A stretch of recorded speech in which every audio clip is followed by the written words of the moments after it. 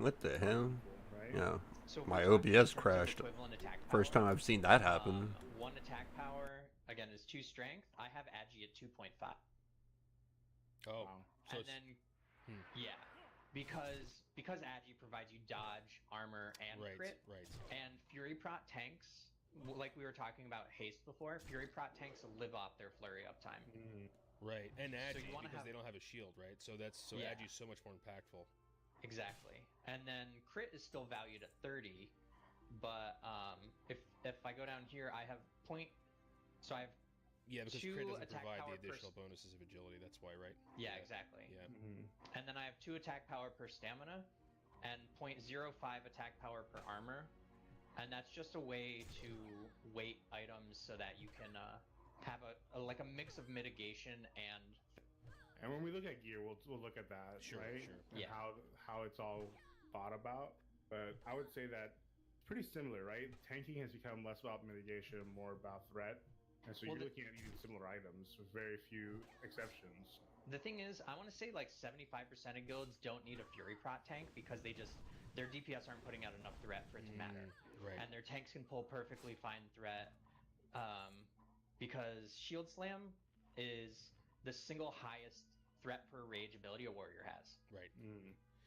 So in that circumstance, would you be more the classical defense rating kind of thing you'd be looking for in that type of... I still wouldn't go defense stacking. I wouldn't go 440 defense like private server, Okay.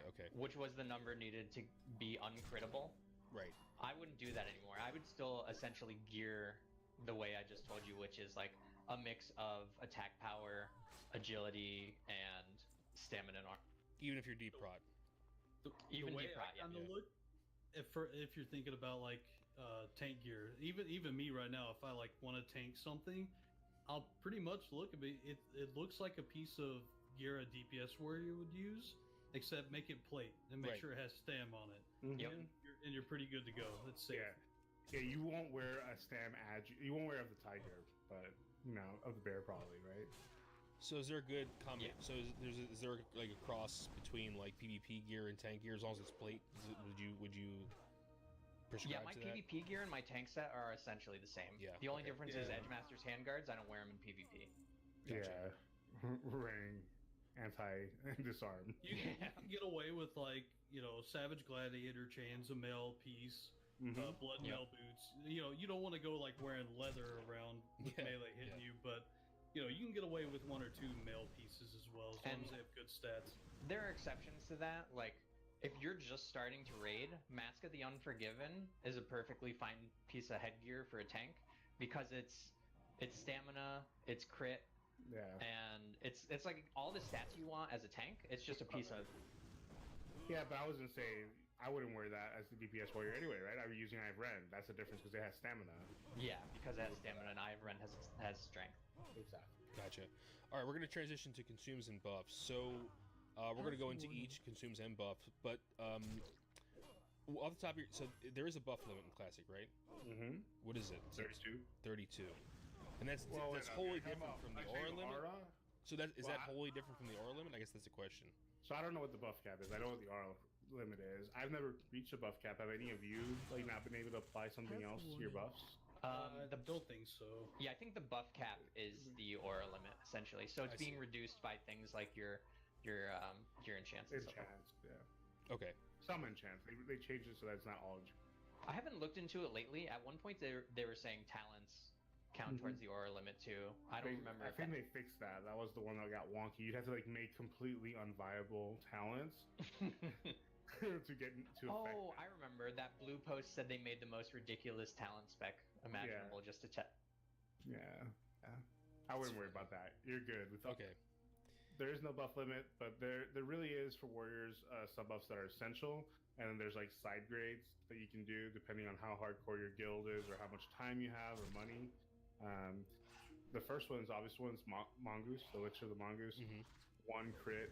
It's 2 crit, 25 agi, so it's really almost like 3 crit plus 5 agi. And then the agi is really great for tanks, obviously. Okay. So yeah, so I'm on the consume list now. I'm on that slide. So let's go one by one. So let's do the elixir of the mongoose. It's a 1 hour elixir, and you would recommend that the greater agility potion is about like an alternative if you don't have the gold, essentially. Yeah, if you're like I would say even tank maybe would do that, right? Because it gives you the 25 agi.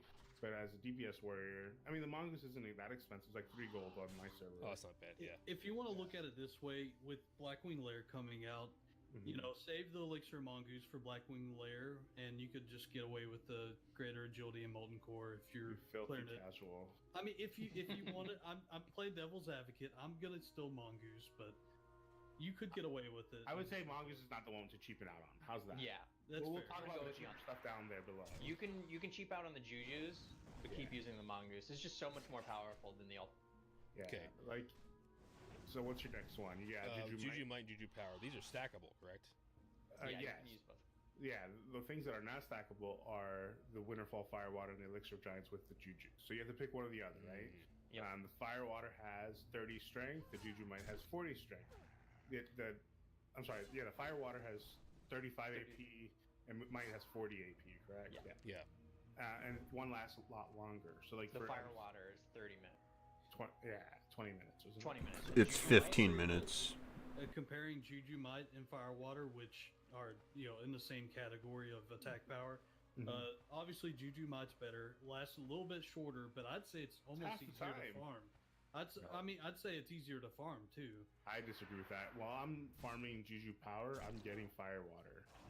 That's So I can true. That's a good I can point. skip Giants. Like I've been doing it for the past hour, and I've gotten 13 Winterfall Ecos for the green Jujus, which are the power ones, and I've gotten like 6 Firewater.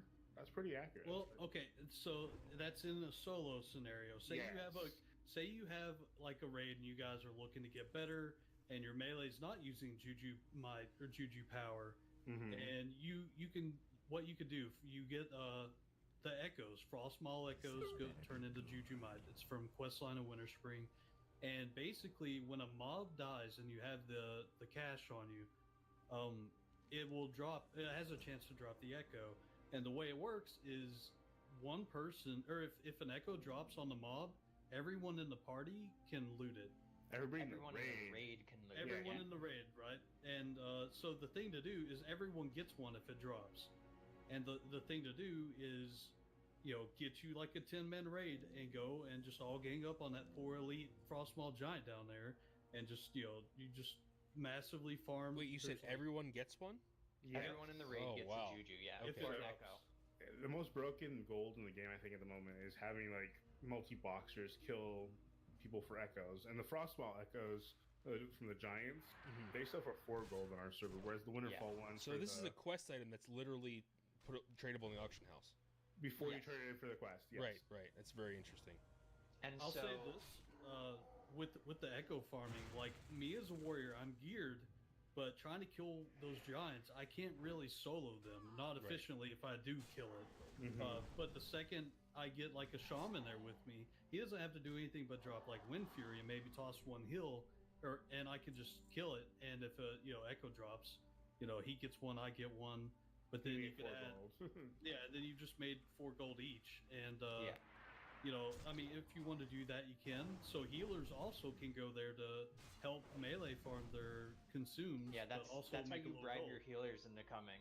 Right. You get all your melee, all your warriors and your rogues go down there, and you get your 3, 2 shamans and a priest to come down, because they'll be getting 20 to 30 gold an hour off these. Holy shit. Yeah. That's really good. So the next thing you get is Blessed Sun Fruit, which is 10 strength. That requires revered reputation with the Argent Dawn, correct? Yeah, you're gonna have that from having to try to get your Black Baron cape, right, Mox? Still don't have it yet, right? No, I've done about 50 strat undeads. We did 2 last night. I've never seen the cape. And no, I thought my first 3. Wow. So alternatives grilled squid, easy to get. Well, not anymore. It won't be easy to get soon. It's a winter only. The season's going over, so get that revered. Absolutely. So And it's way better. Like an Agi's 1.5, right? Whereas one is 2 AP. It's 2 AP, yeah. So what's up with this roids? Where do you get these roids from? So it's a quest out in the Blasted Lands. As soon as you leave Swamp of Sorrows and head towards the Blasted Lands, you'll see some What is it? They're blood elves, aren't they? Blood elves, I believe so. Yeah. You just hang out there, and they tell you basically there's a chain of quests you can do that eventually leads to kill these mobs, get some of their items, some pincers from the scorpions, and some vulture Snicker pincers, stuff like that. snicker jowls, boar lungs. Yeah, there's like a whole mess of things you can get, and when you turn them in, they give you these buffs. The first time you turn it in, they'll give you the buff and an item, I think. Yeah. And then after that, you can only get the item that are unique, so you can only have one at a time. And you can only have one of them active at a time, whereas in private servers, you could stack. So just be mindful of that. I get both the Agi and the Strength one, just so that if my MC goes longer than an hour, I can pop the second one for Rag. But I usually use Roy's because that's the most beneficial for Fury DPS. For tanking, the Agi one is better. Okay, so this is a repeatable quest. It is a Yep, repeatable yeah, quest. Yep. okay. And you can, again, make money off of this too, because warriors that are lazy will buy this off the auction house for very expensive. There's some of them that go for like a gold, 2 gold. Right, one lung for like a gold, stuff like that. And these are like 49 level mobs, so it's super easy So to you can farm. just blow them up, yeah. Yeah, what I do is whenever I go down there and pick mine up, I stay there for like half an hour to an hour and kill some more, and just make sure I have a stock up. I Interesting. have like stack 3 like- months worth of that. Yeah, they stack for like 20, so you can just put a bunch of them in your bank. So the last one you have here is Elemental Sharpening Stone. So this is just what sharpening stone you apply to your weapon, and it gives 2% crit. Obviously, for the Horde, you do not want to put on your main hand because you can't have Wind Fury, so don't do that. But Alliance, you're going to have to put on both weapons. So and then- if you use a Flurry Axe, which has a level, the item level is so low, you cannot use Elemental. You have to use a Dense Sharpening Stone. okay. So when you think about itemization, that's one of the cons of having a Flurry Axe. You cannot apply Elemental Sharpening Stone, so you lose out on the crit. You just get weapon damage. Gotcha. To a pretty, to honestly a pretty crappy weapon. The proc is what makes Flurry Axe. So moving on to world buffs, why should you get world buffs and consumes? It's the only way to play a warrior. Yeah. Yeah. The warrior plays completely differently when you have all of the world buffs. It's almost like you have unlimited rage because you're doing so much damage. And it's more fun. You're right So on, fun. you're on the razor there. You're gonna pull threat if you crit more than your tank does. When your tank loses world buffs and you don't, you just give up. Especially if your tank doesn't have world buffs Yeah. and you do, you're at a disadvantage. Yeah, and I think it's a liability too in a raid if you are tanking your DPS are getting them, and you really have to now. It's at this point. impossible. Yeah, it's impossible to tank a person that has world buffs. But just like look at all the stats. So Rallying Cry, the Dragon Slayer, 5% crit, 140 attack power. War Chief's Blessing, 15% melee haste. Songflower, 5% crit, plus 15 to all stats. That's kind of minor. And then the buffs from DM, 200 attack power, and then 15% stamina. Yeah, I think it's 15%, isn't it? it is 15%. Yeah, 15%, I was looking at the Darkmoon Fair, which is 10%. Yeah. Like it's items. You're wearing items that double your DPS Yeah. to a certain extent. Oh, it's huge. It's huge. It's I mean, you're ridiculous basically wearing DPS. another set of gear, like on top of what you're wearing, almost, just in stats. Yeah, last week I had world buffs, right? And it was the last raid with my group before we split up, and I was like, I want to get some parses, and I went really ham and you can see in my parses I had 99 on Magmadar, 99 in Gehennas, and I lost it on Gehennas because I was going to pull aggro on Gehennas for sure on those ads. And after that, all my parses were in the 80. I went from like literally being in the 99th percentile to being in the 80th percentile, and I was trying just as hard, and I was popping every single consume, and it was just hard to keep the same level. Well, that's mathematically just proven that these things are just going to put you in the higher parses if you also have the skill to play. Yeah. Like we had a raider in our raid that had a Grizzle Skinner, which is an axe off of BRD Arena, super awful, and he was getting 98 to 99 parses with it because he had world buffs. Well, I'll say this: just looking at the world buffs alone, you get a Songflower from Felwood, and that's 5% crit. And then on Onyxia, it's 5%. I'm level 12. Yeah, level 12. What level did you and you and Jared get to last night? Without the Shaman Totem for giving agility, and without like a cat Pharaoh buff, I was at 48.65% crit in Berserker, which is that's consumed. That's it's a lot of crit. And if you take away just those two buffs, I'm at 38.65, which is that's a significant amount of huge. Yeah, it's Flurry like up 22% time. of your crit. right. Your flurry Yeah. uptime suffers. Right. Your rage generation suffers. It's awful. And your flurry uptime ties into your wind fury uptime. You know, all those And things synergize. Being a Yep. two-handed weapon player, my attack speeds are really slow, so getting that flurry Right. is really Oh, important. huge, so impactful. And we'll get And into when the you- difference between that two-handed and Yeah. dual wielding in a little bit, but Before we move on, there was one consume that we missed. okay. Well, other than the ones that use for mechanics, but that is Mighty Rage. Oh On- yeah, I on- forgot that one. Well, and lips and Yeah, we'll get to those in a second. Fast, But yeah. on 7 out of 10 bosses in Molten Core, because of the mechanics, you're gonna want to be using Mighty Rage potions on those bosses. Why That's is one that? of those things that, well, because it gives you like 50 to 75 rage and then some strength on top of that. So Like a it's lot 40 of strength. it's like 25. 60 isn't it? strength. It's Oh, 60 gosh. strength. It's 120 20 attack seconds. power. Yeah. Yeah, so it's one of those things that you time it around your cooldowns. I see. Right, like warriors, we like to time our cooldowns for the execute phase. So we'll actually, Bell made a chart for us that shows our average time to kill, and then at what percentage we should pop all of our cooldowns.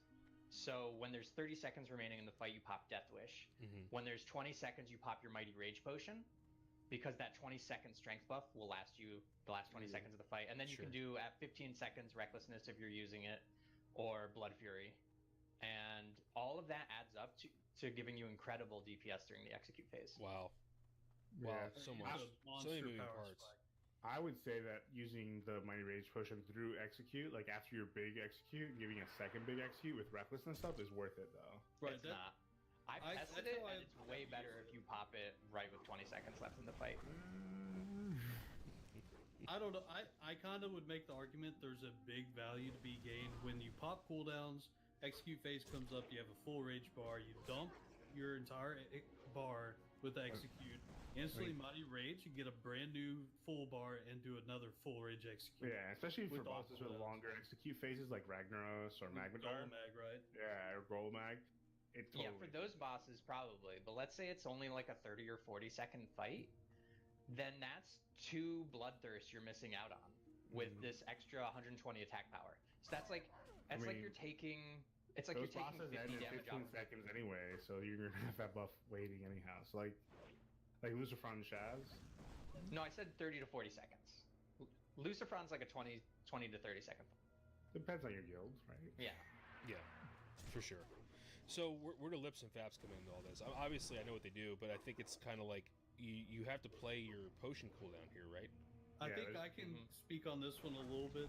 Yeah, he dies a Uh, lot. Yeah, Okay, well, no, I'm reformed now. Okay, Kigo pulls thread a lot. yeah. when we say lips, we're talking about limited invulnerability potions, which make you immune to physical damage for like 5 or 6 seconds.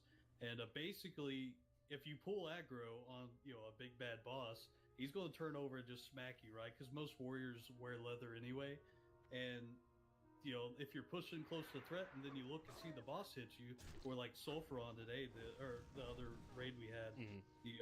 I had cooldowns going, I was nuking the ads, 3 ads turned and looked at me and started hitting me, and instead of using the Mighty Rage or like a FAP, a free action potion, I had to use a limited invulnerability potion, Right. because if you die, you lose all your buffs and have to reapply consumes, and it's no fun. But yeah, Lips are like save insurance, lives. basically, right? They're like Yeah. insurance for your buffs too. And mechanically, buffs they don't matter. change your they don't change your threat. All they do is take you off of the aggro table for 6 seconds. So Oh. they're not changing your threat at all. Oh. They're not modifying. Okay, so they literally take you off and then put you back on right where you were before. Put you right Yep. back where you were. Okay. You're hoping that the thing dies before the 6 seconds are You're up. hoping they forget about you because the tank's Yeah. caught back up. Yeah. And from a tanking, I mean, FAPs are important for you guys for DPSers as well, because there are situations where you can be, immobilized or something like that. But for tanks, I think they're way more powerful. Correct, Mox? Yeah. Yeah. For destroyers. oof. The reason for that is you're not generating threat when you're stunned, right? So on things like Molten Destroyers or Sulfuron, when you get stunned a lot, you want to FAP in order to be able to continue generating threat, so your casters and your healers don't pull You threat meant off you. Gehennas, right? Because Sulfur doesn't stun. He's that knockback. That's why we pop. That stuff from knockback him. is what I'm talking about. Yeah, it, okay. it counts as a stun. Mm. Yeah, according to the you're tool. not hitting it for sure. Another reason to be an orc. Oh no, the knockback doesn't affect. Oh, okay. Really? When you tooltip over it, it says stunned. I don't know. I've never resisted. I've gotten knockback every time I don't have a FAPS up. Huh. Okay. All right, so I think we got consumes pretty well. We got world buffs. Let's go to talents. So we're going to go back to the talent calculator. What is the de facto... So, okay, dual wielding versus two-hander. Can we explain that faction for the people who are on the Alliance as well? Why are there two different builds? I mean, there really is... In Alliance, the only reason you ever go two-handed is because there's so many good swords in raids, right? And you have the sword spec. Ironically, the best way to two-handed Fury is with Wind Fury. But, especially with Slam now being nerfed. Yeah, I don't know how you would play Slam Spec as an Alliance. It's just not fun, I don't think. Keo can talk more about two-handed Fury, but I think by far two-handed Fury is much more viable for Horde. Because of Wind Fury, yeah. I think the best justification you can make for playing two-handed Fury is one of two things. It's either two-handers drop, so you take what's available. Right. That's the first reason. The second reason would be class fantasy, right? You want to be that guy with the giant two-handed weapon or that tiny Bone Reaver's Edge. Yeah, it's so small. You You can see it on the screen. It's just so small. So small. That's what she said. Yeah. So here's the thing about that though, like two-handed weapons, them dropping, warriors still need them for cleave fight. Yeah. Right? Like a BRE will yeah. last forever once you get to AQ and Nax and you have AoE cleave fight. Mm-hmm. Like even Sulfuron, Kigo's Parsons Yeah. kick ass on Sulfuron because he has BRE. 4 He out has of 10 armor debuffs. 4 out of 10 bosses in Molten Core are cleave fights. Good point. So they're very beneficial for both parses and especially on Trat. So would you drop, like, say you're in that fight, say you have really two good one-handers, would you drop down to a two-hander in that situation? Depends what two-hander you're using, yeah. right? Right. An OAB, probably not, but the BRE or Spinal, I would. Exactly. Gotcha. Okay. So let's go. If you look at the Deathbringer's top end, it's 213. That's almost the same as the 225 on my Dreadforge Retaliator. Wow. Yeah, we talked about that when I actually was using a Dreadforge Retaliator and Mox got the Deathbringer. I said that is basically my two-hander that I'm using. That you're using in a one-handed axe, and Yeah, that's why- they were equal. That's why Deathbringer basically lasts you through AQ.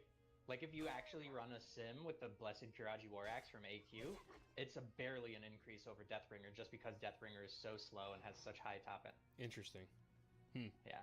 So it's probably I'll take it for not a War viable Axe. upgrade. Yeah. Yeah. I would take mean, it. it's still an upgrade, but it barely. All right, so let's do the dual wielding two-handed build. So we start in Cruelty, obviously. Where would you go? I know that it's a different situation because we're in raid now. So would you still take Booming Voice?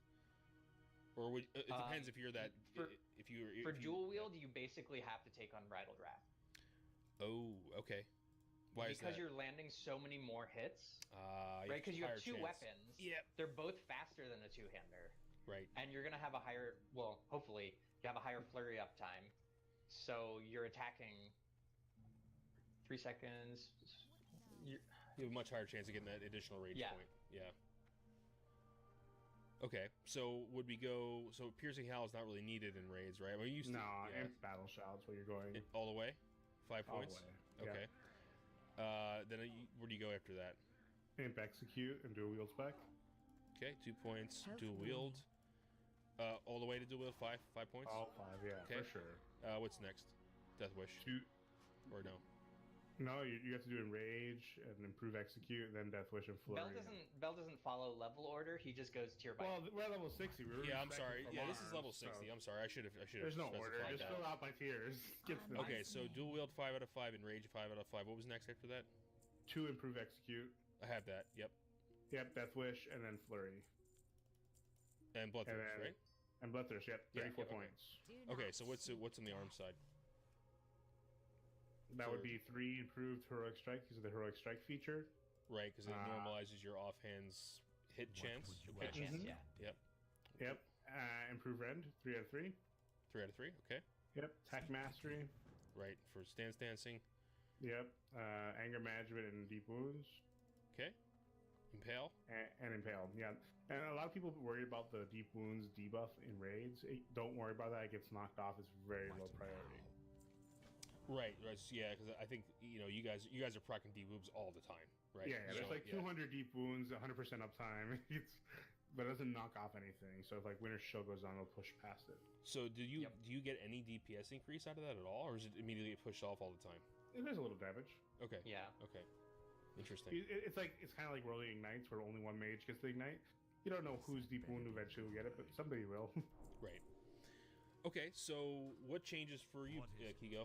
If you're doing a two-hander here in this build. Well, as we talked about, two-handers are a little slower, so you don't get as much auto attacks. Right. So, because you're only using one and it's really slow. So, Unbridled Wrath is not really that big for us.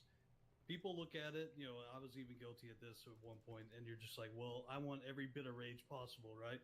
Mm-hmm. But when you start looking, if you're looking at the tree, we'll go 5 into cruelty like Sure. normal.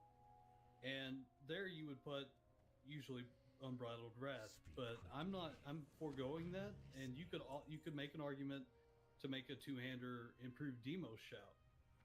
Oh, to make them in that group, or Yeah, no, for the whole raid. For the whole raid. For the whole Yeah, raid. yeah. But I'll show you personally what I'm gonna go, because if you have like a couple of Fury tanks, Mhm. usually one of them might be able to move in that. It's hit or miss, but what I'm personally gonna go is 5 in cruelty and then 5 in booming voice. Right. Just to So save some on raid fights, it's really nice to be able to battle shout and that be up for 3 minutes and not have to worry about it for any of the fights that you're going to be doing. And yours And can't that's- be canceled, right? Because it's better. It's by another warrior. Yeah, because we're going to have 5 out of 5 next of improved battle shout. Right. So we're just going to have a better. But I guess what I shout. mean is a 2-minute shout will not wipe off your 3-minute shout. No, right? no, No. Okay. No, it'll just be better, and you'll pretty much just tell if you have any warriors in your group that don't worry about battle shout. I'm gonna do it, and that means they'll just be able to save that 10 rage every time. And let's be honest here, what warrior's actually gonna worry about that if they see it up, right? Exactly. Right. Right, yeah. And so if we're looking, we got booming voice, cruelty, improved battle shout, Yep. and obviously we're at 60, so we're not worried about Yeah. level progression. 5 in rage, because you want to get down to flurry. You're going to go 2 in improved execute, Mm-hmm. death wish. Yep. And are you able to get down to flurry yet? Not yet. No. So now I go 2 points in improved cleave. For those cleave fights. Right, since we're two-hander and we kind of our thing is all the cleave fights, we're going to be pressing cleave a lot. It's not amazing, but it does give some pretty good damage over time. So Okay, yeah, good then to you know. go 5 in flurry. Flurry, bloodthirsts. Yeah, and then And then bloodthirst. does arms stay the same as it was before? Basically. No, arms is just a tad different. So Okay. we don't heroic strike as much as the dual wielders. We'll still 3 out of 3 improved Ren because you want to get down to impale. But we'll take 2 in improved heroic. Okay. 5 attack mastery, anger management, 3 in deep wounds. Yep. Then we'll put 1 point in improved overpower because Okay. two-handers. That's just kind of our thing. Because you can be hits dodged. hard. You can be dodged from behind if you didn't know. Obviously. Right, overpower hits hard. See, I think You also need help keeping flurry up because we have Right. two-handers. Dual wield, we hit more chances to get that crit, right? Right. Well, and if you reference where I said I was basically at 50% crit in my full buff and consume, you add that 25% more. Now I'm at 75% chance to crit with overpower. 72. You're not in Zerker stance anymore. Okay, listen. Yeah, you're right. But either way, that's a really good chance I'm gonna crit, and just because you can tell when you're hitting something, and you're like, I'm not crit. Like I need that flurry. But yeah, you get 1 in overpower. Just then 1. Okay. You get 2 in 2 impale, impale. Yep. and just dump the 3 and 2 in spec. So why not do 2 points in overpower and 2 in two-handed weapons? I mean, because then you'd be pushing up in some dangerous territory. Oh, You don't that's right, overpower. We That haven't really often. gotten the rotation, but it's really hard because even though tactical mastery lets you keep 25 rage, usually you're trying to flirt in that like rage balance of you want to have at least 60 so you can bloodthirst or whirlwind. Okay. And Okay. you don't want to be at like 70 rage and go into battle stance and just dump and waste like 50 rage off nothing. just to overpower. It's not not that big. Especially as a two-handed fury, your economy of rage is so bad and spiky. You're either at 0 or 100. Yeah, that's very true. So sometimes I've because you only have a 5-second window to overpower anyway, and there's a lot of things that you have to like. You have to go down the checklist. Like, is Bloodthirst available, or is it gonna be soon? Do I have 30 rage to spend on that? Is Whirlwind coming up? I need rage for that. Right. So you would push overpower off depending on how much rage you have. Right. You start having to weigh some things. Is it worth it? But it in general, you're gonna find good times to overpower, and it'll almost always crit. Gotcha. And so, Melderon, you just asked a question about deep wounds. Like, does it pay off in raids? How much damage does it do? Yeah. So I wanted to look at a longer fight. I looked at my best Onyxia, which is 97 parse, and Kigo's best Onyxia, which is a 97 parse. On mine, my deep wounds did 936 damage, and Kigo's did 2.1 thousand. Wow. And that's because he's using a two-hander, so it's going to crit harder. Right. His deep wounds is going to do more damage, and it's likely going to be less likely to be pushed off because his is more powerful. It prioritizes by damage. I didn't realize that. Okay. I'm assuming so because that's the way buffs prioritize, right? Because you can't cast a buff over a higher. God, I'm learning like so much shit from buff. you guys. It's ridiculous. This is Kind of like the improved battle shout with booming voice is stronger. Technically, my bigger crit bleed is stronger than his dual wielding. Gotcha. So it's prioritized. All right, Mox, let's do a Fury Prot build. Fury Prot, okay. So Fury Prot, you're going to start with Fury 5 out of 5 Cruel. Okay. I'm going to disagree with Kigo on this one. I'm going to go 5 out of 5 Unbridled Wrath. I think tanks are the most important position in every raid. Yeah. And you need that additional rage in order to generate more threat. Plus, if you're Fury Prot, you're probably going daggers, I'm assuming, unless you're an orc. And you're Why going is that? axes. Why daggers? If you're not an orc, obviously. The reason you want to go daggers is because one of your best threat-generating abilities is Heroic Strike. The faster you attack, the more Heroic Strikes you can land. I see. And you can generate threat faster. Yeah, which is super important because you get parried a lot as a tank. Yeah, and Like, having yellow attacks on all of your main hand attacks will reduce the parries. Wait, does it? No. It's 14% chance to parry You can have flat, yellow isn't it? parries. Yeah. You can. Oh yeah, 2-roll system. That's right. Yeah. So, anyways, having all that rage and those heroics is going to be huge for your threat generation. And daggers is by far, I think, the best until much later with like swords, right? With Thunder Fury. I don't know if Alliance it works, but in Horde it definitely is the best. Gotcha. And then H-Core and Leather Gloves are so good. And now there's Mugger's Belt and Distracting Dagger. There's so many ways to get weapon skill that daggers are the obvious choice. And then for the next tier, I go 5 out of 5 Battle Shout. Right. You're not always going to have a Fury in your group to Battle Shout you in raids, because usually it's the tank group is just the tank. Makes sense. But the main tank shouldn't be Battle Shouting. It should be the off tank in a perfect. And then 5 out of 5 in Rage. Okay. Unlike a Fury, in Rage is actually good for you because you get critical strike all the time. Oh, right. then, right. Duh. Yeah. Otherwise, it's wasted talent points for a Fury DPS, essentially. Except for, like, when you accidentally get 5-man dungeons? Yeah, 5-mans is really... Yeah. And then 5 out of 5 dual wield. Okay. 1 point in Death Wish. 5 out of 5. And then Bloodthirst.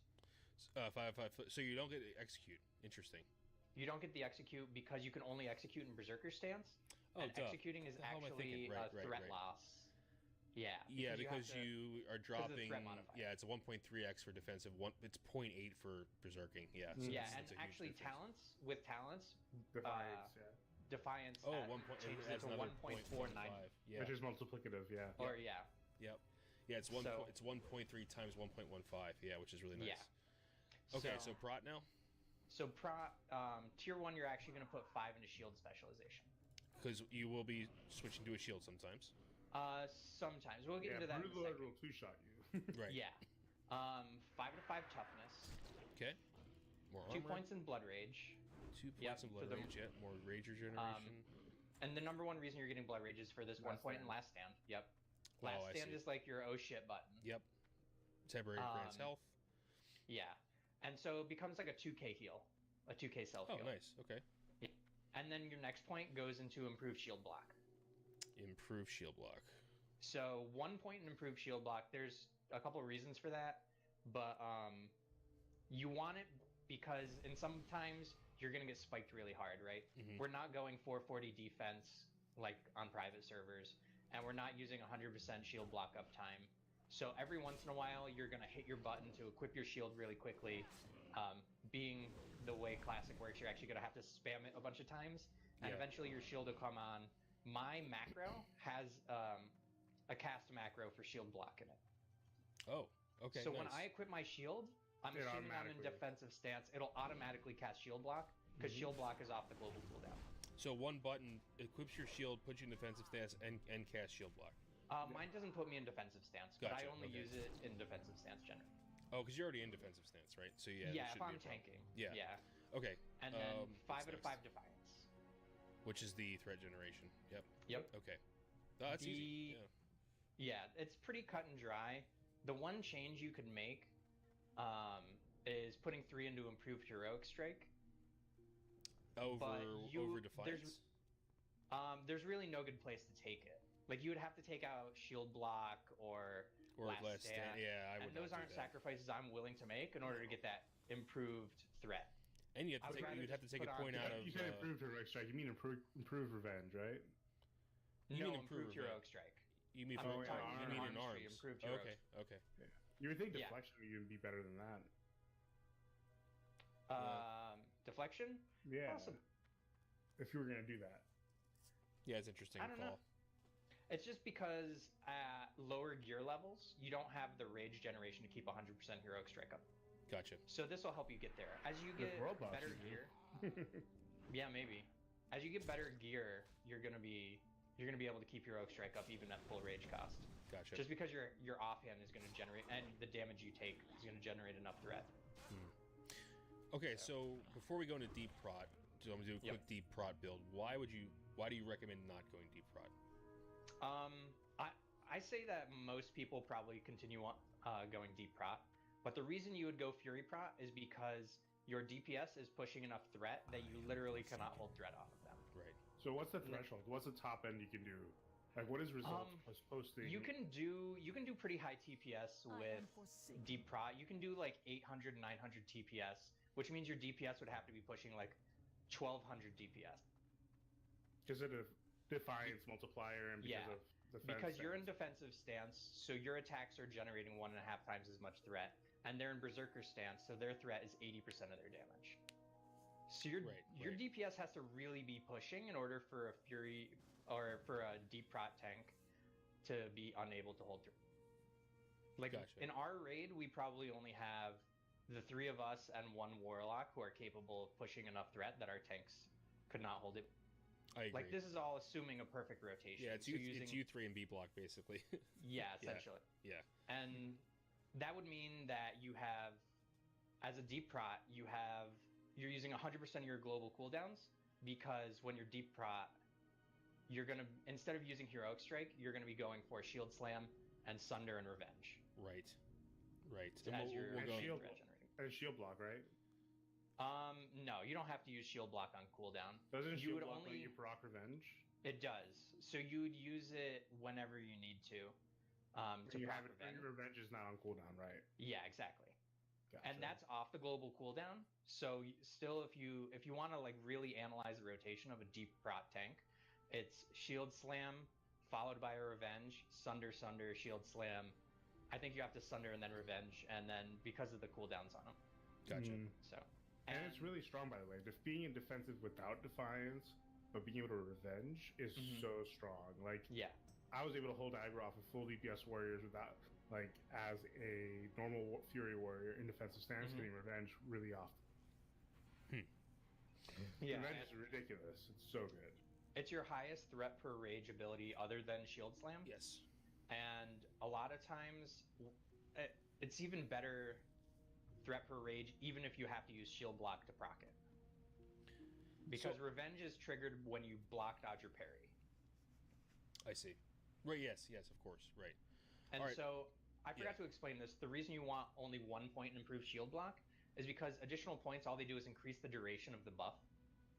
but bosses in raids only attack every 2 seconds. Yeah, so there's So no point.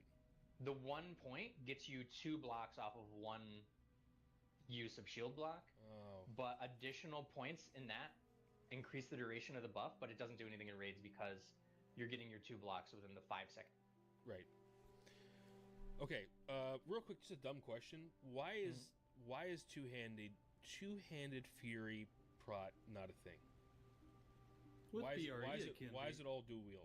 Just out Because of the rage curiosity. generation. Yeah. Because Okay. you get parried so much. Like, I want you to see a stream of a tank, and you will be like aghast It's at 14%. how many 14%. parries.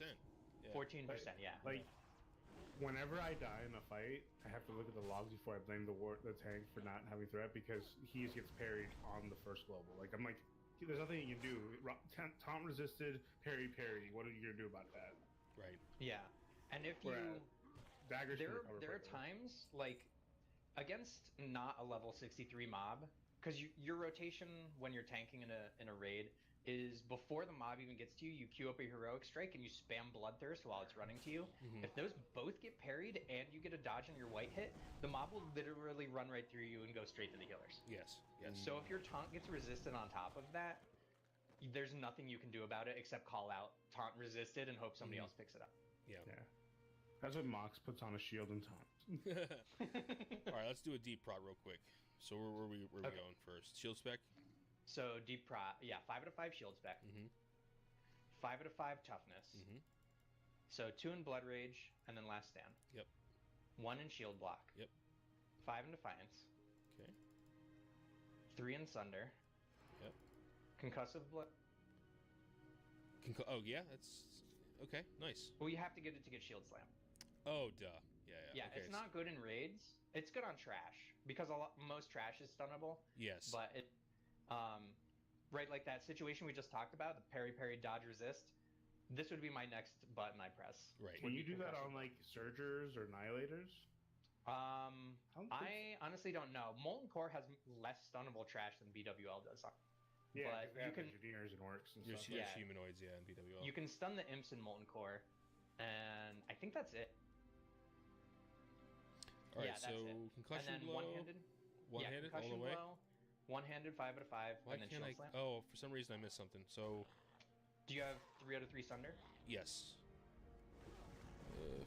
What did I miss? Do you have 5 out of 5 defiance, one point in shield block, and Yep. then last? Last stand. Oh, that's right. 3 points in anticipation.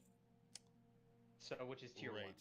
3 The points. def- Oh, the Um, defense skill, yeah. Yeah. So these points you can actually play around with. You can put 2 points into taunt if you want, Mhm. and then Instead of anticipation. yeah, and then you can put your third point into improved revenge, which on paper isn't good for raids because Yeah. it just gives your revenge a chance to stun. I don't know if this has been tested yet. There's a theory that applying the stun, even if it's immune, Gives you still the threat. generates. Yeah, it Yeah. makes people hate Oh. you even if it's immune. Yeah. Because Interesting. there are generic threat values for certain things like buffing a player and debuffing an enemy. So you'll get that generic threat value supposedly, but I don't know if that was ever thoroughly. Interesting. Okay, So we'll So go we- 3 out of 5 anticipation. got it. And then- Fury, or is Okay, it arms? Okay, So your next 5 points I would put into cruelty, 5 out of 5, sure. and then the rest were going into arms. Okay. So 5 out of 5 deflection. Yep. 3 Improve points in heroic heroic. Yep. Yep. 5 in tactical mastery, and then anger management. So does it hurt being Fury Pride not having tactical mastery? Yeah, it's awful for PvP and open world stuff. It doesn't impact you too much in raids, only if you know you have to stance for something. Like on Ragnaros, he does the Wrath of Ragnaros, which knocks you back. Or like in Neff when he does the fear. Yeah. Nah, you can do that. Well, but no, they're because gonna you do don't need it rage for that. Yeah. True. So, okay. but on Ragnaros, when I tanked Ragnaros, I had to stance to Berserker's stance, activate Blood Rage, so that I had the rage necessary to intercept back. You also didn't have daggers. As daggers, you can pre-change stance and hope for extra heals, right? You can generate 10 What do you rage for the intercept pretty quickly. Yeah. You get like 2 seconds. With a you're gonna- dagger. I know. I just You were tanking with the prefer to- Deathbringer. Yeah, I just prefer to play it safe. And I was tanking with Deathbringer, which is not an ideal weapon to tank with because it's so slow, but even still, I like to play it safe and know I have the rage. Because getting knocked back on Rag could wipe the entire raid. Sure. Just have a pop macro to intercept, you know? All right, we're going to go into pre-raid best and 5-man best. We're not going to go like crazy with the gear tool. I think we should just talk about the pieces, where they are, kind of thing. I will show the gear tool when we do like kind of like raid bis and raid itemization. But for this, for pre-raid, I think we should just talk about the pre-raid bis. So you hit 60, and what are you looking for? It's too late. You should have done pre-raid base before 60. True. Sorry. So when you hit 50, what do you have in your sights? I'm going to get a Mark of the Chosen from Deathless. That's the first item. Chosen. Wait, you're still talking tanking, right? No, I'm talking everything. Oh, sorry. So now we're going back to so we're going to do DPS and tanking. Anything we do, we're going to go DPS first. So DPS first. Yeah. So what are we doing period biz for DPS? I'm going to the Hinterlands, getting a Rune of the Guard Captain. Yep. From the Gentle Lore quest, right? Yeah. Yes. Yeah. Because you can get that at like 49. Yeah, I think 47 is the lowest you can use it. I don't have one on me right now, so I can't check. Yeah, Rune of the Guard Captain, which is, 20 attack power, chance to hit by 1%. So this is, guys, real quick, this is the beta version of the Class Squad Out Live gear tool. It's not out to the public yet. It should be out in about a week. There's also 60 upgrades as well. You're probably more aware of that, but this is a new tool that we're designing at CWL. So we're going to be showcasing that for the first time today. So Rune of the Guard Captain from Gentle Lore. If you want to just like give overarching points, the things I would do is I would focus on getting the hit cap, which is either 6 or 9%.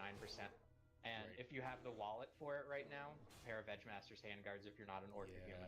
Those are pretty amazing. I mean, so why don't we go through like the basic items of like quest gear, dungeon gears, and BOE? Sure. Okay. There's definitely things you can do in all of those, right? Yeah. I definitely, looking at quest gear, was the Rune of the Guard Captain, Marker Forging, which is a neck piece that you can get from the from quest. Eastern Plaguelands. Yeah, it's amazing.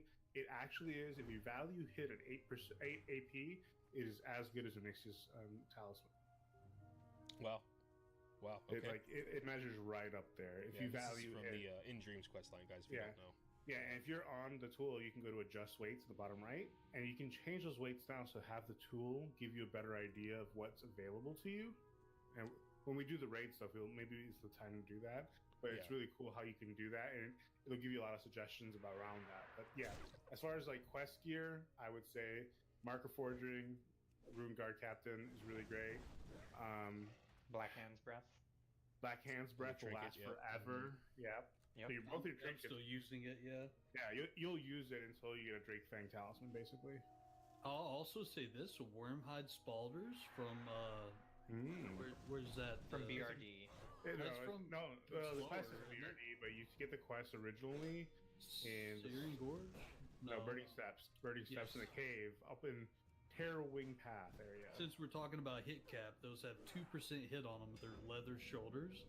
Oh wow, 2% hit, 113 armor. That's pretty sweet. Yeah, until you get the True Strike shoulders, that's what you should be wearing, pretty much. Okay, so True Strike you get from where? That's dungeons later on. Okay, got it. But yeah. Also, the ring, the green ring, from Band of the Penitent from Eastern Plaguelands. Band of the Penitent is really good. And you Leader. can scrape together a beginner raid set from quest greens and stuff like that, including things like Helm of the Ursa, which is 17 strength and 1% crit on. No, that's not Helm of the Ursa. That's the leggings of the Ursa. Yeah, leggings of the Ursa. Yeah, and that's 17 strength, 1 AP. It's right up there. Devil Stars with craft and stuff. We'll do that too. Yeah. But to stay on track again, from quest, Black Hand's Breath, Rune Guard Captain, Marker Forging. There was one other thing that's really important from quest. What's it? You know this, If you're dual-wielding Thrash Blade's not a bad pickup. Yeah, Mariah's song, if you're an orc with Edgemasters, that's super good. What slot is that? It's offhand. Offhand. Mariah? How do you spell that? It's Mira. Mira. Oh. Whatever. M-I-R-A-H. Make sure your type is axe right now. Oh, yeah. So they're fixing that bug, yeah. Yep. Cool. That's really good off a quest. there's another quest, ring off of The white bone Ungoro? band off Yeah. of Ungoro. that's port only, I believe, though.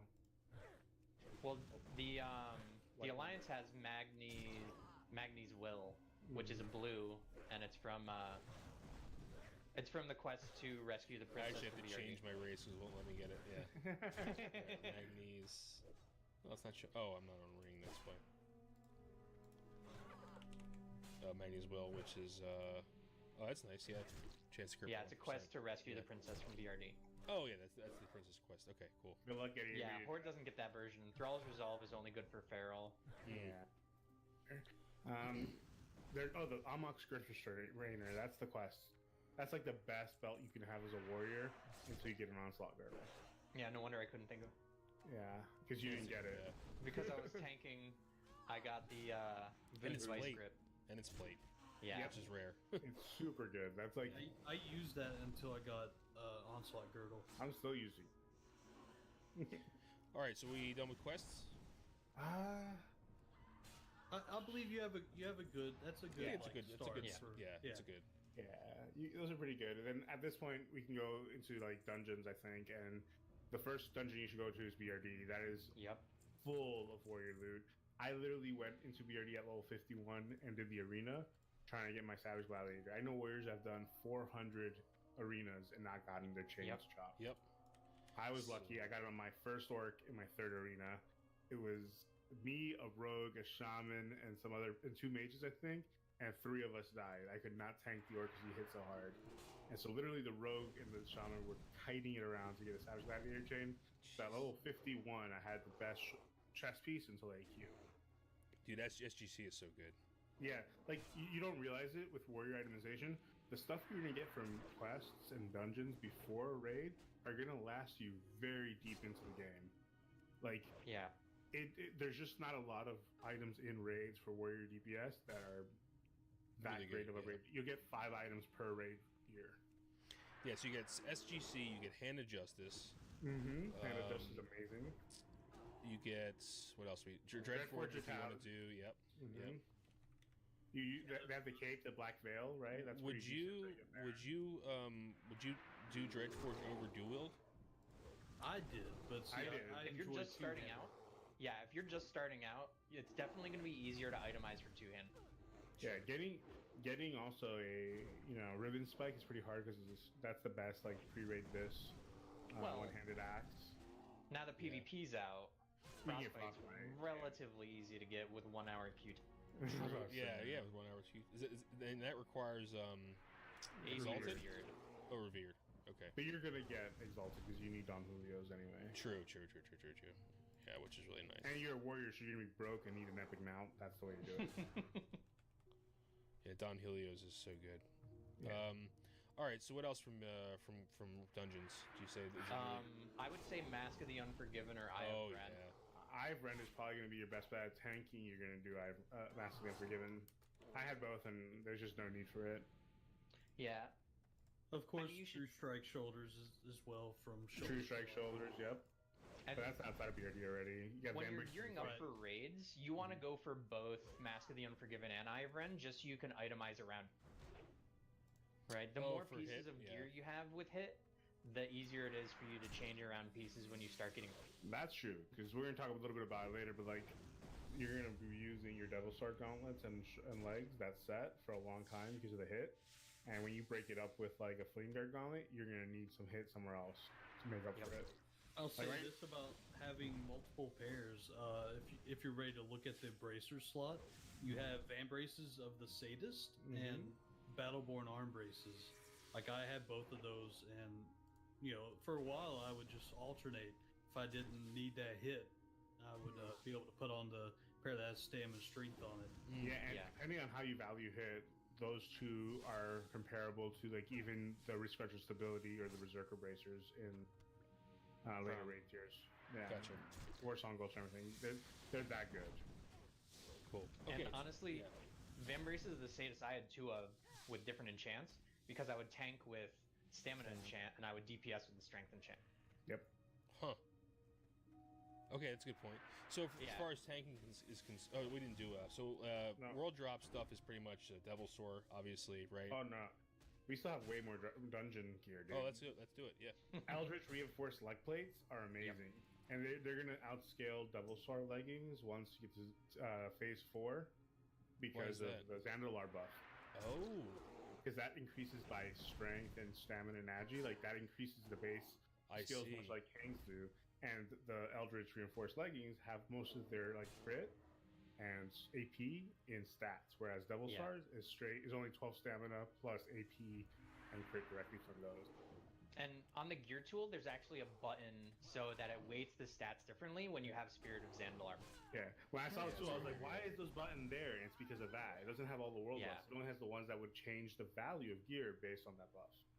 And honestly, because I don't use Devil Sword, and the difference between Eldritch Reinforced leg plates and Devil Sword leggings is 2 attack power, I wear the Eldritch Reinforced leg plates in raids because it's plate with stamina on it. And if I ever need to taunt something, like if a tank dies accidentally and I have to taunt his mob, I can still take a few hits before That's a I die. super good point. Yeah. Eldritch Yeah. Reinforced leg plates are one of my favorite items. They're good for everything a warrior does. Yeah, they're They're- DM West off the Prince, right? Mhm. Yeah, Pretty- and they're best in slot. Well, second best in slot for DPS, best in slot for Fury Prot, and best in slot for P. If you don't include PvP gear, which we'll get to later. Yeah, I have 2 pair of pants on me at all times. It's the Devil Sword leggings and the Eldritch leggings we're talking Same. about. And for instance, like in raids, I generally use the Devil Sword, but whenever like Onyxia comes and I know there's a chance I might be tanking her in phase 3, I throw on the Eldritch leggings because they're so close in Health stats. warning. But that plate is gonna be really nice if I'm getting Yeah, hit. and I'm telling you, this sounds sad, but those items from dungeons, you're going to be using them until phase 5. Wow. So ZG buff does actually matter for Eldritch because there's nothing. There's the hard soak leg plates, I guess. The fallen leg plates of the Crusader, those are only Alliance. They don't drop for Horde. You get crappy Shaman mail. The worst. Awesome. So what's Um, next? You have blood mail boots, which are really great. Oh, They yeah, have a hit oh, there. Or Savage Gladiator Greaves. They're pretty good. They're like the cheap man's Battleborn Chasers, which are BOE. Cape of the Black Baron. Savage Gladiator, the boots. So, Gladiator Greaves, Greaves. yeah. Yeah. Yeah, you can see how they compare next to like Battle Chasers. They're pretty close. Cape of the Black Baron's also great. Yep.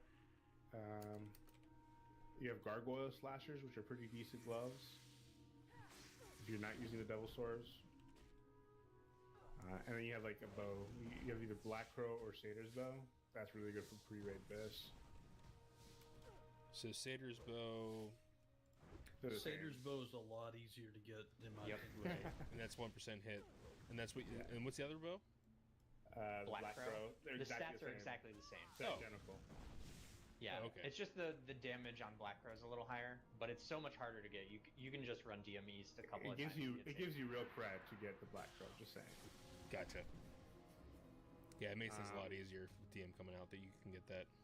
Yeah, For sure. There's also the ring off of doing Rend runs. No, not Rend runs. The full run of Ubers. So yeah, Pain Weaver's Band, Blackstone Ring.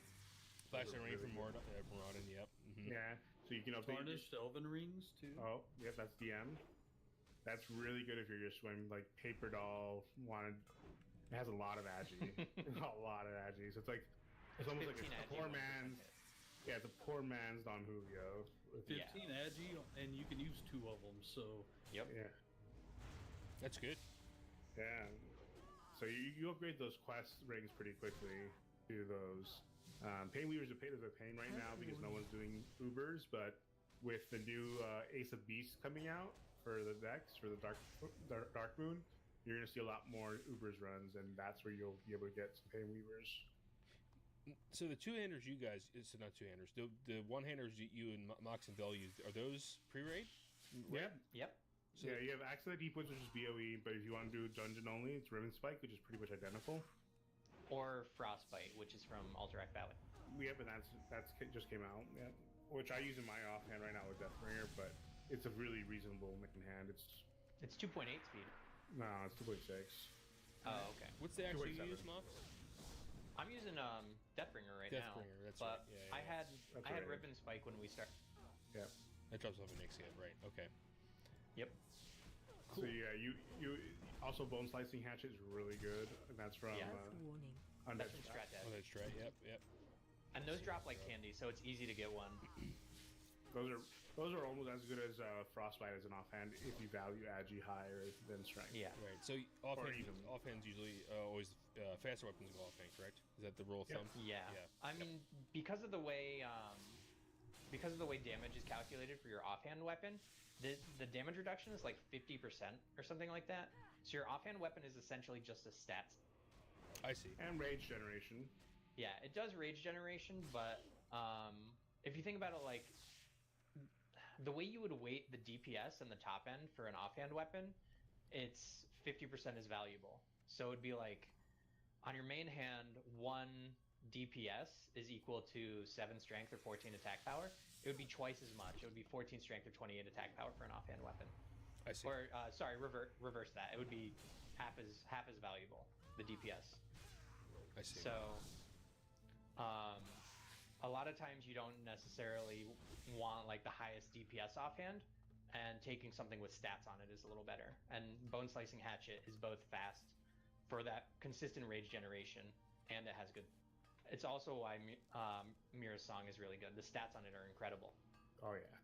and because better it's a than quest most. item, it's easy to get. We forgot one of the most important dungeon items of them all, Alright. Iron Foe. Oh yeah. Get out of here. That's true. If you're human, it's really good. How's that? That's true. If you're human, that is pretty broken. If you have the time to run 100 VRD runs, yeah, it's really good. It's less than Sam's Editor chain. That's not wrong. Yeah, for those me- are full But it's clear. easier to get arena runs than it is to Yeah. get. So Iron runs Foe in is the game. only way Alliance can experience Wind Fury, pretty much.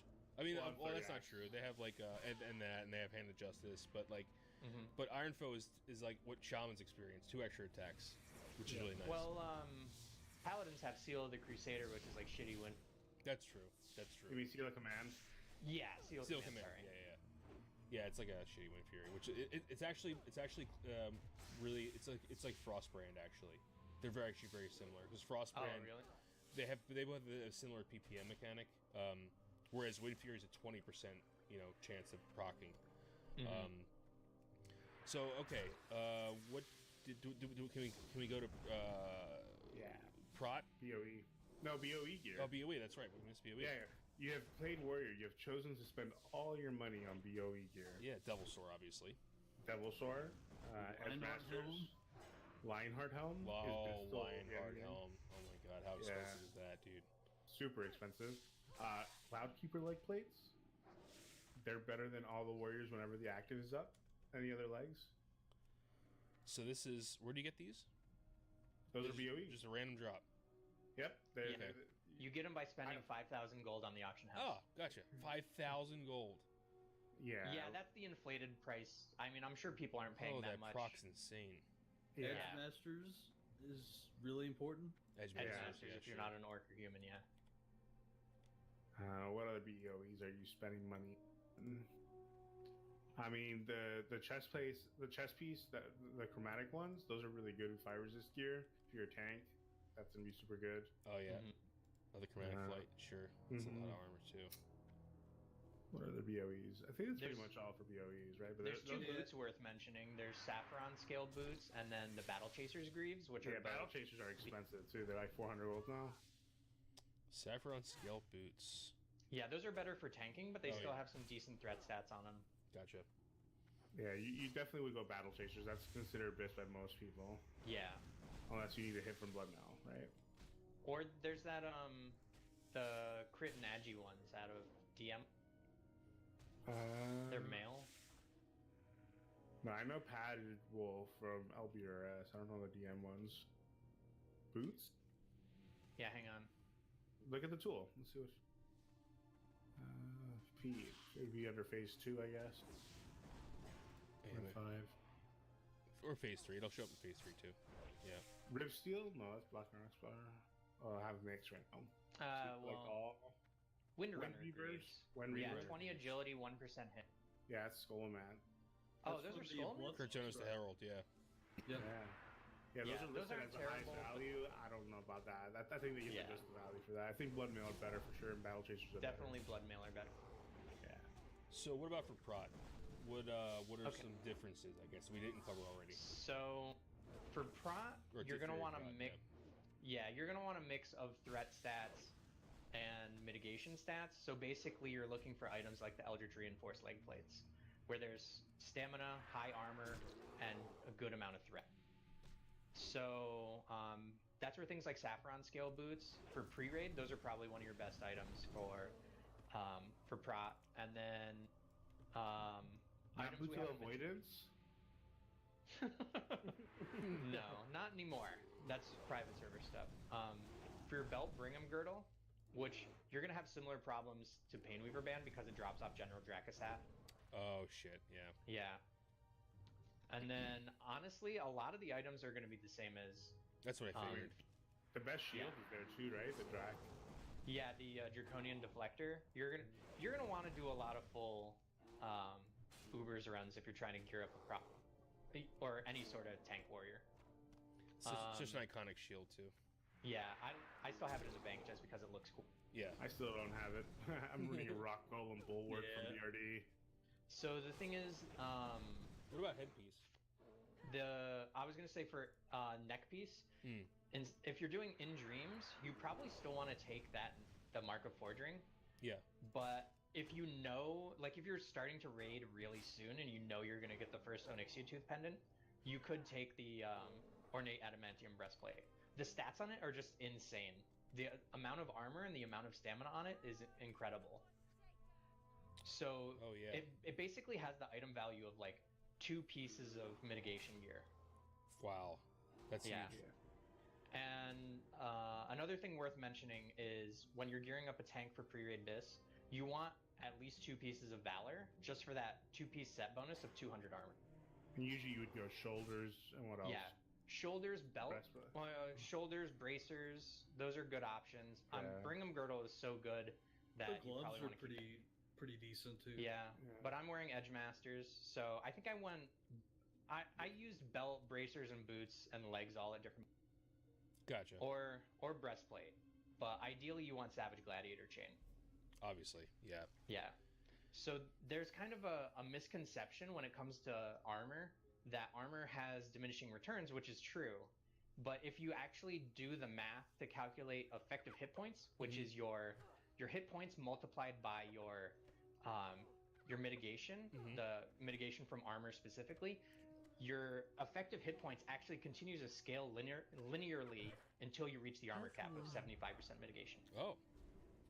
So it's kind of a misconception about armor that you just want to continue to stack it. If you just take the highest item value pieces of gear, you'll be increasing your armor every step of the way. Right, exactly. Even So- though Savage Gladiator is male, it's still bis because of the stats though, right?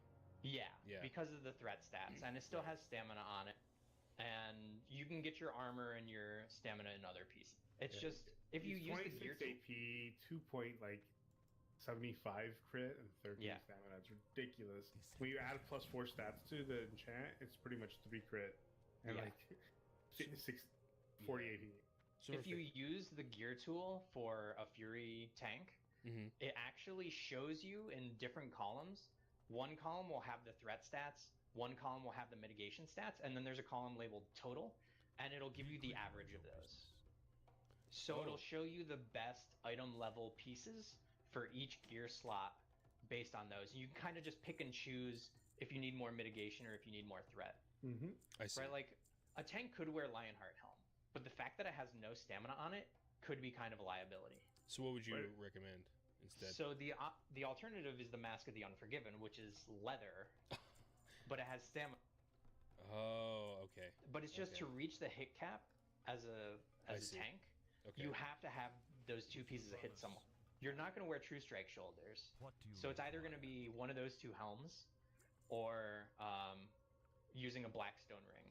So Meldron, Switch up are you right Yeah. now as a Fury Prot in Phase 2 and hits head? You'll see that Helm of Wrath has the best total value. Yeah. But all of that is in tank.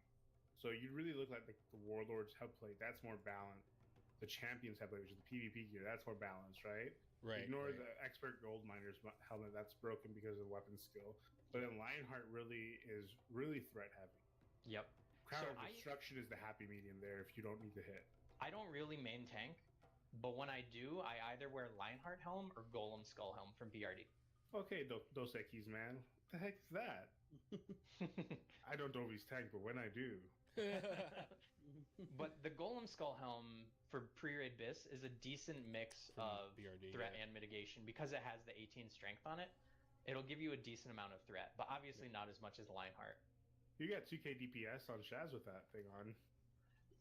1.2k. Did I say 2.1? Yeah, I think you said 2k. Maybe I just heard you wrong. But yeah, I accidentally wore my tank gear with my fire resist gear on because we went from a lava pack straight into Shaz and hit 1.2k DPS. Damn, dude. How did that It just goes to show you how RNG. good, how important your. Yeah, partially it's RNG. Shaz is always my best fight. Yeah, So it goes to show you how important your rotation is, more so than your. I see. Because I was the top DPS warrior on that fight, despite wearing my tank and fire resist gear, and that's like 2 pieces of dark iron plate, which have no threat or no DPS stats. Now, is there anything we talked about that's significantly different for 5-mans versus raids? Of course, you don't need the weapon skill, so if you're not an orc or human, you wouldn't wear your Edgemaster's handguards. You would either want Reaver Claws or the Gordok handguards are a good alternative. Mm-hmm. That's a They're plus both, item. yeah, they're both pieces of plate gear. The Reaver Claws drop off what is his name? Overlord Wormthalack. So those are harder to get, and the Gordok handguards are easier to get because they're a quest from General Crom Crush. But they're both plate with stamina and crit on them, which are the stats you want Exactly. for tanking. So essentially, basically, you don't need to be hit capped if you're in a dungeon, so you have more freedom with exactly. other stats. So you can wear a tankier headpiece that doesn't have hit on it. However, because you're dual wielding, hit is still very useful. So it still helps to stack hit. Gotcha. All right, so we're going to move on to raid itemization. Now, there's 2 ways we can do this. I don't know if we want to go through each phase and go through every best in slot. I think it should more be a discussion about using the gear tool, stuff you want to look out for, like we did with the pre-raid Bis. So let's say, phase 1's over. We're coming up to phase 3. If you're a warrior going into MC for the first time, what do you want to look out for? Right now, Yeah. at this phase, with BW out, you're looking at things that will last through phase 3 and even into phase 4, sometimes even into phase 5 and 6. So, like, Quick Strike Rig, phase Bis until max. Onslaught Girdle. That lasts you until basically max. There's like a small upgrade in AQ, but it's not worth it if you're in like a DKP guild like we are. But yeah, Onslaught Girdle, weapons. Your weapons are your greatest DPS increase. If you can get a BRE, do it. If you can get a Deathbringer, do it. Yeah, Deathbringer is essentially, like we said before, it's like having a one-handed two-hit. Just the jump from a blue weapon to a purple weapon is so huge. Mm-hmm. Yeah, for sure. And So- of course, BRE, right, Kigo? Yeah, BRE. And Spinal Reaper? Right now, there's kind of like talks of the best thing to do right now, if you can manage it, is have Deathbringer and like a Frostbite Axe or whatever you want offhand. Have that for single target fights, and have a BRE for any cleave fights, which are a few, and just switch up between them. So let's go through the tool real quick, and that'd be a good way to tell you, like, hey, this still survives in BWL and it's worth spending money or DKP on. So let's go to phase 3. Let's go to Fury. Let's go to Fury tank. Phase 3, And Fury, yep. Warrior, Orc, right? Because that's the right race. Of course. Yep. The only then- race. Yeah, make sure your attributes are on melee stats tab, and then you click head, and you can. This is where I think we should adjust the weights, right? Yeah. So let's show you how to do that. If you click the adjust weight button, you'll see some things are yellowed out, and those Sure. are not to be edited. That's what's showing you what is being changed later on. So we'll go down to melee. Attack Yep. power at half is fine, right? That means that for every one strength, you're getting 2 attack power. Crit is a little overvalued here, in my opinion. That's saying that every crit is worth 42 AP. I would say then it's bringing it down to 30, so change that to 15. So mine says 21.7. Yeah, which is 42. Oh, got it. So 15. Because Attack power is half. Okay. This is per half I see. attack power. So I changed it to 15. The common nomenclature is equivalent attack power. That's the way most people weight gear, and this is just essentially half of that. Gotcha. Yes. Right, because it values strength at 1 instead of attack power at 1. Yeah, and saying one strength is 1 point. And so when you see the value points for each item piece, it's looking at that one strength equivalency instead of attack power. So hit right now is at 17, which is 34 AP, which is way too high in my opinion.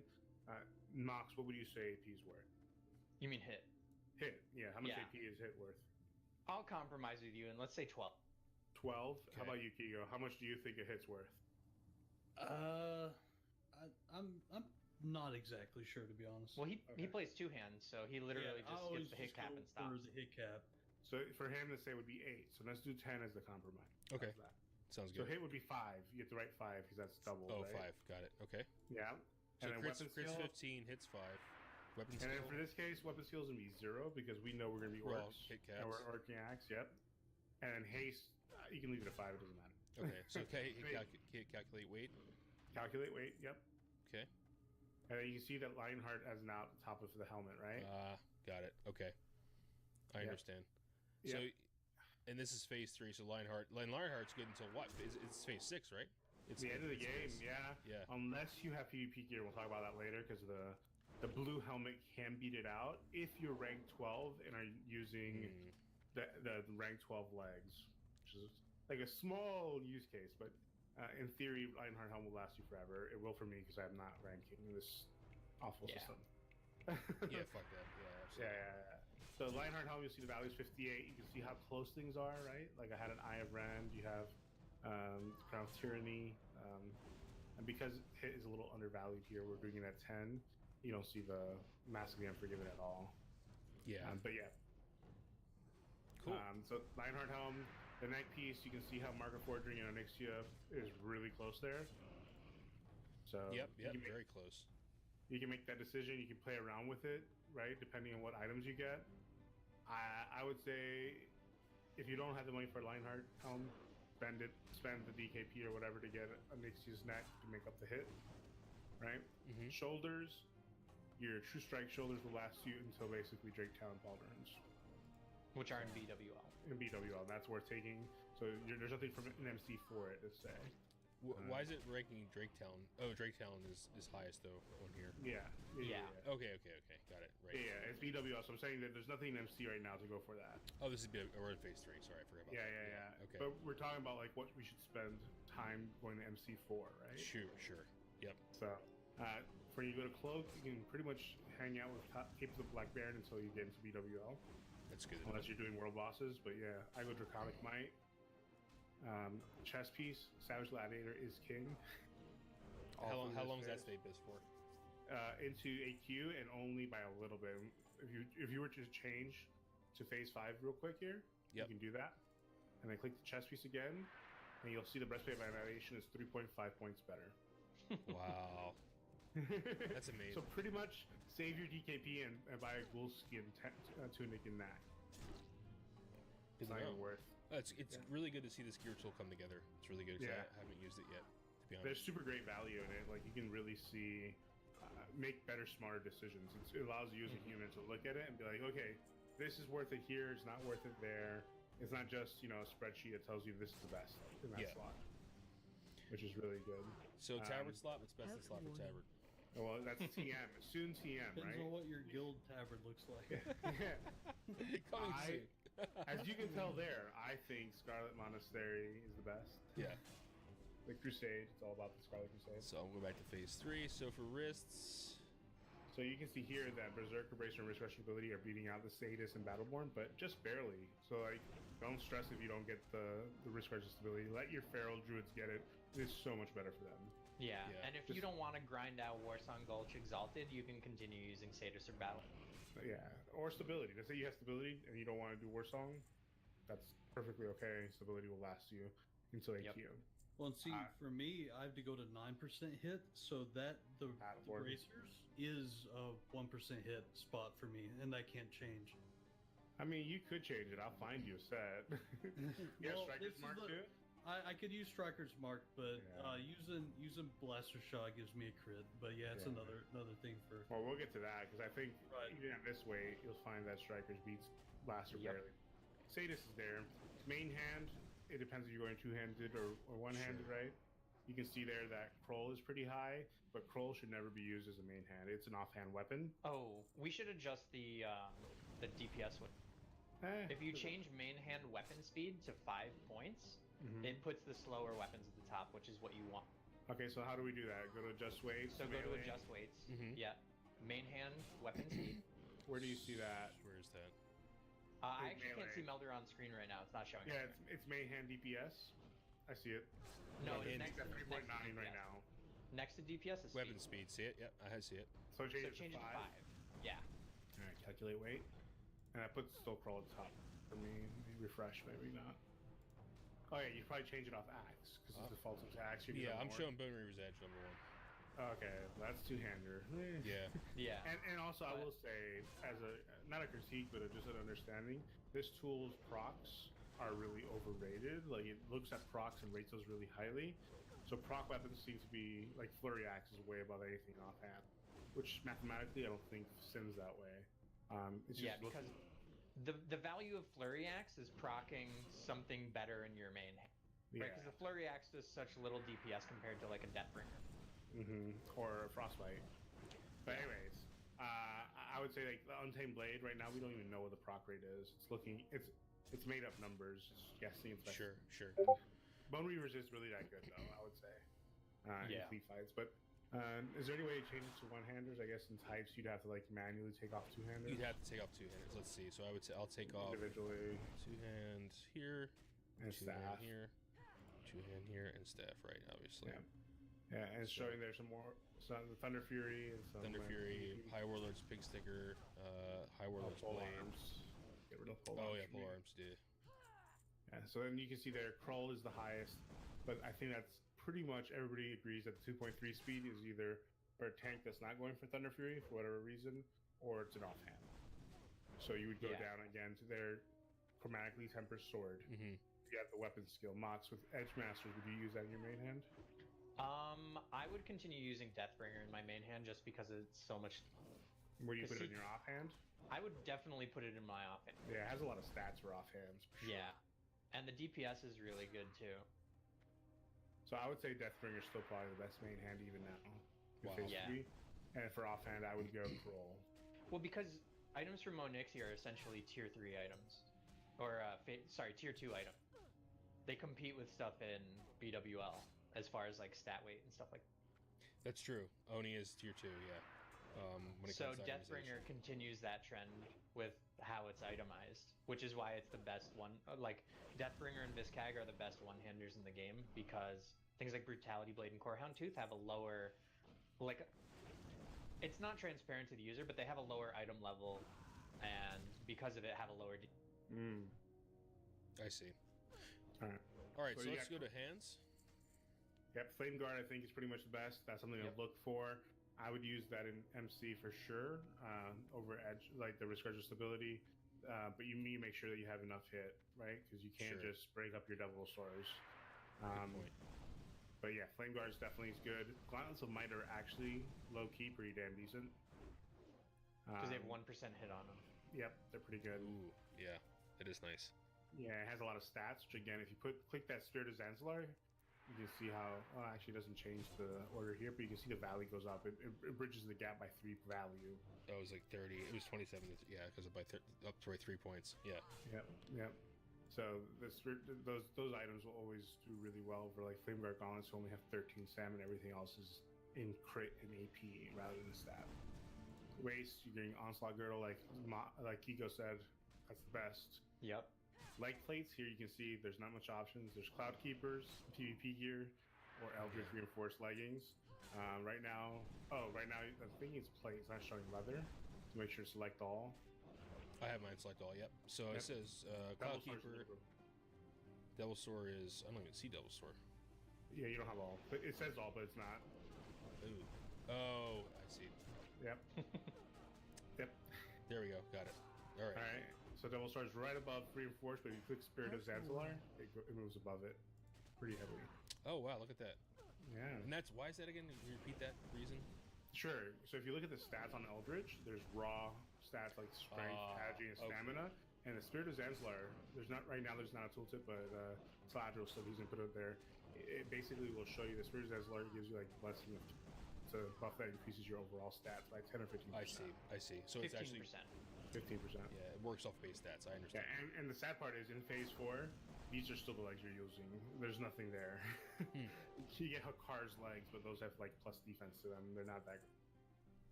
So like this conversation still matters then. So for feet, chromatic, off chromagus. Yeah, everybody. Yep, never change chromatic. The best feet for the rest of the game. Oh, till next. Wow. Okay. No, past through next. Through next. Yeah. Nothing will ever replace it. That's really nice. Wow, that's Yeah. that's great stats. It's like my number one Yeah, the priority. stats are huge. Yeah. My number one priority item for sure. So quick strike is quick strike still bis. Yeah, for because finger one. if you look at the what is the ring from AQ called? The Karaji Fury? They're the exact same, yeah. Yeah, Just it's the exact same stats on. but you can get an MC. So you get one of each Yeah. basically when you get the AQ. No. So Oh. here's another one that will trick you. So you see Master Dragon Slayer there? Yeah. It's worse than Circle Applied Force. I'm going for a Circle of Applied Force every time. Look at Spirit of Zanzibar. And if you're Alliance and you have Blessing Kings too. Oh, I it just becomes clicked it. better. Yep, I just clicked it. There it is. Yep. Okay. So Huh. it's really broken. Raw stats are really important as you go into phase 4 and phase 5. Why is that? Because Spirit of Zanzibar. Oh, okay. Right. Yeah, you get a buff to that, and so having gear that buffs raw stats is so good. So I'm definitely going Quick Strike Ring and Circle of Applied Force. I have it on Julio's right now, but I think Circle of Applied Force is better than non-Julio's later. Interesting. All right, Trinket. Well, why does it say Arcana Dragon Link? Because because Trinket's really hard to. Yeah, I see. Okay. Yes, so they do a lot of damage if they survive, right? But you Yeah. don't know if they will. So Hand of Justice is definitely the first trinket. You don't change that. And as you zoom down, you'll see the Drake Fang Talisman and Black Hand's Breath are really close. They're like 8 points apart. Yeah. So Drake Um, Fang is definitely, if you have Drake Fang to get that, over. I would pass Drake Fang to any bear tank. I would pass. Oh Drake yeah, Fang chance to dodge. Yep. Yeah, I would pass that to even a cat, because a cat needs 9% hit just like Kigo does with the sword. Yeah, and they That's don't have true. as many options for plus hit gear. Yeah, weapon skill doesn't do crap to them, right? Yeah. But Is they need to hit. Diamond supposed to hit. Flask on there Yeah. at all? It should be later on, but I would say Diamond Flask probably replaces Black Hand's Breath in shorter fights. And when it's on cooldown, I would put Black Hand's Breath. Well, Diamond Flask lasts for a minute, so even on some Oh, medium. Diamond Flask might not be here because it was originally considered to be phase 5, so change to phase 5. Yeah, he needs to add that. Yeah, it's not in here yet. Yeah, but if you do change it to phase 5 and then scroll down, Diamond Flask is above. It's at 37.5, so it's even higher. It's pretty much equivalent to Drake Fang Talisman. Yeah. That's 75 strength from a quest, guys. That's what I'm telling you. Quest items last through the end of the game. That's 150 AP for a whole minute, every 6 minutes. It's insane, dude. Yeah. And that's a trap. Like if you look at the quest and look at the items on the quest, like I recommend if you have the browser open, click open it, and you can look at the Diamond Flask and look at the quest it comes from, and the items are really good. You have Yeah, all like three of them a are good. plate helmet with 18 strength, 1 crit, and 1 hit. That's a baby Lionheart helm at level 50. That's a good point. And- Yeah, that's a good point. Your And the brain shoulders is are just- really good too. Yeah, you look at the shoulders. It's like baby Conker shoulders from AQ. It's 10 Yeah. strength, 10 agi, 9 stamina, and a hit. But the Diamond Flask lasts forever. There's nothing that's gonna replace that. Yeah, I'm opening that right now. I'm going to the warrior section. Yeah, in my video I made about this, I just said Diamond Flask right away, but I feel you're right. There's Well, those are trap items though, because you will upgrade them, Yeah, but they you are will. very But they're good. very They're good, better than yeah. all of your pre-raid bit. Yeah. For phase 1 pre-raid bits, they're better than all of them. Yeah. Well, I would say True Strike shoulders, right? Because that's a 20 AP, so 10 strength. So you're giving up 1 hit for 10 agi, 9 stamina. I mean, it's pretty close. Yeah. But at 52, you don't know that. You're doing Sunken Temple. Yeah, exactly. yeah. So it's Fury. It's Fury. They're not. Oh, that's right. 'Cause I don't think he's. I'm on phase 5. They're not even coming up. So yeah, but Yeah, I'm Fury sure. visor and razor steel shoulders. Just trust me, get the flask. Oh, absolutely. Yeah, it's definitely sure. a better piece. And that's for tank and DPS. Got it. All right, so the range slot. What are you putting there? So make sure you hit all. It's defaulting to bow. Got it. It's being worked on. I gotta go back to phase 3. I would say that you probably would go Striker's Mark. Over Let's- blaster. Well, let's click it right quick and see how much hit we're at, because it might not be worth it, right? How much Yeah, hit you're at with it? depends on your hit. So I see myself at 6 hit with it, which is right at the cusp of what you need as a bare minimum. I see. Yeah, as an orc, right? So if you, yeah, so that's the issue, right? It depends on your race. This is why itemization, race is such a big thing with itemization, right? And faction. So it's interesting. This is where really complexity comes in. So like for instance, I can't wear Devilsaur, so that's a 2% hit set that I'm missing out on. So I went Striker's Mark immediately. Why can't because you wear I knew I need because I wear Edgemasters in raids. Oh, duh. So I can't wear the Devilsaur yeah, set. Yeah. So that's 2% hit I'm missing out on. So for orcs him, have it an makes easier sense. time getting hit than me. Yeah. Yeah, and so me and Kigo bought Blaster Shot Launcher with 1 crit, which is really good, since we only need 6 hit for axes. Got it. And I only need 6 hit as well, but it doesn't come from hand or leg. Yeah, you miss out on it. You have to find it somewhere else, and which is what's happening here, right? I have 6% hit I have to have Striker's Mark to hit 6% hit here. So I'm looking at this. I'm like, well, I'm missing my Don Julios. I don't have Embraces of the Sadist. I don't have a Poussant Cape from Azuragos, right? So like, that's where the hit issues are coming in. 6% hit is the minimum. So I don't feel comfortable with that. That's where Drake Fang Talisman comes in, right? That puts you at 8% hit. Interesting. Yeah, But dude, it's always thinking about stuff, man. This is why I love Warriors so much, because there's so much theory crafting, man. yeah, there is no one bit. There's always like Yeah. you're trying to mess around with the item values and making sure that your situation currently is okay, and it changes how you optimize future item choices. Like for example, Flameguard Gauntlets breaking up your double stars is catastrophic to your hit. Got it. And I'll say this, because since we're right there on there, for me, I use the Battleborn, or the bracers 1% hit, 1% crit, and I use Blaster Shot. If I got Risk Cards of Stability and wanted to use them, I have nowhere else to add hit unless I take off Black Hand's Breath to put on the hit trinket from... The Rune of the Guard Captain. Yeah, if I put that on, but if I get Striker's Mark and use that, I can use Risk Cards of Stability. Because that's how tight I am having to get to 9%. That's how tight I am on hit without having like a hit cape. Or Yeah. And most warriors in the world, what they do is they put on like might gloves, right, to make up for the hit loss, and they only use their Bone Reavers, for flea fights or trash. Right. And then you just go back to their 6% to 7% hit setup.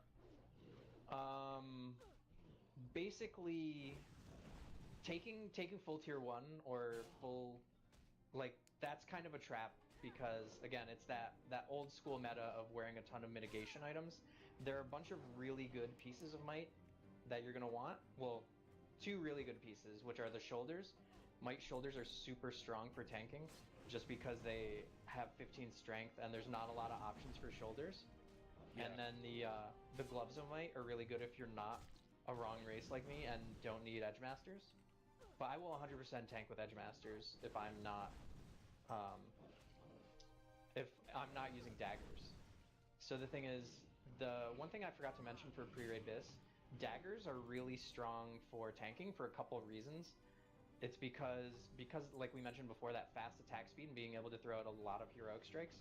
But also there's a bunch of options for pieces of gear to give you plus to your dagger skill. Right. So prior to raids, you could get Distracting Dagger, which is a dagger out of Dire Maul, or you can get the Mugger's Belt, which drops off Kromkush and DM North. And those 2 items both have 1% or 5 dagger skill on them. Oh wow. And that's so, huge. and Mugger's Belt even has crit and I think a little attack power. It is leather though. 16 stamina. 16 stamina, 1 crit, 5 daggers. Yeah.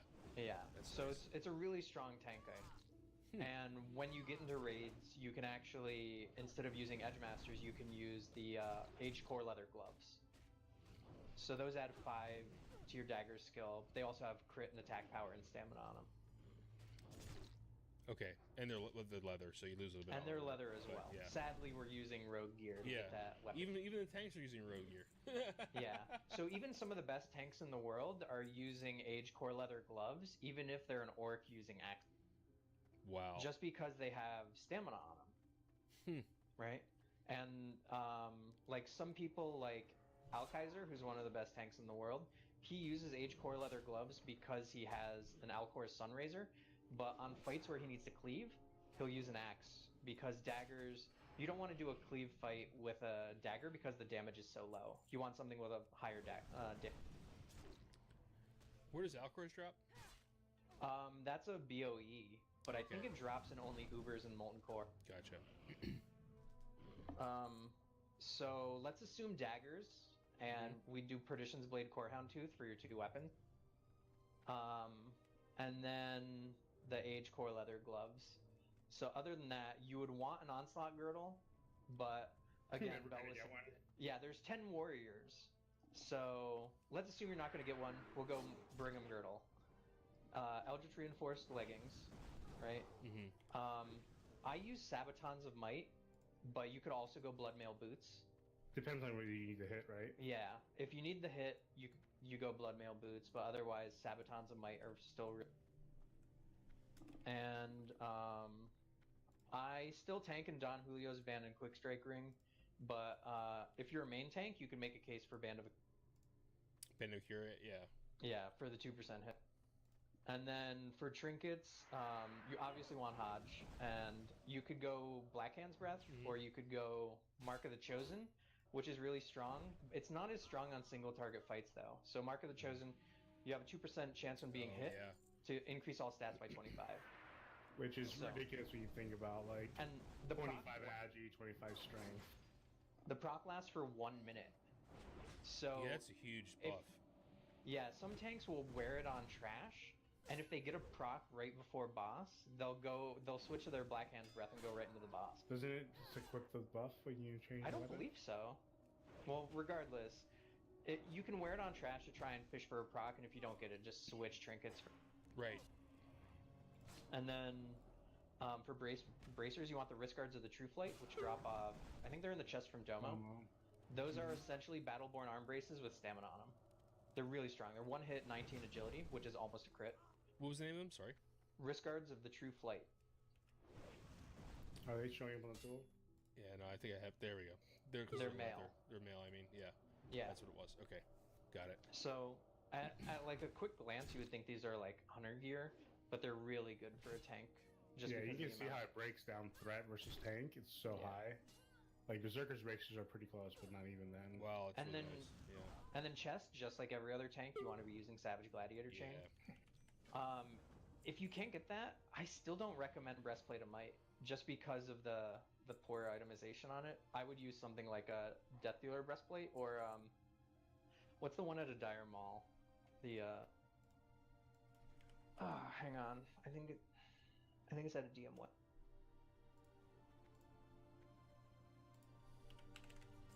Oh no, it's out of North. It's I think it's off the Tribute chest. What are we talking about? Chest piece? Still? Chest piece, okay, yeah. There's 2 chest pieces that have 2% crit and then some other stats on them, and they're both male. They're both viable options if you don't get Savage Gladiator.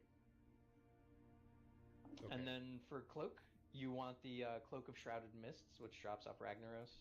This 22 agility and 12 stamina is really strong for a tank. There's another one off Rag that has strength on it, which is also really good, but it's not quite as good as this one for Fear. Got it. And then shoulders, you want the Sabatons of Might, and Onyxia Tooth Pendant, just same as your DPS wants. The pendant's really good because the threat and stamina. And then for helm, I lost you. What was the helm? The Helm of Wrath. Wrath.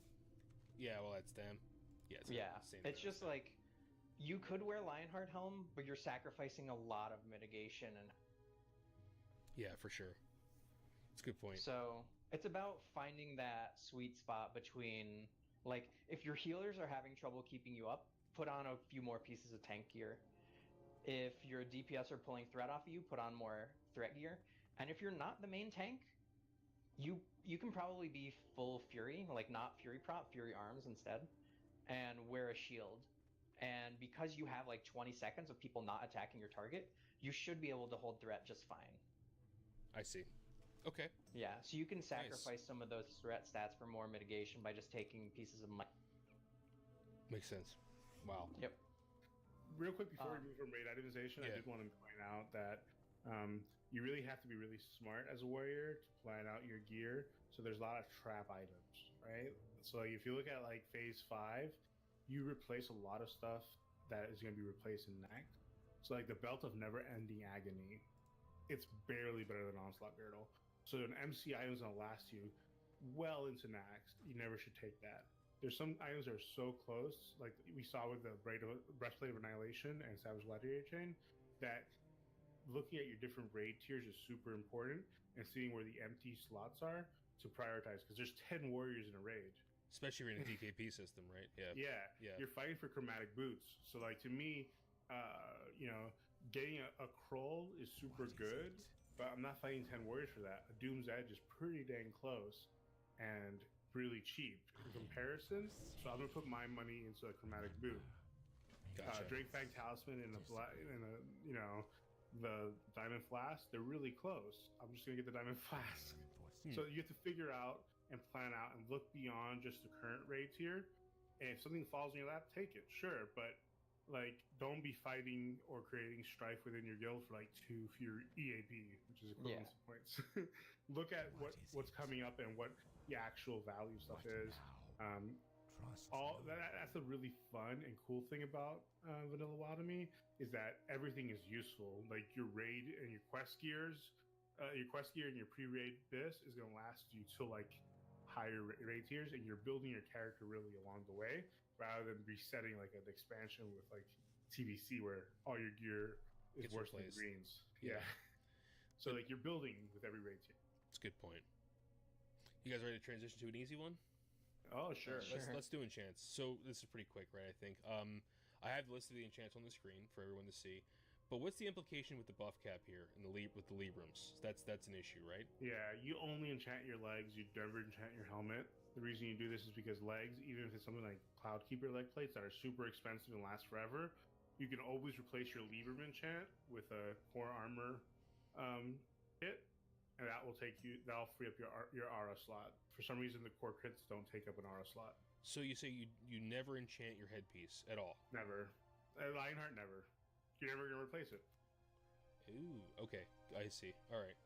And there's so many more buffs. Like think about the ZG buff, the Dark Moon Fair buffs.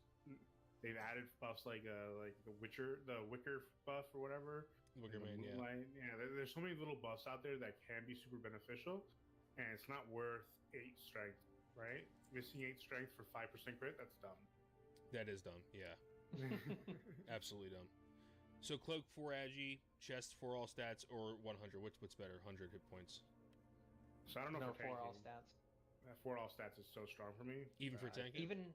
Even tanking, because the thing is, the limiting factor is almost always threat in a raid, right? So I would take 4 all stats over the 100 so health. you get strength and agility, which How often do you survive a fight by 100 health? Yeah, that's a good point. It's a really good point. And you still get 40. So it's only a difference of 60 stamina or 60 hit points, right? Because you get 4 stam. And even I play a Tauren, so it's slightly more than that, but even still. Right. So Bracer's strength or stamina is depending on your tanking or not, or is it? What do you think? Is strength always the better option? No, I take stamina on my Bracer. Okay. Yeah, I think strength's on DPS. Got it. Yeah, because I use even item weights for strength and stamina, I will almost always take stamina over strength if they're equal values for the... That makes sense. Gloves is 7 strength, that's no other option, right? 15 Agi's coming out in phase 3, right? 15 Agi, I would do that. Yeah. Over 7 strength? Yes. 14 AP versus, what is it, 20? 20, 21. Oh, 21 AP, that's right. So... that's something I should. I'm going to change. So 7 strength, and then plus how much was Agi? Was it 15? Plus 15 Agi? Okay. at I'll put a least. star there for people to see. Yeah, okay. So 15 agi.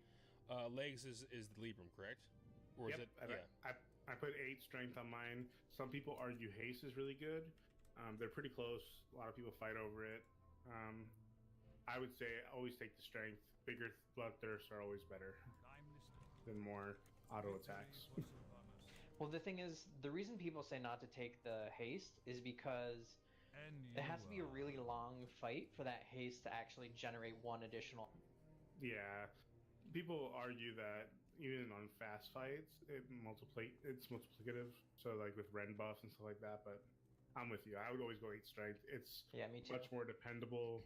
I know exactly what it's giving me. Gotcha. And again, it improves with Zandular buff. Cool. Yeah, it's the base stats, right? Well, and also look at Blood Fury. Oh, right. So orcs are really strong. It's like based off of your total one. Blood Fury scales so well with that. Shit. That's right. Okay, boots are just minor run speed. That's an easy one. That's Saw how Mox got quiet? Oh yeah, he knows. That was He him. knows. He was weeping. There's a little tear Yeah. going down his. Nah. So minor run speed on boots is an easy one. Always. Some Crusaders. people supposed to have an agi. It's wrong. Yeah, you always just go movement speed. Especially once you get to like later tiers where there's movement is so important. Yep. To like avoid Cormagus' breaths and stuff. Yeah, I'm thinking like it's the Hagen Dance, Sephiron, all these things you have to move around. Keltus, there's so many fights. Scarum, dude. When Scarum, he like yeah. separates. Yep. Twin Emps, 4 horsemen. Yeah. Yeah. Weapons Crusader, that's a no-brainer. Yep. So shield, you say if you're putting your shield on, +7 stam or shield spike. When is one better than the other, or is there a moment when they? So shield spike uses an aura slot. Right. You're only going to be using a shield as an emergency item, right? In a raid, on like a single target fight, or you're going to be using a shield on a fight where you're tanking like a bunch of stuff. Like some guilds will do Gar, where they have one tank all of the. And the reason you're using a shield there is because you're using a reflect set. So you could use drill bore disc, but preferably you want to use the force reactive disc. I see. Which is one of your most important items, and in that case I would just put a shield spike on it.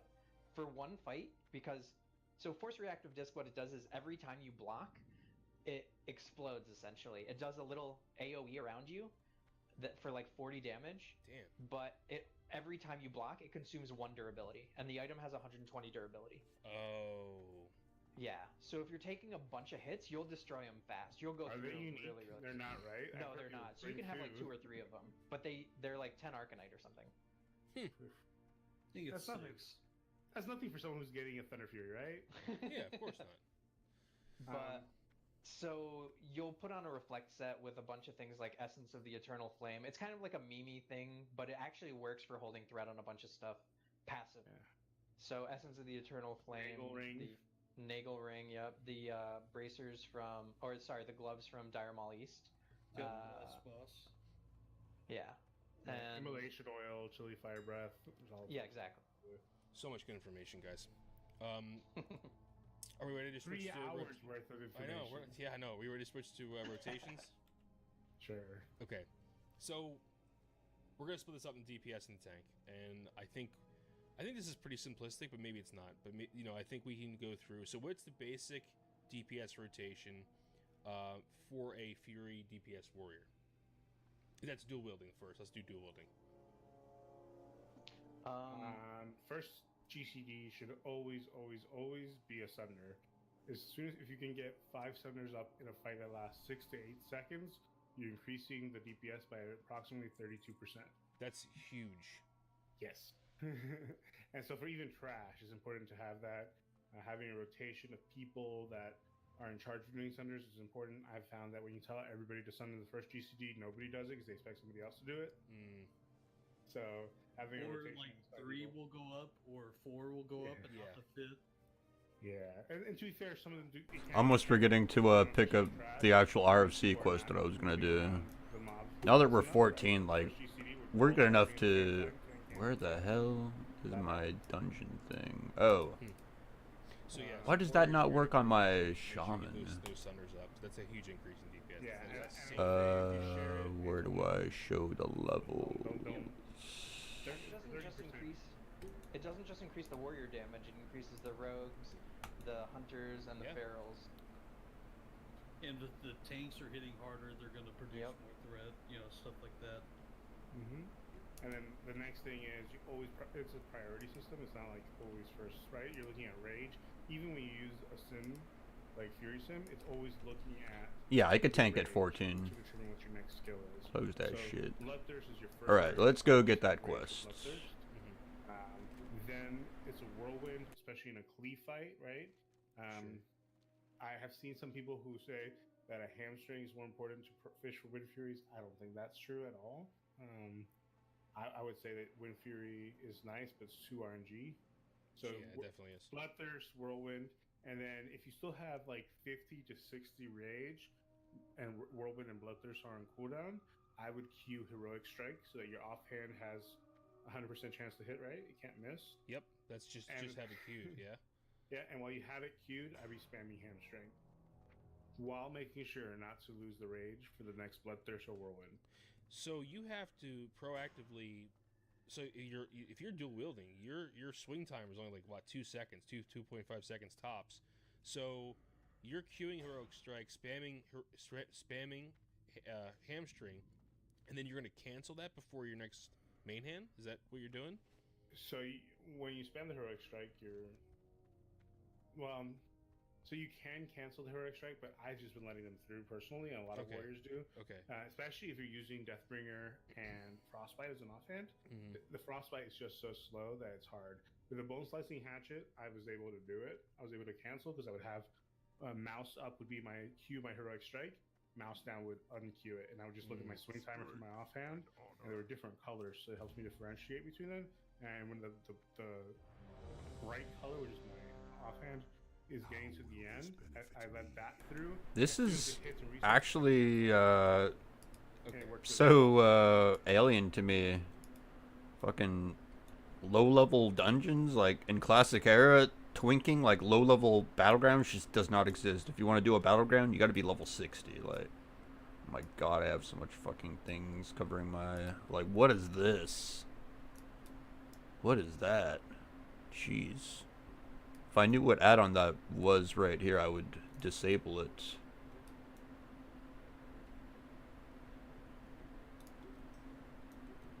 All right, let's go and see how much Warriors sucks ass. I'm probably, yeah, we need to get their flag.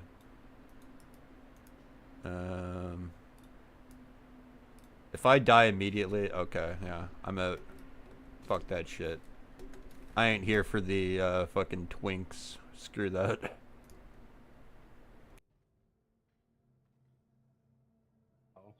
But yeah, you're always trying to stay above 50 rage, and if your GCD, your cooldown for Whirlwind and Bloodthirst are coming up close, and Whirlwind's gonna come up first for whatever reason, just because it's got different cooldowns, I would always stop myself from hitting Whirlwind, not waste the GCD, use the Bloodthirst. Okay.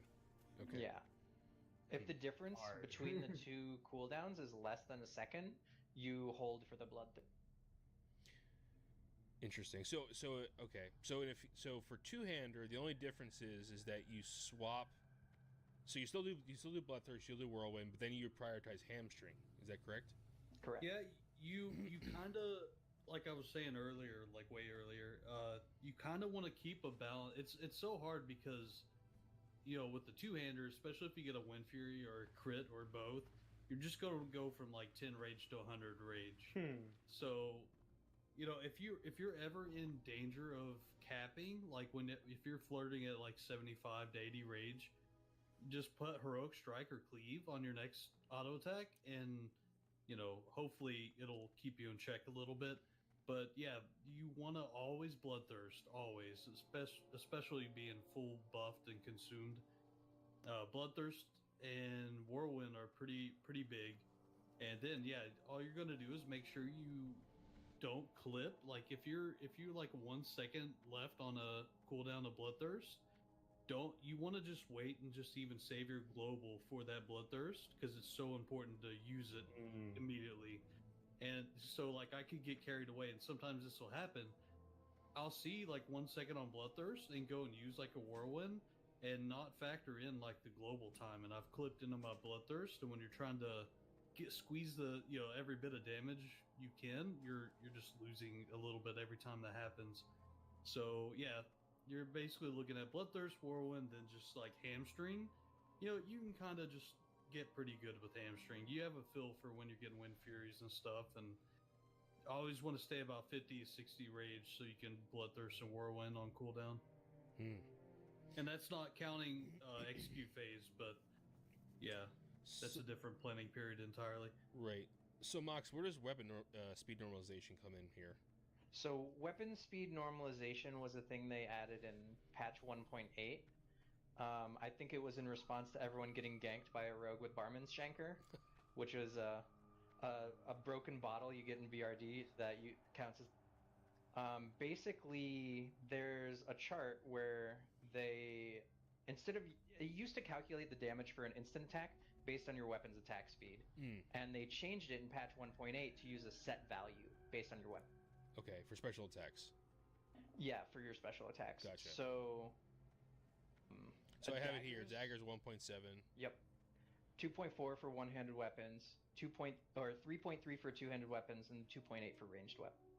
Okay. So there's a list of attacks that count as stuff that's normalized, which is Overpower, Mortal Strike, and Whirlwind, and then things that are not normalized are generally things that use your next auto attack. So like Cleave and Heroic. I see. So how does that? So what does that mean for us here? The difference between two-handed and dual wield. So the formula uses your attack power scaling for your instant attacks based on those set values, but basically what it means is things like Whirlwind are way less valuable when you're using a dagger, for instance. I get it. Okay. Right, so when you DPS daggers, you don't prioritize Whirlwind over Heroic. Your rotation becomes Bloodthirst first priority. Heroic you prioritize over Whirlwind, but you still use Whirlwind because it's your only other instant special attack. Right. So, and then, and then you basically, like, I've never played daggers, so I can't say definitively what the rage thresholds are, but I want to say, like, 45 for Heroic Strike, and then, like, 65 for Whirlwind. Right, so if you have more than 65 rage, you're going to Whirlwind just to jump 25 rage quickly. Interesting. So that's why tanks prioritize Heroic Strike, because they're using daggers primarily? Is that kind of the idea? Not exactly. The reason tanks are threat modifier, yeah. So Heroic Strike has a value, I think it's like 210 additional threat, and then that's modified by your Defiance to essentially have another 100 threat baked into it. And then defensive stance. Yeah. Well, I took that into account when I said Defiance. Yeah. No. So defensive stance and threat and Defiance are different. I know, but so yeah, when I was saying Defiance, I calculated another 100 attack power based on being in defensive stance and Defiance, because when you multiply them, the modifier for your defensive stance goes from 1.3 to like 1. So I just added another 100 attack power, or sorry, another 100 threat. Yeah. The number one error I see when I look at logs of tanks, right, is that they don't bloodthirst fast enough and they don't cue their heroic and cleave walking into mobs. Yeah. Basically every fight Thunder as their first thing, and it's just not enough threat. Basically every fight, if you wanna on the pull queue up a heroic strike or a cleave for that very first auto, I'm assuming you're banking rage on the fight before a boss, right? Or on the last boss as a tank, the last mob of the previous pull, you want to bank a little rage. And that way when you start the next fight, you can just instantly get that snap threat because Heroic Strike and Cleave both have threat modifiers built into it. I see. And kind of in saying that, like DPS will be doing that as well, like DPS warriors, just maybe a couple seconds behind the tank so you don't. Because if I walk in and, like, say Mox is tanking, and he goes in doing everything he should, he has rage, Heroic Strike's queued up, ready to go, boom, parry. Oh, but Kigo didn't parry. Kigo got the hit off, and that's a dead warrior. And it's important, like, if you look at the logs, there's a thing where it shows you the timeline of casts. and I can tell immediately who's a good warrior tank or not because they got both a heroic and a bloodthirst off on the first in the first global bat. Yeah, and they're together. Within 0.4 seconds, they have a heroic and a bloodthirst. Yeah, and then a whirlwind usually right after, or not a whirlwind, thunder or revenge even if or revenge. Yeah. Wow. So Yeah. okay. Wow. Okay, so after part 2, which is dependent upon what you're wearing, what you're wielding, you guys are recommending in part 3 is that Blood Rage or Mighty Rage potion. Is that like, so you either that happens every part of your every fight? Got it. Okay. You basically want to use Blood Rage on cooldown. Yeah. Yeah. Unless you know you're coming up on a boss within the next minute, you're gonna be popping it on cooldown even during. Yeah, and I would say for boss fights, I've used it before where I need to keep my banked rage because it's taking too long for the raid leaders to like explain the fight. I'm like, hot blood rage, keep me up going. Or usually by then, if the fight's long enough, it'll be up for execute phase. And so what I will do is I will, if blood rage is up, I will use the mighty rage early, like Mock suggested earlier today, and then I'll use the buff for the full duration. And it's really important to like optimize your death wish, your mighty rage potion, your blood fury, your recklessness, so that at the end of the fight, all those buffs have been used during the execute phase. Yeah, and I use blood rage for an extra execute, by the way. So I consider warrior cooldowns to be a part of our rotation. So like on top of Bloodthirst, Whirlwind, and Heroic Strike, you also want to know, like I mentioned this before, but you want to know roughly 30 seconds before the fight is over. And there are weak auras that'll tell you this, but that way you know when to cast Death Wish. Like the number one thing I find when like buddies of mine who also play warriors will ask me to take a look at their DPS warrior logs. If I don't see 10 Death Wishes for all of their warriors for every boss fight, I'll know that's the first thing they're not doing is using their cooldowns efficiently. I will say that the weak aura that does the time to kill can be a little bit inaccurate because it doesn't adjust for the fact that, hey, execute phase, things die faster, people are popping cooldowns on cohesively or together, coordinated manner. Sure. So, okay, let's get into the big cooldowns now. So the fourth part, the end of the fight, essentially, Death Wish, Blood Fury, and Wreck. So how does that work? How do they synergize? And when do you use what? You know, how's that work? So the first one that you're going to be doing is Death Wish. That's the longest lasting one. It takes 10 rage, but it's a 3-minute cooldown. Sometimes some bosses are close enough that you don't have time for have it for every boss fight. But you ideally want it for every boss fight. It lasts for 30 seconds and basically increases your physical damage by 20% while also increasing the amount of damage you take. For some bosses, it also has immunity to fear, which is super important, like Neff, Onyxia. So you should take that into account also. I know some cats or even like bear druids that use their PvP trinket to break the fear on like Magmadar or Neff. Yeah. Which is kind of nuts that they have to do that. We have like Berserker's Rage and Death Wish to make sure that we never get feared on those fights. It's really nice. Yeah. But yeah, Death Wish is 30 seconds. You should be popping it when there's 30 seconds left on the boss's fight. Like Mock said, I have a spreadsheet I usually look at the previous kill times and the most optimal situations. And if we've lost world buffs for whatever reason at that point, I'll try to adjust for it on the fly using some fake math in my head. Yeah. But yeah, Death Wish lasts 50 seconds. Blood Fury only lasts, what's it called? No, Death Wish lasts 30 seconds. 30 seconds. And then Blood Fury lasts 15 seconds. I usually pop it a little earlier than that just because I want on that GCD for 15 seconds. Recklessness, which also only lasts for 15 seconds. So that's the priority for me. Do you pop both of those? Okay. And but Wreck is only every 30 minutes, right? So you can only use that, twice a raid, 3 times a raid, depending on the raid. I mean, if it's a good raid once. Yeah. Right? Yeah. Basically, you pick the boss you want to get a 99 on.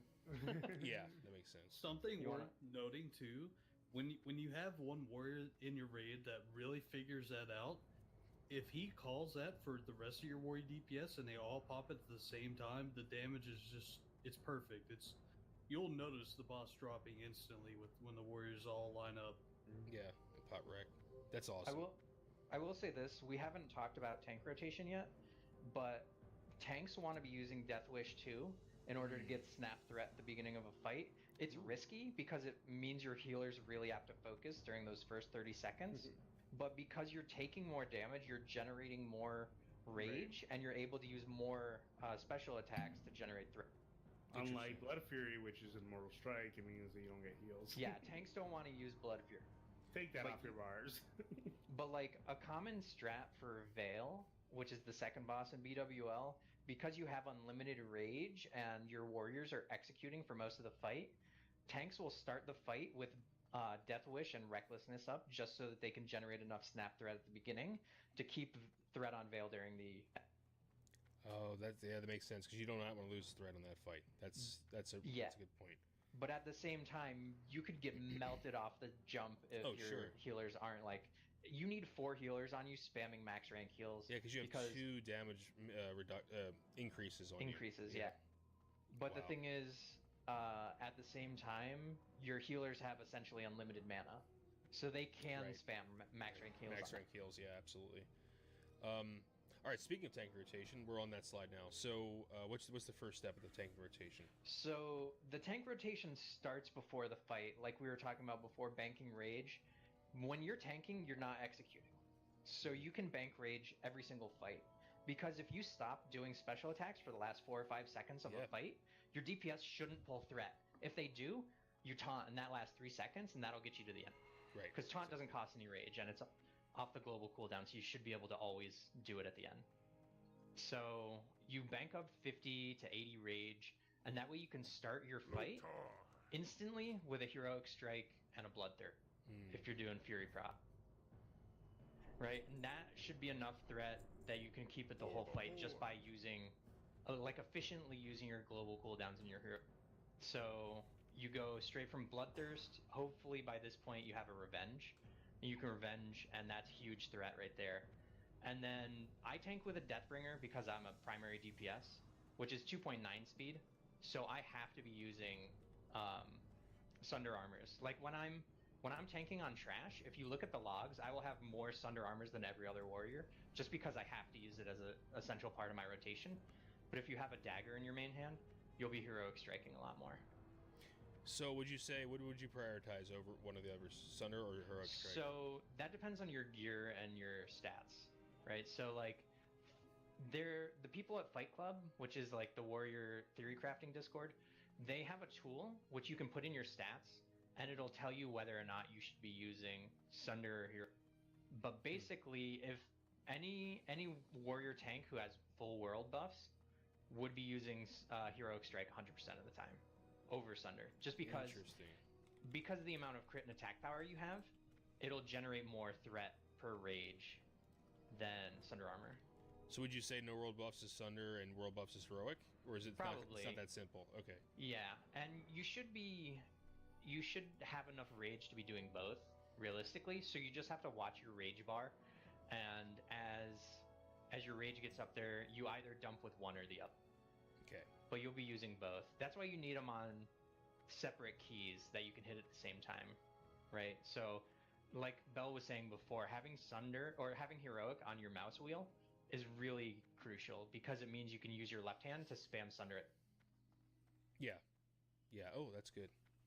Yeah, like I place a huge emphasis on putting things on different fingers that I can use them all at the same time. Like, Bell and Kigo think I'm crazy for this. My spacebar is not jump. My spacebar is bloodthirst. Holy shit, dude! How do you jump? So I can. He also plays on a laptop and doesn't have a second screen, so he probably can't enjoy seeing his character jump. How do you parse like that on the laptop? I don't jump in combat. I live in New York City, so I have to use a laptop. No, gotcha. But I have a Razer Blade 15, which is, state-of-the-art gaming laptop. It's fine. Yeah, where it doesn't overheat. Yeah, well, it did break, but I got it fixed, so I'm fine. But even still, I pulled that 99 on Shaz in my tank gear on a 9-year-old Dell. So. Wow, that's amazing, dude. So yeah, sorry. So maintaining threat is kind of part 3, and it really dependent upon your buffs and your weapon. But mitigation is another big part of the rotation. And you have here shield equip macro, which is is a must-have, obviously. It's one of the most important things you can do as a tank is watching your health. If you see your health spike really quickly, Like, fully raid buffed, you should have 6,000 to 7,000 hit points. If you see yourself down below 20%, you want to put a shield on as quickly as you can. So I have a macro that equips my shield, and then I have another macro that equips my weapons. And like I said, that shield equip macro also casts shield block at the same time. Oh, nice. I'll say this really quick. I know what we're talking about, like rotation and stuff. It might seem a little overwhelming, but like I've even heard Alkaizers say, like if you're thinking of playing Fury Prot, literally you will do fine if you're in defensive stance and just pushing your damaging buttons. Of course, we're min-maxing against min-max DPS and stuff, but I mean generally, I'm just trying to help people not be a little overwhelmed when they thinking about playing Fury Prot. You go in there and you're pushing Bloodthirst on cooldown, Revenge when it lights up. You're gonna hold pretty good threat. But I just want to say that real quick. I'm not currently Fury Prot, so I don't have Last Stand.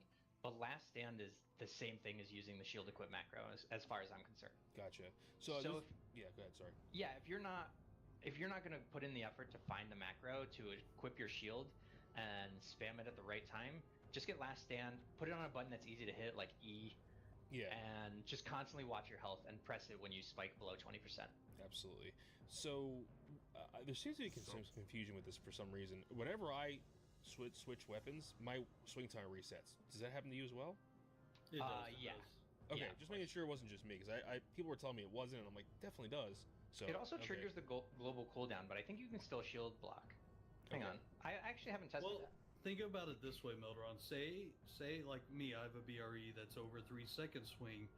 If the swing didn't reset, what's to stop me from macroing in a dagger main hand and then weapon swap at the end of the dagger to get Oh, a duh. BRE hit? Yeah, that makes total sense. See? Yeah, that's a good point.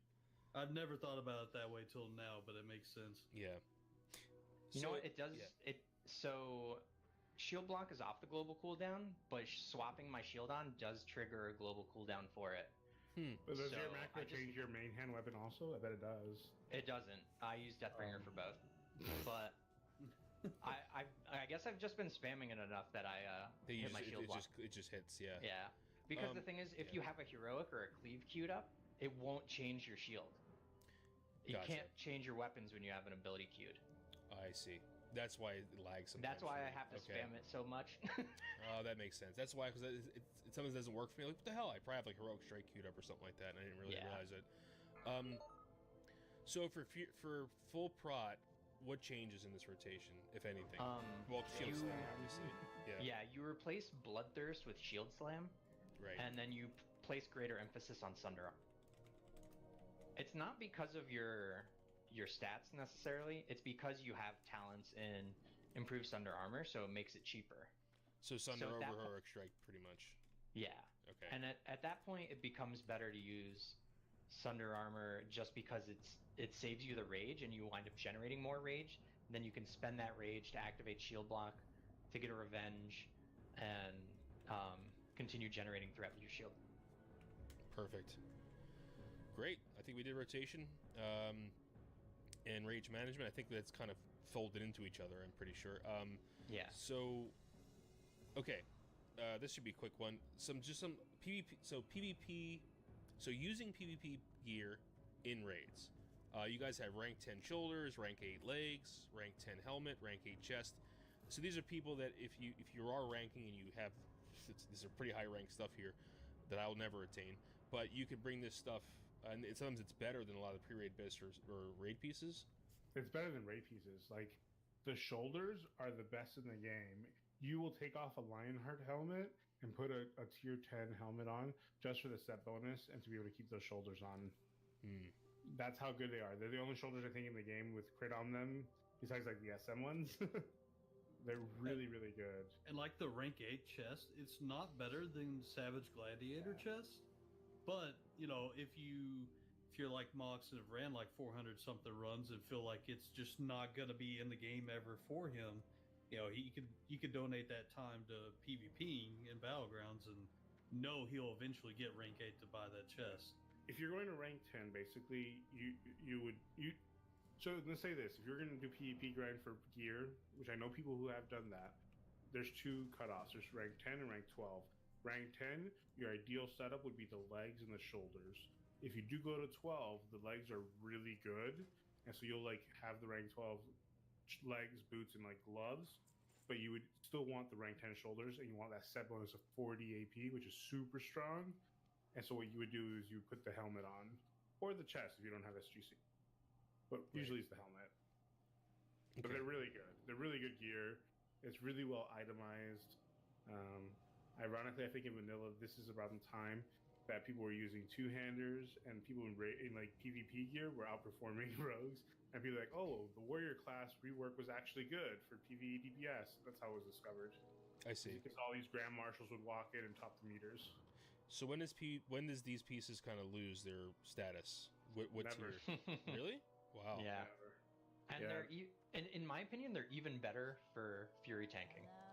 They are. Because good point. on the epic set, they swap the set bonuses, right? So the 2-piece bonus becomes what 20 something stamina? 20 stamina, yeah. And so those pieces, they have high armor and high stamina because they're PvP gear. Stam they still strength, right? They still have the strength and the crit too. They're just so good. So you for best in slot phase 3 for Fury tanking, you would use 2 pieces or 3 pieces of the epic set and then 2 pieces of the blue set. Yeah, like I'm not sure if you want to go back to the tool, but if you go to the tool, you'll see that the rank 12 stuff shows up at the top a lot. And the weapons, obviously, for PvP gear are the best in the game for a long. Yeah. So if I go to if I change to Fury Tank, helm, it doesn't show up there for some reason. I don't know why. Do all. Yeah, it's up. All's up. Oh, Yeah, I know why. Warlord's I said plate. it in the search field. That's why. Yeah. Warlord's has- plate headpiece. Yeah. Yep. Yeah. And that doesn't include the stamina or the cooldown of intercept or the attack power set bonuses, right? Right. So the Yeah. value set bonuses are not, the tool is not accounting for set bonuses in value, but it is showing up in attributes. So after you have the set bonus, it is being thought about in the tanking attribute tab to the right, but in the value it's not being calculated. So I see. really the intrinsic value of those PvP pieces are even higher. So I would say the blue helmet with the shoulders are better if you have the rank 12 boots and legs together. Look at the legs. Like the general's legs, the value is ridiculous. It's got 2 wow. crit and 1 hit, 20 strength and 20 stamina. Hit Spirit of Zandalar. It's so And- interesting that they put hit on PvP pieces. Yep. Well, you need 5% hit to PvP. That's true. only You do one need less. 5%. That's true. Yeah. Wow.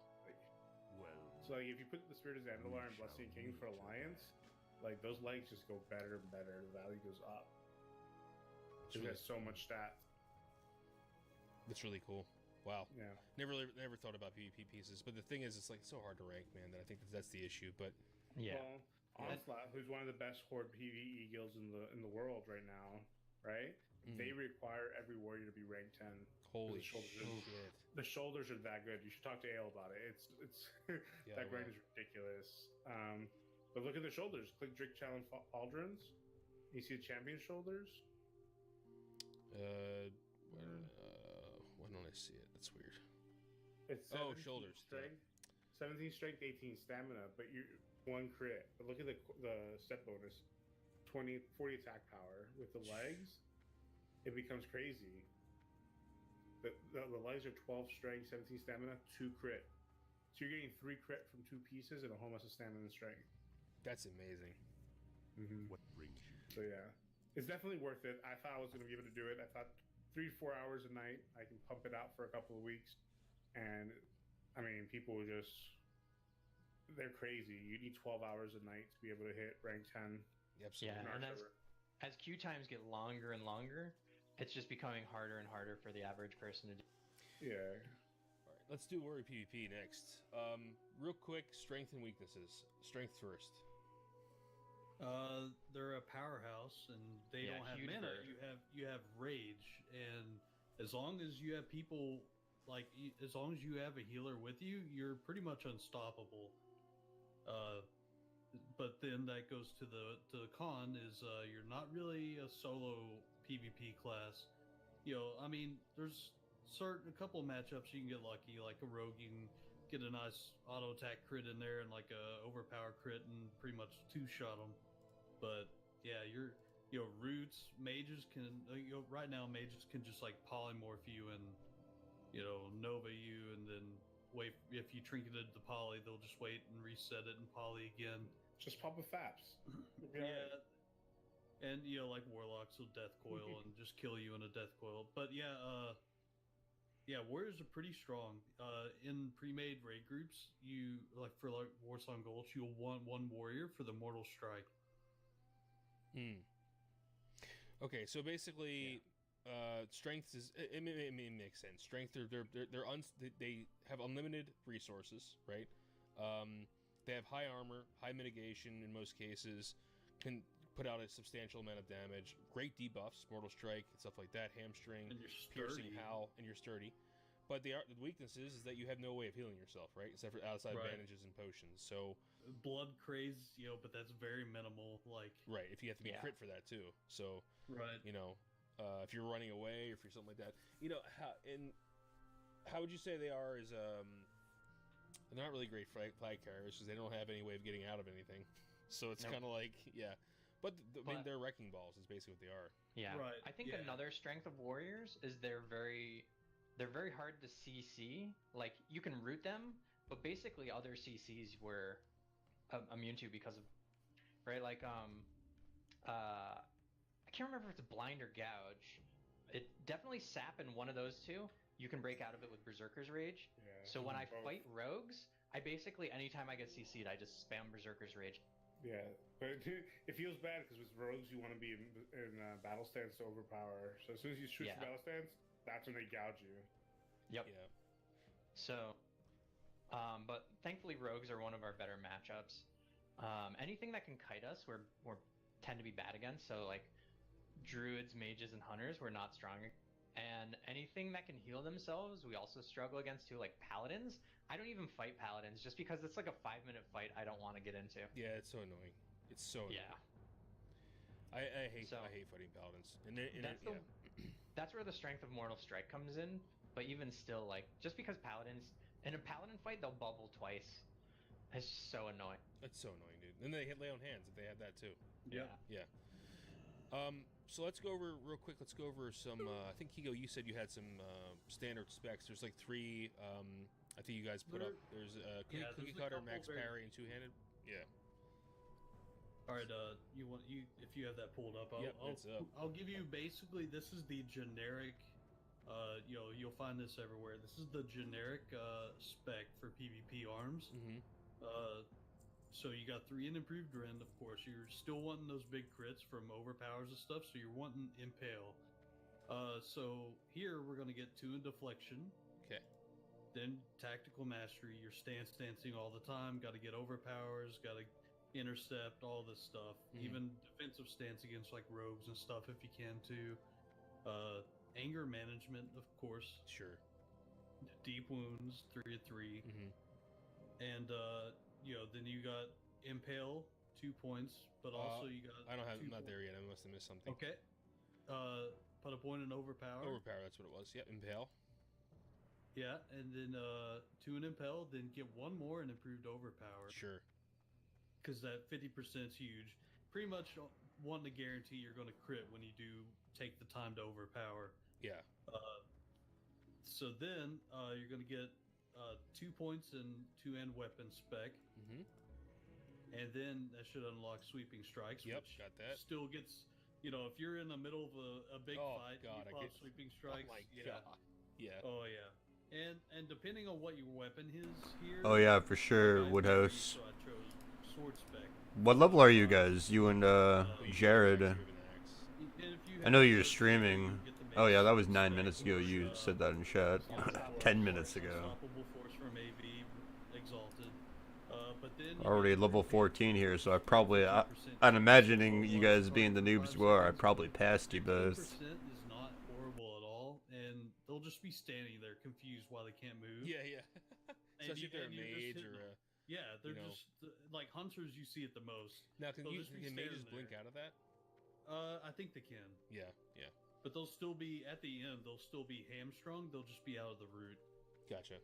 So let's see. We did 3. Okay, so then you need 1 more point. Go and put that in 2-hand weapon spec, Mm-hmm. and Mortal then Strike. Mortal Strike. Then you got 5 in your cruelty for crit. Yeah.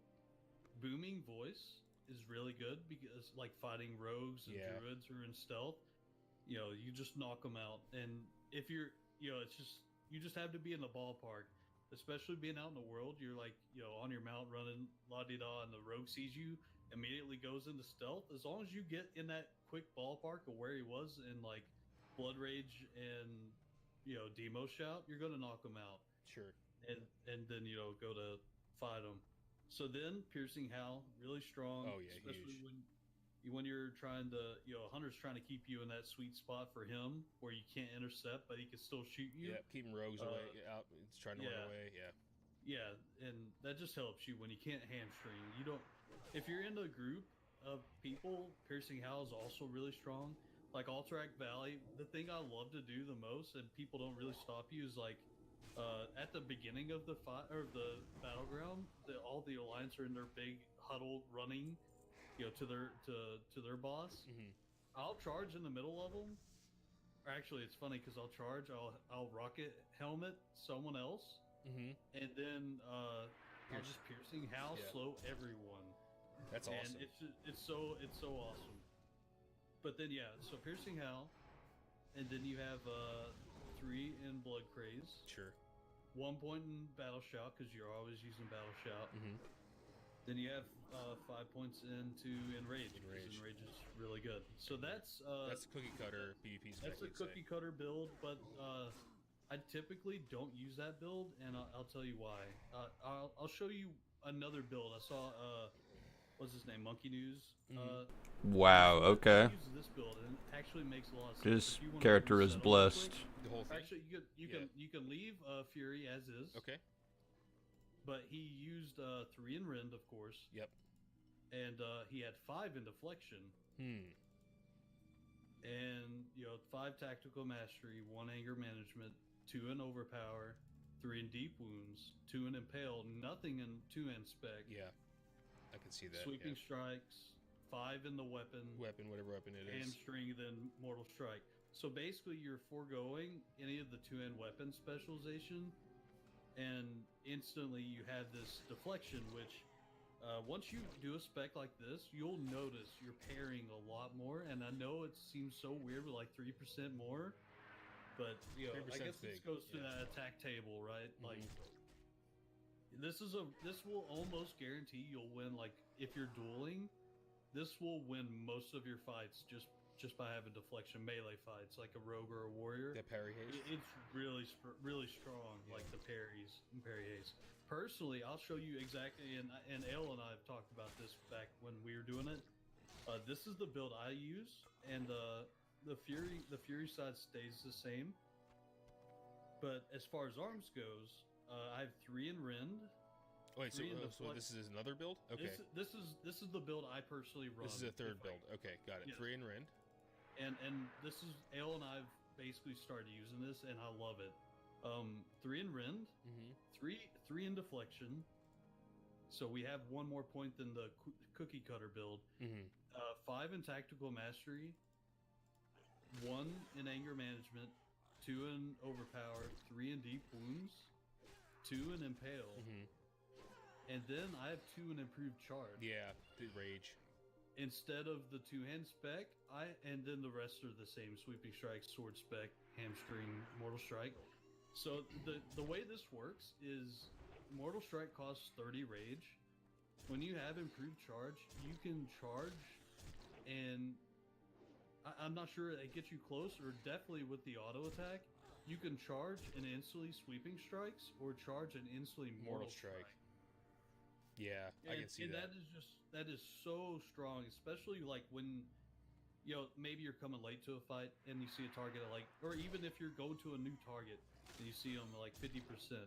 If you just charge and instantly Mortal Strike, your burst potential is just crazy, and it's too good. Like I will, if I can take Improved Charge, I will always take it. It's just a quality of life talent. It's a really good points, so dude. Good. Yeah, I think this build's really good. This is I really good. like this build. 2-end weapon spec. Yeah, it's just not it's not good impactful. damage, but Yeah. when you're getting this amount of quality, like you're not going to be sitting there, hopefully not hitting a target for long enough for the few couple percentages of 2-end spec to actually come into play. Like you're going to get more damage off by immediately being able to strike and put it on cooldown. Sure. And pressure if you're looking at it that way. So is there any argument for a Fury build at all in PvP? I mean, in the AV meta. Yeah, well, like AV meta, since he's saying that, like I got to rank 7, and I kind of stopped there. I mean, I didn't even. Whenever I would raid, I would go back to Fury. I never even bothered queuing up as arms anymore in AV, just because you're pretty much, it's PvE in a PvP zone, and True. you could still do a lot of damage with Bloodthirst. As Fury, you just lose out on that Mortal Strike, really. Yeah. Arms has a lot of things like the bigger overpowers and stuff like that, but Fury's okay. It has its places, but yeah, I think there's some people that try to say that there's a dual wielding Fury builds that are, and I'm like, it just doesn't make sense to me. The biggest issue is your rage generation suffers so much by having that increased chance to miss when you're doing. So exactly, right. If you're Fury spec and you equip a 2-hander, that can be really strong. I've done it with Deathbringer and an offhand, and that was okay. I don't know. It's tough. Yeah, use the Drill Wars disc, bro. Yeah, when I first started PvPing, I didn't have a 2-hander, and I had Deathbringer and a Drill Board disc, so I started PvPing with my shield on. And it's actually super strong against rogues and hunters. Because they just, especially rogues, they just don't expect you to be running around with a shield but Fury spec, so you can actually push some damage. And on top of that, it's basically just like Shaman tanking. I get from my shield is just incredible. Yeah, it's a lot of. It's the only reason I survive in anything in my Shaman, because I have no stam. But let's be honest, it's a meme, and the only reason it's any good is in AV because it was rushing down bosses. Yeah. And nobody wanted to take out the shield. It was basically a raid. So it wasn't really PvP anymore. Yeah. Not even a raid. It was like a dungeon. Yeah.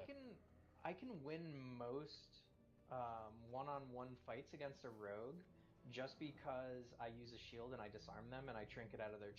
Yeah, that's like even enhancement shaman. That's what they do. As soon as a rogue pops, you just pop your shield on and you just fight him like that. Yep.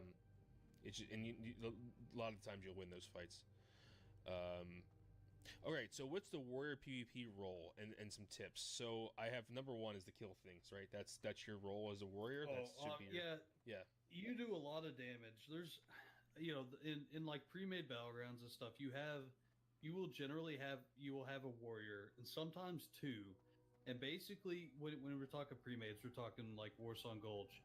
So basically, in a Warsong Gulch, you're going to have like a kill squad out in the middle of the map, and you're going to have like your flag team, right? And generally, you're going to have the warrior. His job is to basically be putting pressure on as many people as he can, but you're going to be hitting Mortal Strike on one target without overextending. So you're just going to keep Mortal Strike on it, and you're pretty much going to be telling the other people, hey, this shaman's way too close. I have Mortal Strike on him, he could die. And, that's pretty much how that's going to go. So I think another important thing is that, strategically use your Mortal Strikes, right? Obviously, for healers and people targets who are being healed, like the flag carrier. Learn to not overextend. That's a big thing as a warrior, right? Yeah. Yeah. Don't just charge in blindly. That's the number 1 way you'll get killed. Oh, and half the time, like, you could be fighting this target, like, if it's in group combat, and you'll be getting them low, and you're ready to execute, and, like, you're just pushing, but you didn't realize they've been kind of, like, just backpedaling, like, a little bit pulling you out, and your healers might have to come out a little further to try and save you, and then they get caught in aggro, and, you could die yourself very easily. You're going to do more damage alive. In my experience, chasing people down is always a trap. Yeah. Blood and thunder. Yep, absolutely. Is there any room for like proc talents in PvP outside of AV, obviously? It's kind of a meme. I've always been curious about it, but I don't really think there is. No, I wouldn't say. Yeah. Yeah. There's some really enticing options like Iron Will, which increases your chance to resist stun and charm effects, and then improved disarm and concussion blow seem really enticing, but I don't think I don't know. There's It's just not really worth going to the tree for that. Yeah. Yeah, because your burst You is lose just too too much. low. Yeah. Our number one job in PvP is because we can burst down, especially if you get a sword. You go sword spec, right? You can charge in proc sword spec, which is essentially a Hodger Wind Fury proc, right? And then on top of that, you mortal strike and then immediately start spamming execute. You can burst somebody down in just a matter of seconds. And talking about burst, there's a combo I was wanting to kind of touch The on. intercept combo, yeah. The intercept combos is something not a lot of people know about, but it's actually so strong. Basically, you kind of like, you're applying Mortal Strike, but if you're able to get enough rage, or if you know like a target's about to die, especially if you have like an Ellie Shaman with you who has elemental mastery in his pocket, you can basically, you're going to intercept, and the only reason you don't even have to intercept, but when you intercept, you're going to stun the guy that you intercepted, and he's going to be stunned and standing there. And usually that catches him off guard, especially if it's a priest who doesn't have a shield up, sitting at like 70% health. He's going to die in this combo because all you have to do, you intercept and you stun him, immediately start casting Slam, and the second Slam hits, you're going to Mortal Strike. Right. And if those crit, I mean, that right there is going to be closer to 3,000 damage, and you can catch people off guard. So you're gonna need intercepts 5 rage, and then you're gonna have Mortal Strikes 30, slams 15. So you want to be over 50 something rage, 60 rage. You can intercept, immediately start casting a slam and follow it with a Mortal Strike. Do you wait for your auto to hit first? Obviously, you hit your auto hits, or no? It depends on what your auto is. If you intercept and get an auto off, that's fine. But since they fixed the slam, the batching with the slam, you just immediately slam. Okay. You want to try and get all that off while the stun's up, so they can't. And you could even follow that with a whirlwind after the Mortal Strike, and it's just even deadlier. So as far as consumes and engineering items are concerned, I'm assuming it's just the standard FAP, slips, bombs, grenades. Yeah, I mean, and even with the healer, I know I said like you want to bring a healer to try and a priest to dispel you. When Phase 2 was going out and we had a lot of world PvP, you could tell, even if I had a shaman healing me, you could tell when we got a priest who was dispelling like roots, dispelling the Frost Nova or the entangling roots. Yeah, you don't see them as much anymore. But those huge, 40-man versus 40-man raids, you would know that you needed to like pop something to get like a free action potion if you're running into Sapper. Everything you didn't want to get stunned out or Nova'd out, or that was the thing, right? Like the mages would blink in and Nova so nobody could leave, and then just Sapper. Yeah.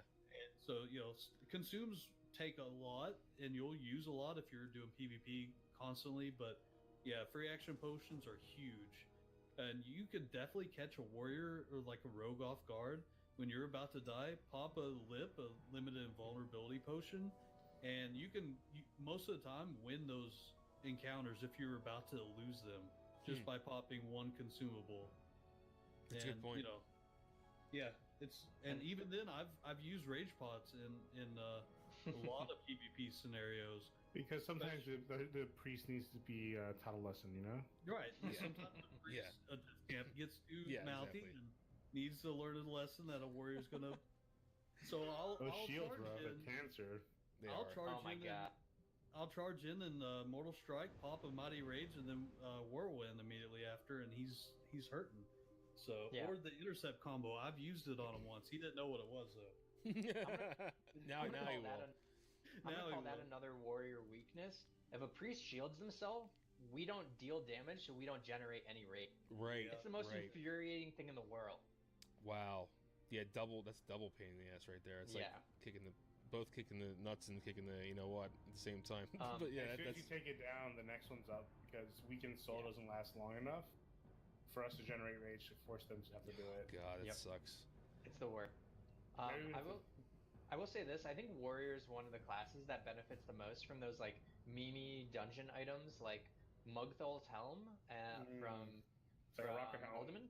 Yeah, it's Oh, yeah. The Mugthol's helm is essentially just like the Goblin Rocket helm. Mhm. It's an intercept that like I think it applies a sap essentially to the target. Yeah, you don't have for to be 30 seconds. engineering to use it, so it's nice. No. And there's another item in Alderman that'll be very useful once AV comes out, which is Olaf's all-purpose shield. Yeah, the one with the slow fall. Yeah, Yeah, it's a jetpack. It looks like a jetpack. Yep. And so you can jump from down to the mine and use From the shield to Lumbermill. put in. Yeah. Such a cool item. Um, This game's amazing. There's so many cool yeah. items, man. And then I'll say spider this. boots. The spider boots, which remove a root effect, are really crucial. I know we didn't really touch up on, and actually, yeah, instead of the boots, I think we used the, I think there was a belt, right? No, it was the boots, because the belt was cloth, and we could use the leather or metal boots. We're not really touching on, like, the PvP gear, like, nuances, but, Yeah. The Goblin Rocket Helm, yeah, when I'm running around in Winter Spring, I will almost always have that on, because not only can you catch somebody that's trying to run away from you. Also, I've been ganked trying to get like a Rich Thorium vein by a rogue that I didn't know was coming. Yeah. And if he gets like a full opener on me and I'm just like not ready at all or not paying attention, all I have to do is rocket helm him and then mount up and just run away. Good point. And you can't do a thing about it. Yep. Like it's so good, and then you just take it off for the cooldown and put it back on. Like it has so many uses. In AV, when I said I would charge in and rocket helm someone, that poor person is standing there watching the army of Horde behind me as he's just like stunned and can't do anything. Like I feel so bad, but I'm laughing the entire time. Oh yeah, absolutely. it's Well, a they're 30 alliance. They picked the second- wrong faction, so It's a great. 30-second sap, basically, is what it is. Yeah. That's It's Yeah, so and good. one of the best things you can do as a warrior is reset the fight. So Yes. if you don't have Rocket Helm or Mugthol's Helm, use Intimidating Shout and bandage yourself. But having all three of those together gives you tons of opportunities to just be able to reset a fight, bandage to full, and then Sit charge down back and in. eat it, Hopefully you bro. have some. But yeah, there's a lot of fun there. Yeah. That's awesome. I think we did a pretty good justice of World PvP. So there are some items you can get from raids that will boost your PvP efficiency. And it's mostly tier 1 and tier 2, correct, guys? Right, yeah. Yeah. I mean, that's like what I personally bought. I bought a tier 2 Wrath Helm from Anixia. I mean, it has 40 stam on it, like stam is strength. That's 400, or what, how much is it? Yeah, 400 life. And And, I'm pushing like something crazy, about 5,000 life without even getting the 100 health enchants on it and stuff like that. But 40, the Bracers of Might have like another 22 something stam. 28. It's just 28. Yeah, it's just crazy. So You basically go BRE stam, helps also. I'm just saying. Yeah. You go stam as much stam as you can get in PvP gear. Like my cloak has nothing. It only stat it has on is armor and 17 stam, and the enchant. So you said if there's a PvP stat priority, it'd be stam, armor, and then your DPS? I would say stamina and strength. Of course, you Okay. want plate gear. Crit is also really good. I was gonna say crit's better than strength in my opinion. Yeah, crit's really good, but That stamina is. surprises people. Burst Stamina is is the big key. thing, yeah. But stamina is key, yeah, absolutely. Yeah. And you want to use plate as much as you can, obviously, right? And you need 5% hit. Super important. Absolutely, Right, 5% hit, and that's that's regardless of weapon skill. Yep. Regardless, Okay. 5%. Right. Cool. All right, we're almost there, guys. So let's talk about farming. What are the best farming strategies as a warrior, which is not really known as a farming class, obviously. So it's pretty hard life out there as a warrior. You have to buy a whole bunch of shit to be competitive, whether PvP or PvE.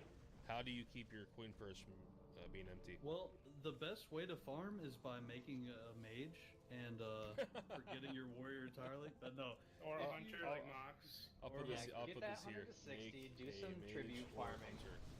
There you go. So what I've found successful, and Mox didn't really like it. I would go to Ungoro Crater and farm elemental fires, because the elemental fires are like over 3.5 gold sometimes. 4 gold sometimes Each. even. Yeah, 4 gold sometimes.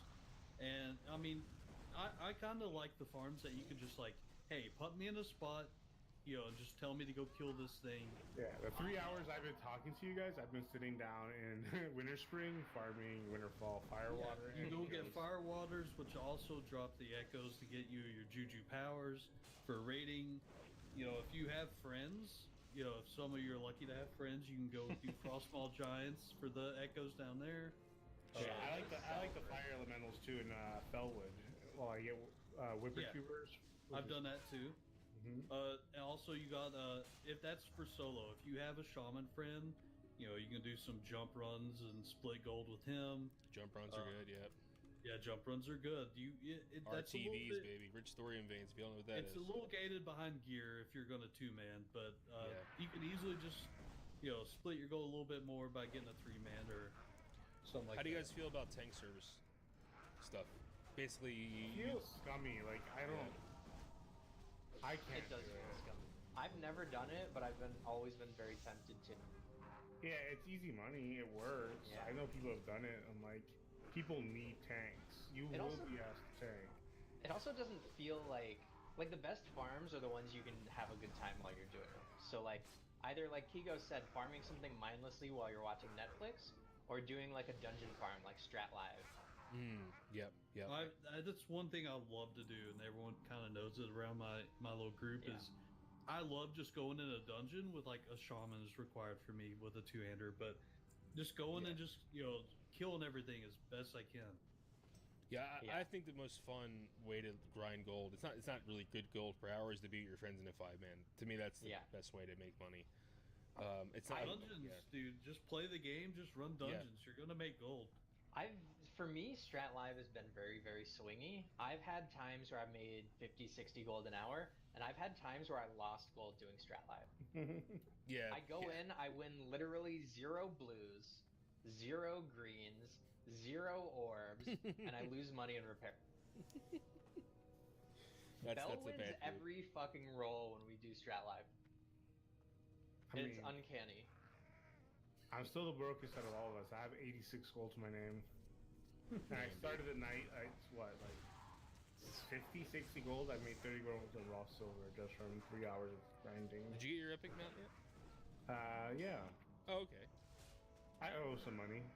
Oh, but you got it. Okay, still got it. I got rank 3 and I went and got the AV. Yeah, guys, these guys go hard. They spend a lot of their money on consumables. So yeah, like 50 to 70 gold a week on consumes probably. Yeah, that's insane. Well, as the raid has gotten better, right? It has. Now it's forcing everyone to really think about, which is good. I'm glad that the raid's getting better. Well, But you his use point is, less, as is what the I'm raid saying. gets better, you use less and less. Yeah, if I Yeah. only got Oh, that one or as two well. times a Yeah. month, that's only like 12 to 18 gold. Sure. Yeah.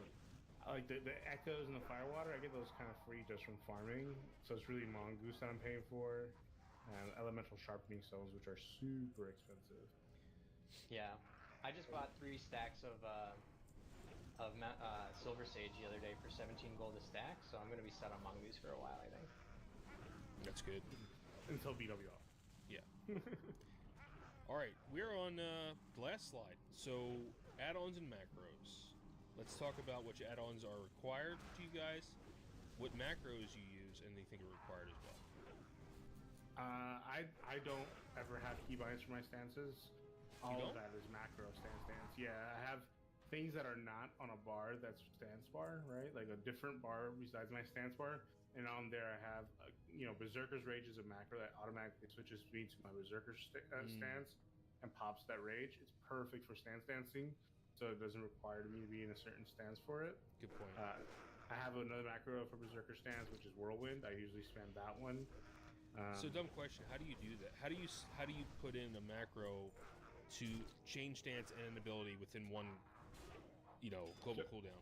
So you do /cast, then in brackets you do no stance 3, Berserker stance, Okay. and then cast Whirlwind. Oh, And then I usually have start attack, and that's it. interesting. And show tooltip, right? Yeah. But yeah, I just posted it to you so you can put that on the slide if you want. Oh, yeah, Super I'll do easy that. to do that. So yeah, I have a couple macros like that. I have start attack on Bloodthirst, which is obviously very important. challenging shouts on the macro to put me in the right stance for that, and popping a lip.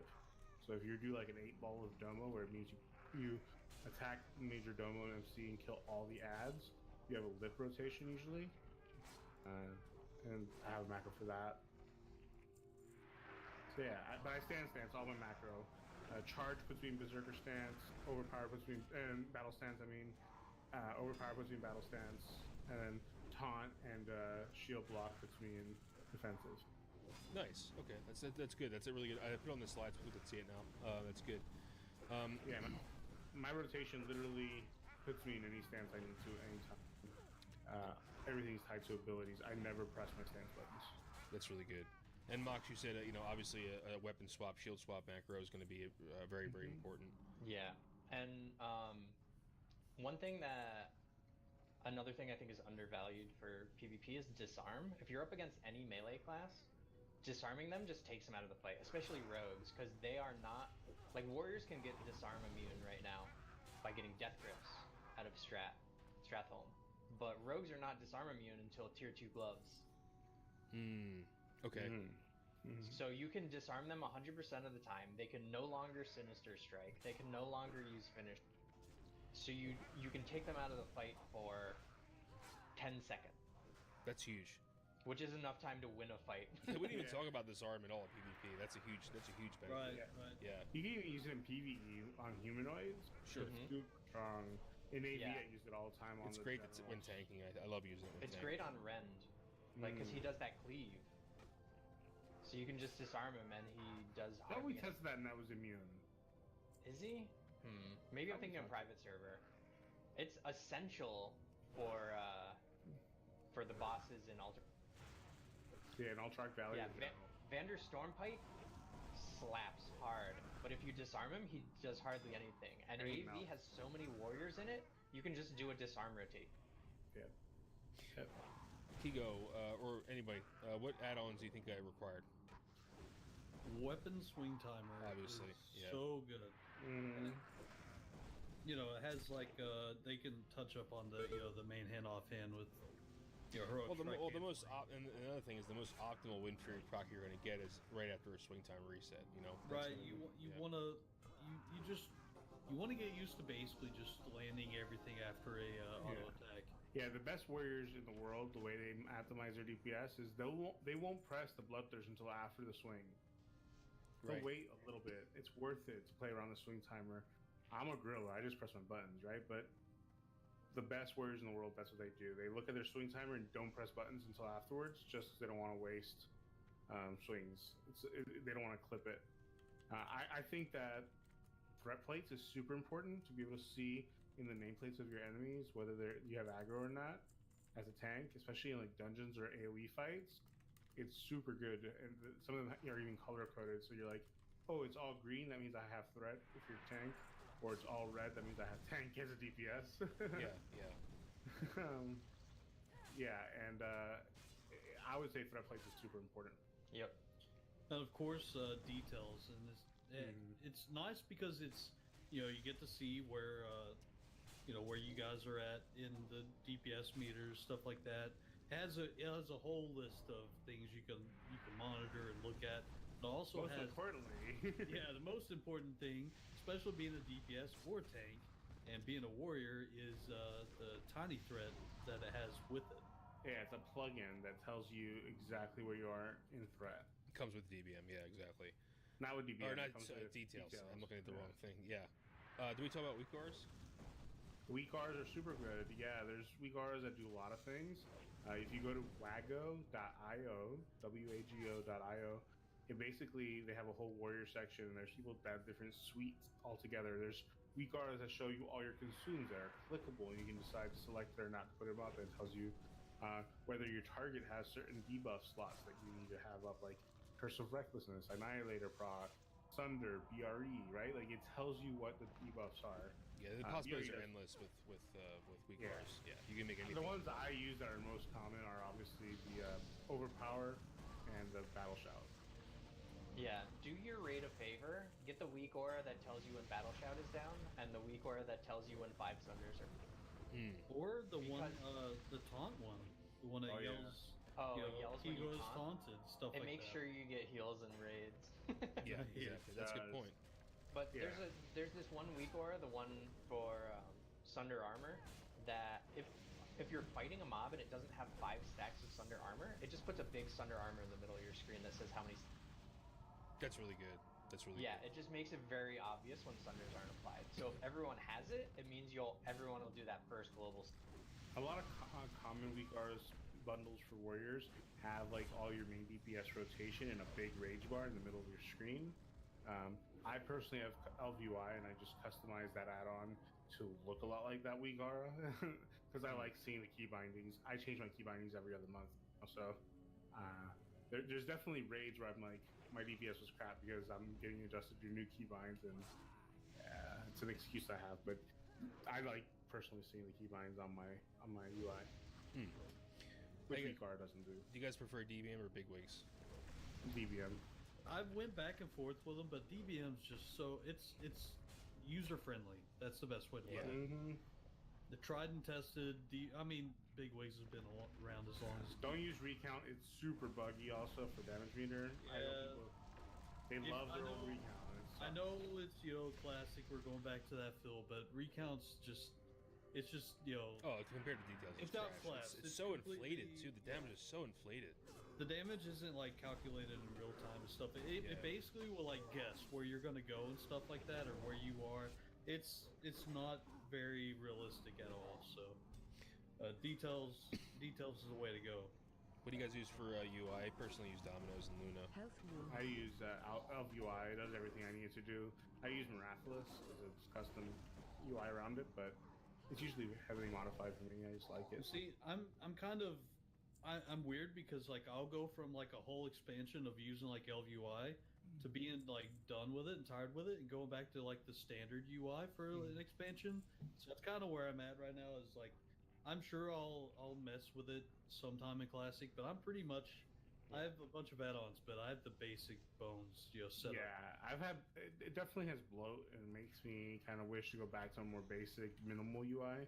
I always change my UI. I can go back 14 years ago and look at my time played, and like 60% of that was in Ironforge dueling and changing my UI. I use essentially the stock UI, but I have a thing that it's called Abyssal UI. It just makes everything darker and adds some quality of life features, like I can zoom in on my minimap with my. That's cool. But nothing crazy, because warriors don't really need raid frames or anything. No, they don't. They really don't. No. Yeah, the only thing I need to know on my raid frames is if a tank dies. Or if healer has mana, right? That's a good point. Yeah, I'm not. That's good. I'm not Tank? tanking, so I'm not pulling. Yeah. What do you think? Last thing, what do you think about Spy? Cheating or is it just crap? Like I use it still. I still get I used to detected use when I it, get but I rogues don't. near me. That would require allies being in the open world. Oh, good point. It works in Scary. Battlegrounds. I used to use it, but I useless in drifted Battlegrounds. away from it. Yeah. Yeah, once we got Battlegrounds, it's just really useless to me. True. All right. Yeah, because basically in Battlegrounds it tells you that there is a rogue in the battleground, right? Yeah, that's true. That's true. Unless you're like isolated or something like that. All right, the very last thing is that the tools and resources that we have. So we already went over the CWL character tool. That's still in beta. Should be out in a week or two. 60 upgrades is a very good alternative, and that's out. That's been out right now. So that's 60upgrades.com, and that's like a character tool and planner. So tell us about the Fury Sim. I'm going to pull it up on the screen real quick so that people see what it looks like. It's really exciting. Not many people still trust it, but the methodology is pretty legit. Like, Yeah. It's updated a lot of things. I would say there's maybe like some stuff that it has to fix still, but not much. Basically, what you do is you create your, whatever your setup is of gear that you want to test. You put in the raw stats that they give you. Both Stats here. CWL's tool and 60 upgrades works fine. And then you just decide what buffs you want to test it with. I usually go the whole horde package because that's what I raid in, right? I do the whole elemental sharpening stone, everything. 63 level mob. The armor, you can mess around with it. We have some more information on armor values. Sulfuron has a weird number of armor, which is why we have trouble parsing on it unless you're keying over the BRE. Okay. Yeah, so you'd like need full Sunder's Fairy Fire, and you need like Annihilator stacks to get it to 0. Right. But yeah, I put 3731, which is pretty much the common Magmadar armor, I believe. Yeah, Um, I think like 8 out of 10 bosses in Molten Core have that armor value, and then Shaz has less, and Sulfuron has. And I will make a note: the sim is really built around a static patchwork type fight, right? Where you're just DPS you racing can them. DPS the entire time, not running any mechanics or anything like that. And if your raid is slower to kill Magmadar, for example, then just change the time to kill in the bottom part, right? I put it at 50 seconds. That's how much it obviously takes us to kill that boss, but you can change it around to see what your gear set would be best for that. Yeah, Talents, it has some default ones or custom ones, and then you can put the Wowhead one in there, right? I usually use the default dual wield ones, pretty similar to what I would normally use. It's already added the Diamond Flask in there and has like Cloud Keeper, has like special items, Hodge, where it has the built-in procs already, which is really great. I do want to know the difference between a sim and like a spreadsheet from Fight Club. A sim is really doing the math. It's simulating a fight. It is swinging every time with whatever parameters you've established and looking at all your stats and doing what the game's engine is doing, right? It's trying to simulate that as close as possible as opposed to just this gear should produce this damage. Right, at and the end. you can set how many iterations it does. I guess it does a bootstrap method or something, and then it actually calculates your DP, what it should be in an optimal situation. And I'm gonna let it run right here. You can see it. And you can tell that it's actually a sim because it gives you a log in the end of where everything's happening. And if you run it multiple times, you get variance in the DPS numbers barely because of RNG, right? Sure, absolutely. Which is great. Again and hit it again, we'll get a different number. Yeah, and some of the tools I really like about Fury Sim are that you can change the values for when it uses Heroic Strike and when it uses The conditionals. Hamstring. So like, for instance, you can actually, I think the default value for Hamstring is when you have more than 80 rage. You can reduce that, and actually for Horde, it'll up your DPS. Yeah, which because tells whip your me that in my rotation, even dual wield, I should be using more Hamstrings. Interesting. All right, so we went over that. Fight Club Discord, if you guys don't know, that's the preeminent warrior Discord for Classic WoW, run by Meiji and his crew, Vilius. Those guys, they're really great people, and they talked to them a few times, and I think you guys have talked to them as well. Yeah. Yeah. I was gonna say they're toxic asshats, but you should probably avoid it. Oh, really? I don't know. I've had nothing but best. positive stuff with them. They're the best theory crafting community in WoW Classic, and they're the most toxic theory crafting community in WoW Nice. Classic. Yeah, Yeah. they expect you to do a lot of their own work. What I use them for is the bots and the FAQs, and they have a lot of information that's really legit. It's best just to go in there and observe. Don't try and talk in there. That's the best. You'll thing get to memed say. on. If you're not parsing purple or better, just try not to participate in the conversation unless you really need to know. Like, talk about raid mechanics, but don't talk about like DPS rotations and stuff like that, because you'll get flamed. Yeah, if you want to, They have a wall of learn, shame, don't they? ask, It's pretty funny. Yeah. If you want to ask questions, I would recommend that Twitch stream that I posted below that, right? Oh, Salvador Dali, yeah. Yeah, Salvador is he played on K3 and K1. He played a warrior in K3. He's an Onslaught, which is one of the best horde guilds right now. And he's a really down to earth guy. You ask him questions, he'll answer them as long as you don't not trolling him or whatever. He'll sit down and answer the same question. Just don't ask him about offhands and which one's better. How's that? Yeah. You're really chill guy. He's fun to watch. Does a lot of damage. Yeah, and now that he's done with his rank 12 grind, he's a lot nicer. I'm sure. Yeah, that's I would be too. Yeah, it's a lot of work. Yeah, they were running crazy. But if you go to his stream, ask a question, he's always willing to answer it, and he knows his stuff. He has the parsons to back it up. Absolutely. I want to, on this video, real quick, apologize to you guys, because I said it was going to be 2 hours long. We are now at 4 hours and 2 minutes. But we covered a shit ton of ground, and I want to thank you all. I could have not obviously done this without you.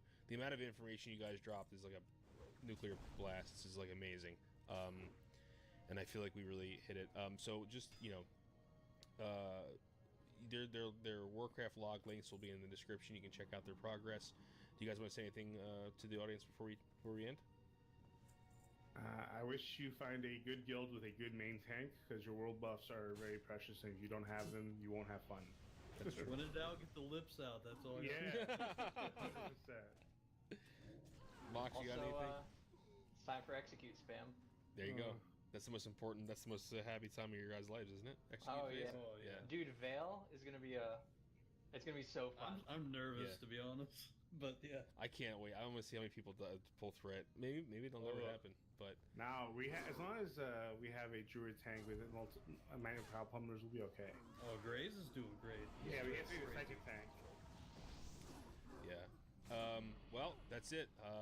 Thanks for watching the Warrior Masterclass. Let us know in the comments any questions, obviously, and I'll just direct it to these guys. I won't be probably able to answer it, and they'll just get mad at me. But that's fine.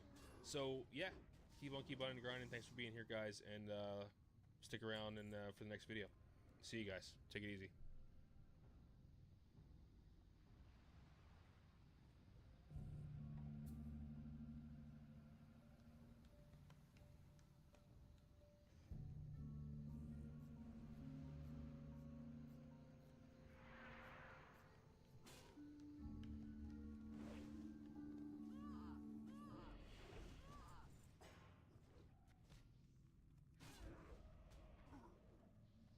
Health warning.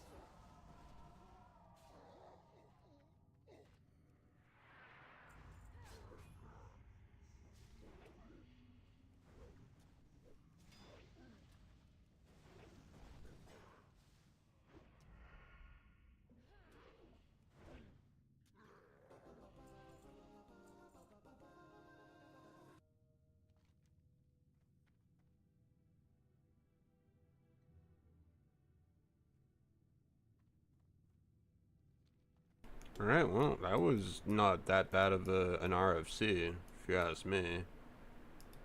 It's been a while since I Warrior Tank, but I think I did a good job there. With, like, mainly, like, white-gray gear. Only thing to my name that I spent, like, gold on was, like, just to upgrade my weapon. I want to, like, keep that up to date. I don't know if I want to do that too much, but probably once I get, like, to, like, Corpse Maker or something in RFK, I'll probably just stick to two-handed axes.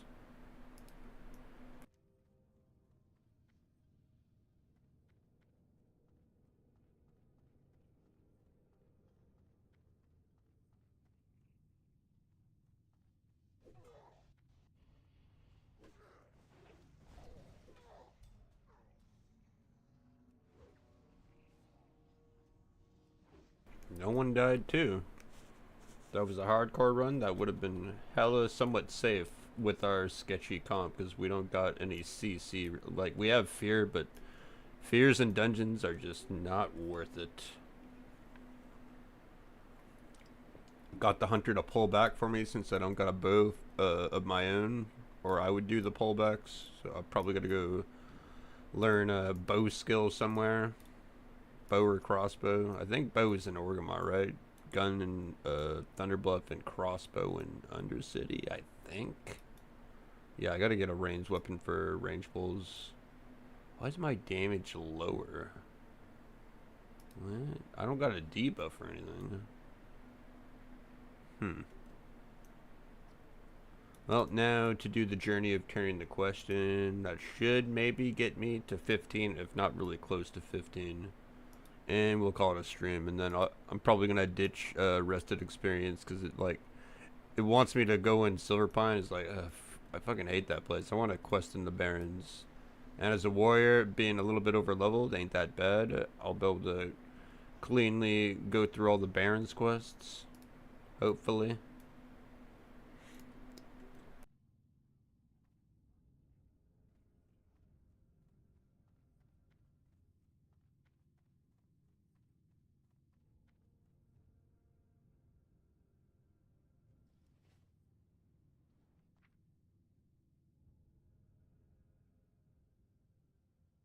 Alright, let's hear that from the top, fellas. Do it again.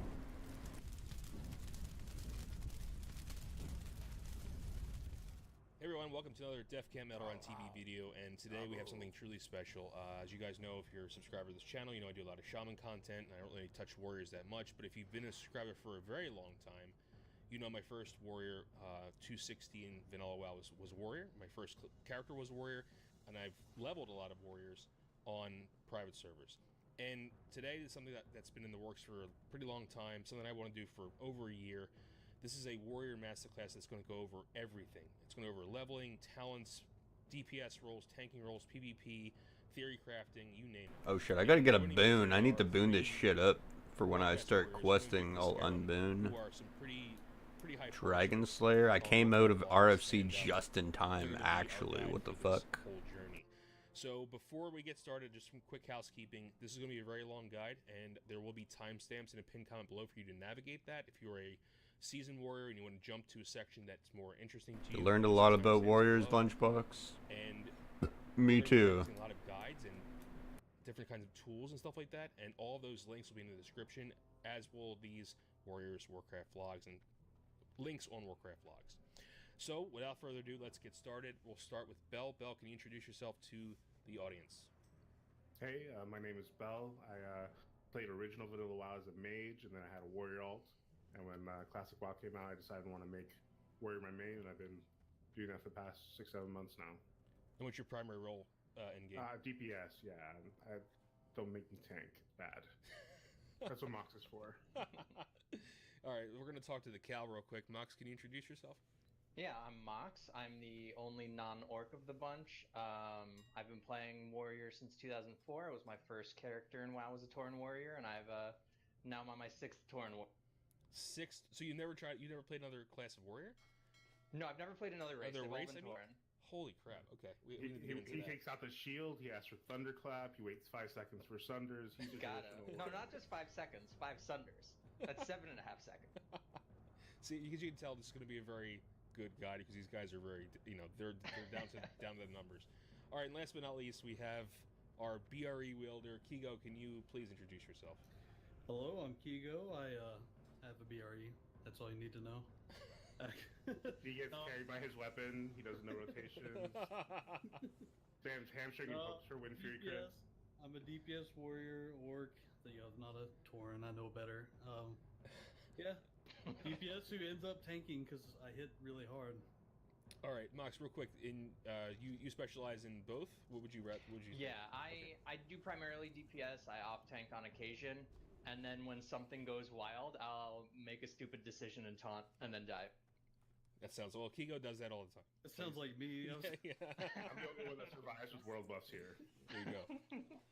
All right, we're gonna get started. We're gonna ramp up from some pretty low brain stuff, and then we're gonna go up pretty quickly. So let's get into what every warrior has to do initially when they first log into the game, and it's race and faction selection. So, which factions warriors hit the hardest, guys?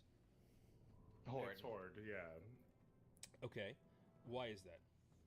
So I've made a human and an orc warrior, and Wind Fury is the best thing that's ever happened to a warrior besides world buffs. It's a magical sauce that I complain about whenever I don't have it. I've done MC without Wind Fury, and it's not worth it. It is not worth the time. I kind of have like this rule. It's like a hidden rule, but I hate doing dungeons or anything without a Wind Fury. Like, it feels like shit, right? Yeah. Yeah, it feels horrible. Yeah, you just slower rage generation, and those extra procs can actually let you do some crazy things. Like, Andula just did 3,000 DPS on Lucifron. What? He got 3 cleaves with a BRE. Yeah, he got 3 cleaves with a BRE in 2.5 seconds because of Haji. What the? Dude, that's How did you pronounce insane. his name, Mox? Andula? Is that It's wrong? Alondo. Alondo? Yeah. Yeah. He's the #1 parsing warrior in the world. How about that? Yeah. Nice. He's in bipolar and Herod. So what do you think about the argument of Blessing of Salvation versus Wind Fury? When it comes to actual clear times and stuff like that, the Alliance seem to get the upper hand. Is that because of Salve? That's only right now. You would say you need Salve, but if your warriors can do threat with Wind Fury, your tanks, then you don't need Salve, right? Because the tanks can keep up. So like, it's just right now. Once we get to like AQ, and even I think BWL, you'll see the warriors will be the horde will be passing the Alliance in progression and speed. Interesting. But even right now, I think too, you have the pallies are kind of like just infinite mana all the time. Where Yeah. Shaman right now, like Shaman and Priest, like you guys have to drink a lot more than it'll even itself out too. The more geared you guys get too. Yeah, Hugo makes the point right there. Mana is definitely the big thing in speedruns right now, which won't be a thing, especially in AQ gear. Yeah, elimination is so OP. Yeah, the #1 limiting factor when we did our speedrun was healer mana. And I also think there's a certain element in like the best players choose to play Alliance in a large... I don't know why. I think it's just private server meta. Because I noticed on private server we're pretty Alliance favored in my... Interesting. Yeah, Would you say that Horde rating is harder? It's more subject to RNG. Like if one of your DPS gets a crazy Wind Fury proc right off the start, they could just pull threat instantly. Interesting. Okay. So if we're on this character selection screen, imagine yourself back there. If you're an Alliance player, what are you picking and why for DPS and tanking? So PvE roles. Human 100%. Yeah, human. Yeah, probably human. My warrior back in original vanilla was human, and I mean the weapon skill is just humongous. Yeah. And it opens up your weapon choices much more even than orc. Some people might argue like gnome or dwarf, but the second you get to like level 60, you're gonna regret. I'm gonna take a piss for that weapon skill. Yeah, we're gonna get all into weapon skill in a few slides, but yeah, it seems to be that's really the most important thing when it comes to DPS and stuff like that. So would you pick human for a PvP role, or would you just do something else? Nah, I would go gnome for escape artist. Yeah, gnome or dwarf for the poison cleanse, right? Because the poison. Yeah, with stone form. Yeah. And the armor, but that's based on your base armor, or I don't know. I wear leather. I think escape artist is probably just the best. Yeah, and you'd use stone form mostly against rogues, and warriors tend to be pretty strong against rogues as it is. Yeah, rogues just are wannabe warriors, pretty much, right? I mean, not even. All right. I don't know why. Oh, sorry. I was gonna say when I was gonna pick my original classic character, I was like, oh, I'm gonna be a rogue. That's like World of Roguecraft back in the day. And then I looked at the numbers and it was just like, there's no way a rogue can keep up the warrior unless like it's like cleave fight and they have Blade Fury. And now we all know that it's actually World of Warcraft, right? I mean, it's yeah. For now, at least. I don't know how it's looking like in AQ and Nax, but for these first couple tiers, for sure, warriors. They're the beast. Super strong. All right, let's move to the Horde side, which we know the best of. So it looks like I was talking to you guys earlier, and you guys recommend Orc for every possible role. Why is that? Well, I didn't recommend Orc for every role. So you admitted they were better for every role. How's that? Maybe I should step back. Mox, why did you not choose Orc?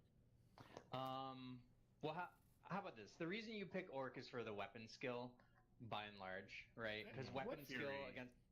And Blood Fury. True. But weapon skill and Blood Fury... Well, weapon skill against a level 63 raid mob is really powerful. It's the most important stat when you're raiding, is your weapon skill. But again, I just chose Tauren just because that's what I've always played. Like, it's just my preference. So it's an aesthetic thing for you. Yeah. Okay. Mostly. He belongs on RP server.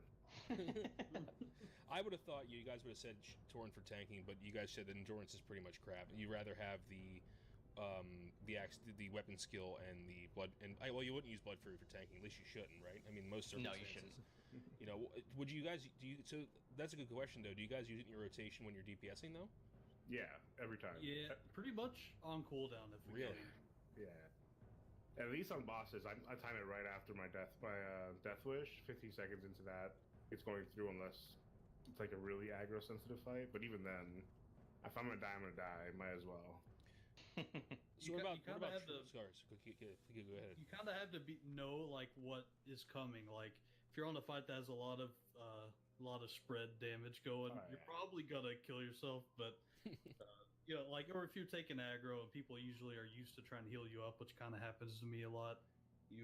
If you press that Blood Fury button, you get that healing debuff, the Mortal Strike. You're kind of hurting. You're probably if there's cleave or AoE damage that's persistent, then yeah, for sure. Especially once later on in AQ with poisons like that. But in general, you can use it on every boss fight if you know when to use it. And I like to line mine up with Death Wish and Execute phase. Gotcha. So where does Troll stand in this? It's pretty decent for tanks. Yeah, Trolls are good for tanks. They're often recommended because of the what is it called, berserking, or their racial ability to increase your attack speed is really good for burst threat as a tank. Especially for low health, because it synergizes really well with the role of tank for sure. Yeah, because you want to attack quickly and land with the modern meta of a Fury prot tank. You want to attack quickly and land a lot of heroic strikes, and attacking 40% more quickly is really beneficial to that. You can get a lot of, especially with daggers and other what's it called, frenzy. When you're already attacking 30% faster, another 40% on top of that, you can get attacks in like every half a second. Is that additive or multiplicative? I don't know. I believe they multiply. That is a good question. Most things in the game are multiplicative, so I would assume I would actually like err on the side of that. But that's a good question. So when it comes to PvP, I think it's pretty clear. But where does Torn and Troll stand? I mean, you want that. You want hardiness, right? Or the stun resistance. But do Troll and Torn have a spot in PvP, you think, as warriors? I would give Torn an honorable mention, I think is the best way to put it. Just because War Stomp. War Stomp is incredible. But also, something people don't think about, the weapon, like, attack range that Torn have, just because they're a little bit bigger frame, that actually that'll mess up like a lot of mages and stuff who think they're safe after a Nova, and they just get that hit. I will note that in Classic, Leeway has been modified and it's really, really like broken. So mages who are used to strafing away, like they were in Vanilla, they activate Leeway. So even like orcs get really nasty hit range when like a mage is strafing from you. Like I've noticed a lot of mages who are like doing ZF now to farm for gold and stuff. They like backpedal on purpose to not activate the mob Leeway. Wow, interesting. And I'm Giga Male Boomy player. They teach me so much on Warrior. And cleave stuff that are legit like 30 yards. I'm normally a Shaman Tank, so I also play a meme spec. Might get a little shaky, like especially if it's something like a Molten Destroyer where it stuns the tank. I can still hit it if it's kind of across the room from us when the orcs might not. Well, that's good to know. I mean, but I think for most players, I think orcs just the way to go for PvP because orc is a very solid warrior choice. Like no matter how you put it or what you want to do, which makes things pretty easy, which is nice if you're trying to select. I think Alliance has a little bit different. I mean, they don't have a clear choice for everything. Whereas, and let's be honest, they go human. Well, for PvP, the orcs look the best too. Let's just be honest here. They do. Oh, they're awesome. We're of course very horde centric here.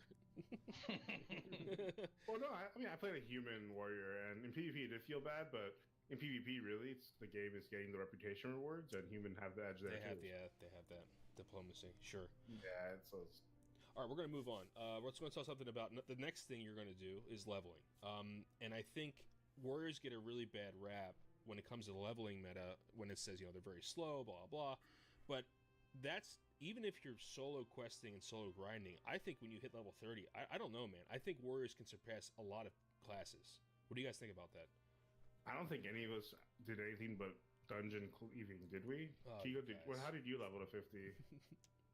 I mean, pretty much dungeons. Like anybody that leveled early, all the dungeon groups are just going. Now it'd be different. If we went level now, it'd just be different. But yeah, Namek did prove though that you can quest really fast with a warrior, especially in a duo. If you get a shaman with you for that Wind Fury, you melt things. Yeah. And I did dungeon cleave on this character, but I agree with Melderon that warriors get a bad rap, especially in Classic where armor values are reduced. Their solo leveling ability gets really strong when you get sweeping.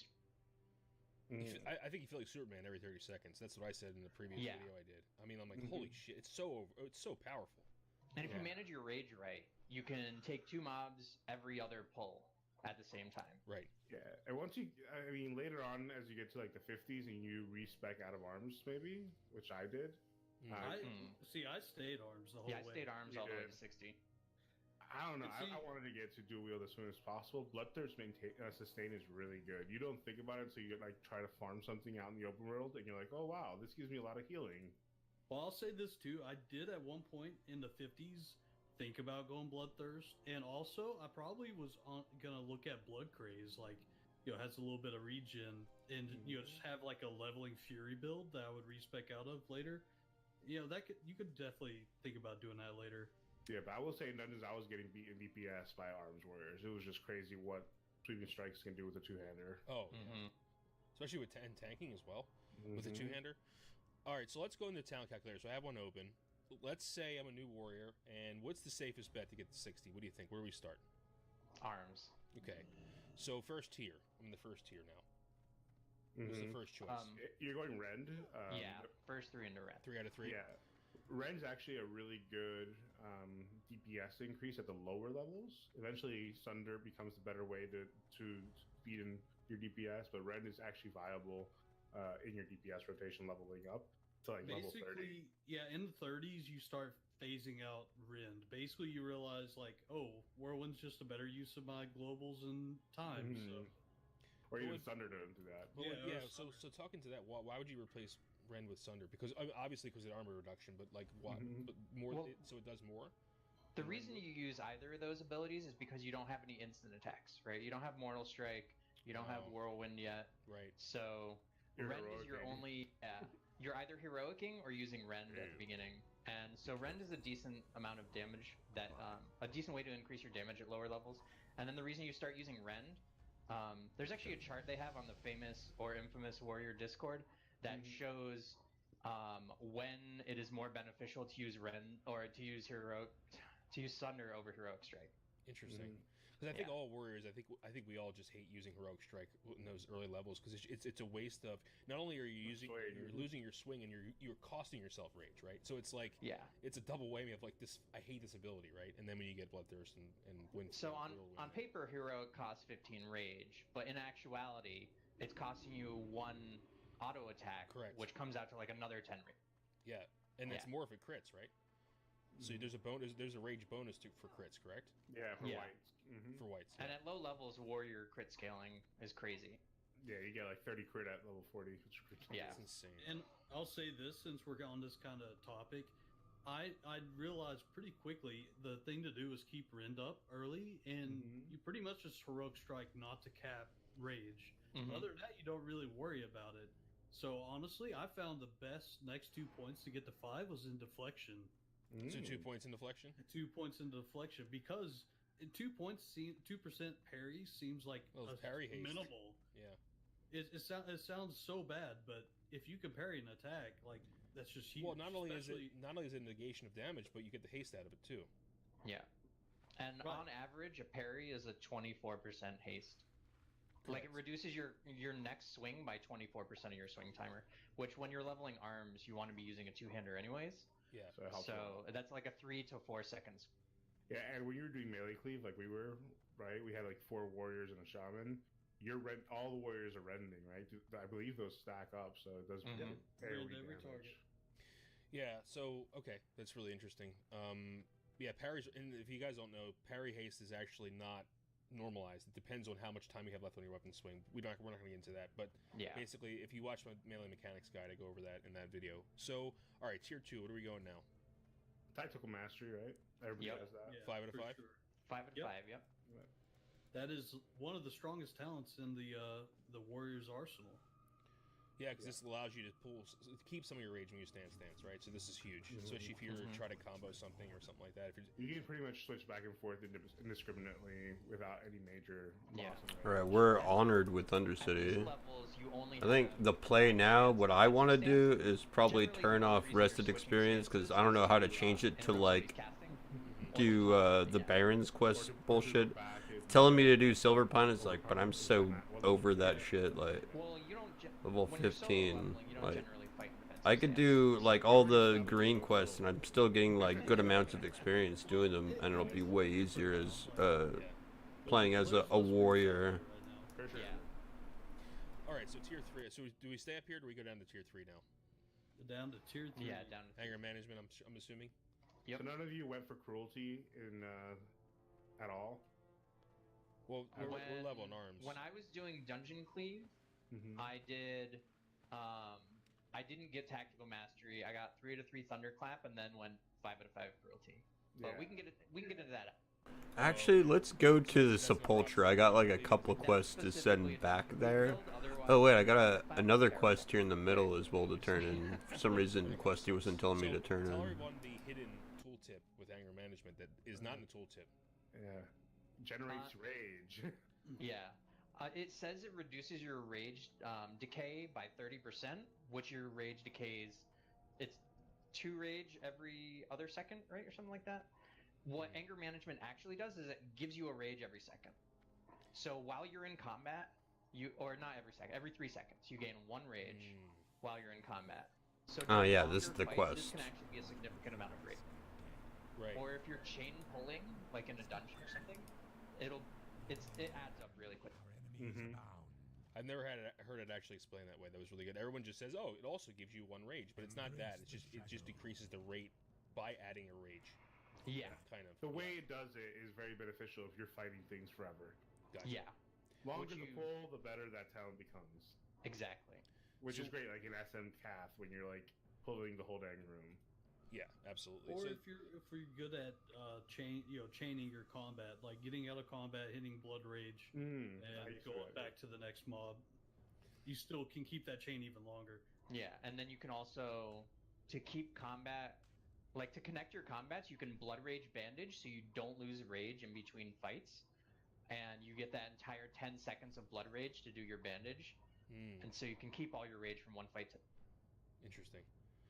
So the next points, are we going deep wounds or are we going overpower? I go deep wounds here. Yeah, I go 3 out of 3 deep 3 out of 3? wounds, For sure. Yep. I'm trying to get to Impale as soon as possible, I think. Take advantage of that AP scaling. Yeah, and improved overpower. Improved overpower really starts to pay off after you get Impale. Those are the crit so we'll bonus, take right? Yeah, exactly. So we'll take 1 point for now, just to finish up tier 3, and then get 2 out of 2 Impale. Right into Impale. Okay, cool. All right, so now we're kind of stuck. Where do we go from here? See, I might be different here compared to like other people. The 2-handed weapon spec that's obviously a really good talent because you get percent damage with 2-handers, right? Which you're using. Sure. But I think another point in the improved overpower is way better early. So you're saying put a point here next, yeah, instead of going in 2.1. I'd like to hear their opinions too, but I don't really focus on 2-handed weapon spec, this early, because 1% extra damage is very minimal in those low levels. Yeah, I agree, because it's just such a small improvement, and improved overpower is huge for a lot of reasons. I mean, you just got Impale, you still don't have Mortal Strike, so this is your actual only instant attack, right? So making it crit most of the time is really beneficial, especially since you have Impale and Deep Wounds. So do you guys fish for this then? Fish for overpower? You can't really fish for overpower in like when you're solo leveling, but it's just really good to have it. You don't have Berserker stance either yet, so you're still stuck in battle stance. I'd say once you get to this point is when you can toss up a Rin, start throwing Sunders out, and hope they dodge so you can overpower. That's kind of that's what I meant. Yeah. Okay. Oh, okay. But you're still putting Sunders up, so your autos are hitting stronger, even if they don't dodge, right? And then you could just hamstring if you wanted instead of heroic striking. Oh, you don't have hamstring yet, do you? Oh, yeah, you do. You do. Yeah. You get it at like level 8. Yeah, really early. Yeah. So you could potentially fish for overpower. It's going to happen. Not going to happen very often. Was it 5% for all mobs? I think it's 5% dodge. Yeah, I think it's So, base 5%, and then like another 0.2% per level above you or something. Yes, something like that. Yeah. And see, from here, I'm also, this is kind of like, I've had this talk with other people, but since 2-handed weapon spec is not really that strong, I actually went into 2 points into improved charge. Improved charge. Yeah, I mean, And the reason generating behind rage is that- huge. Yeah, you get more rage for charging, so starting combat, and combining that and you getting an auto attack, which a two-hander you get a lot of rage. That just sets you up for like the. Wait, entire open the fight. settings? Hold The more on. damage you'll do, the faster the fight will end, the less you'll more. Where mana at? you'll have, the next play you can pull. So it all works towards that kill time. Yeah, and also the number one thing that's going to slow you down while you're leveling a warrior is having to sit down and eat. Yeah. So the less often you have to do that, Oh. the faster you. Oh. I agree. This is really good. Yeah, absolutely. 'Cause I think we've all made the mistake of going to any weapon specialization. When you talk about it, it's really not that bad, especially if you're an orc with an axe. I feel like Okay. Your reduction boned. chance of being missed and parried maybe makes up for that DPS loss from that talent. I don't know. That's just kind of like Yeah, I got the free version. I normally level like a fucking Chad. I don't pay for goddamn the full rested experience thing. I know it was free in SOD, but This talent is yeah. phenomenal, dude. I'm not about to pay that. Like, Every 30 seconds you pop that, all I know is like, oh, someone's gonna die. I don't know if you guys ever done Zug that Zug before. spam dungeon. Do quest when I'm fucking bored, basically. Yeah. But people don't realize as a warrior, you're hitting one target for the longest time. Cleave is the most you can do, and that's only 2 targets. And now, Well, and you could double rend, but yeah, that's Yeah. nothing compared to this. yeah, now all of Yeah. a sudden, with between sweeping strikes and whirlwind, like together, you're hitting up to 8 targets. It's like ridiculous the amount of damage Yeah. that goes up.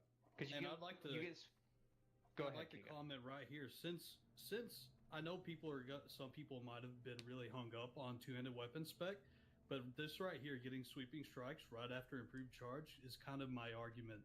Because sweeping strikes is 30 rage.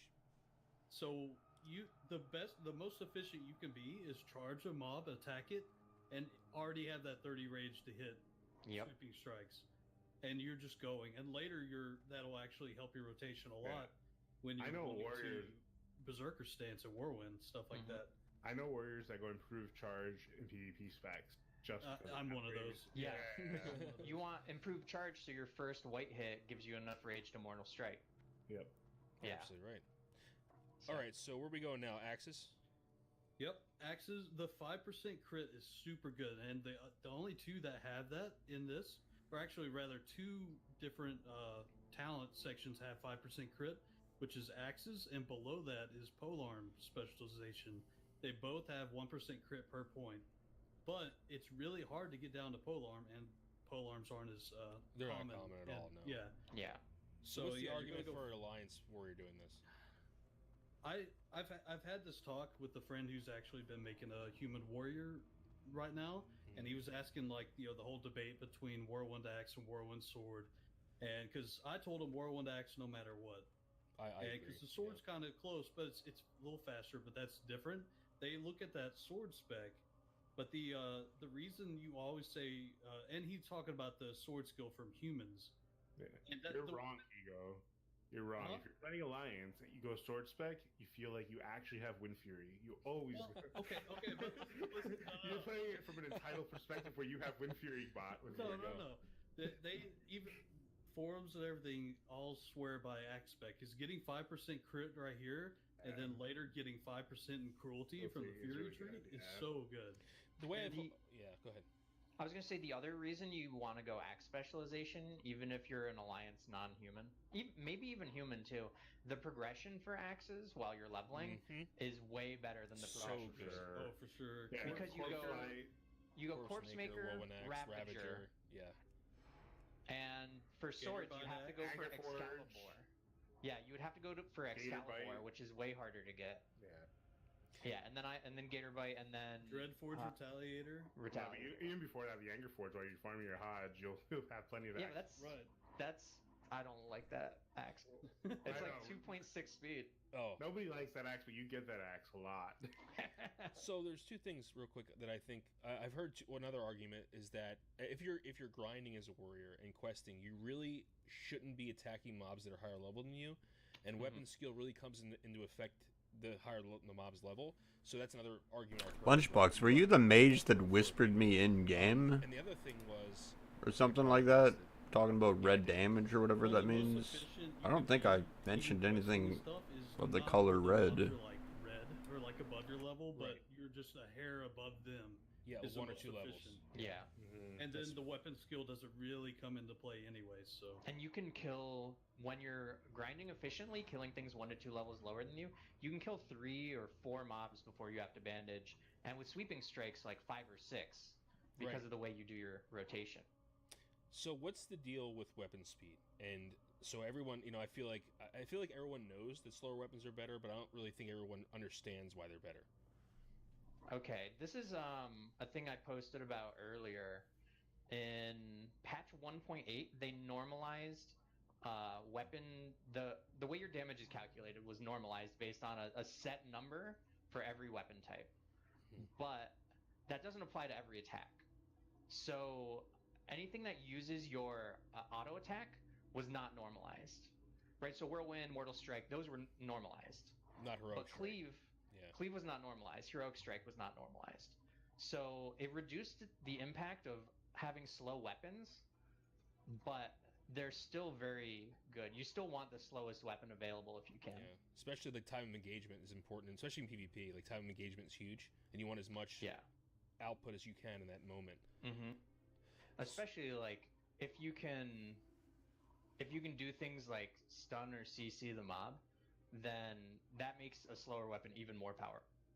Cool. Yeah. Because it reduces the amount of damage you're taking and increases the amount of damage you're doing over the period that they're attacked. Gotcha. So do we do 5 out of 5 in this right away, or do we stop at 4 and go somewhere else? I go all 5. I go all 5 too. Okay. So what's next? I go back for two-handed weapon specialization. Okay, so here's the kind of the differential. See, icon leveling on a PvP server, I would fight anybody I saw. Right. So hamstring. I took improved hamstring, but both are very good. Very good thing. So it's pretty much your choice here. If you're doing dungeons a lot, if you're playing with friends and don't really need the hamstring, two-hand weapon spec is a really good pickup. All right, so we'll put points in there. So at 4 points, we can go to Mortal Strike. So you just grab that. You just stop at 4 points, correct? Yep. Grab Mortal Strike. So we get Cruelty next. I'm assuming for that 5% crit. And then so this one, I think a lot of people have an issue here with what's the way to go. I don't know if you guys do. Obviously, you probably don't. But what's the I best? went Unbridled Wrath, and I thought that was the wrong answer. I went Booming Voice. Yeah. And that's just really a quality of life talent. Yeah. And I'm picking it up in Raid for that same reason. Yeah. If you want to go by the numbers, Unbridled Wrath, I think I did this with a 3.0 speed weapon. Unbridled Wrath only adds 8 rage a minute when you have 5 out of 5 points. Yeah, 5 out of 5 Booming you have a 40% chance to gain 1 rage point. Yeah. With the two-hander, that attack's really slow. Yeah, it's very minimal with the two-hander. However, Booming Voice, 5 out of 5 points, increases. No, I'm Giga Male Boomy player. Reducing the amount of rage you spend on Battle Shout by 5. If you're trying Someone whispered me in game to like backseat my warrior tanking. 1 rage point 40% of the time, and I believe when I mean, I appreciate it. I'm literally listening to like a guide. How long of a time frame? Over 1 minute. 8 rage. Okay, let me make I'm just trying to find. They mentioned like improved hamstring. It's like I'm not seeing that talent anywhere. Or am I fucking blind? Now, Battle Shout, like for me as a 60 warrior or anybody, will have 2-minute duration. When you take Booming Voice, it now lasts 3 minutes, and it costs 10 rage to cast it. So that is another minute that you get to save 10 rage, compared to the 1 minute to get however many 1 point of rage, I guess. 1 point of rage. Yeah. So that's not that's crazy. It's not even half. It's 40%.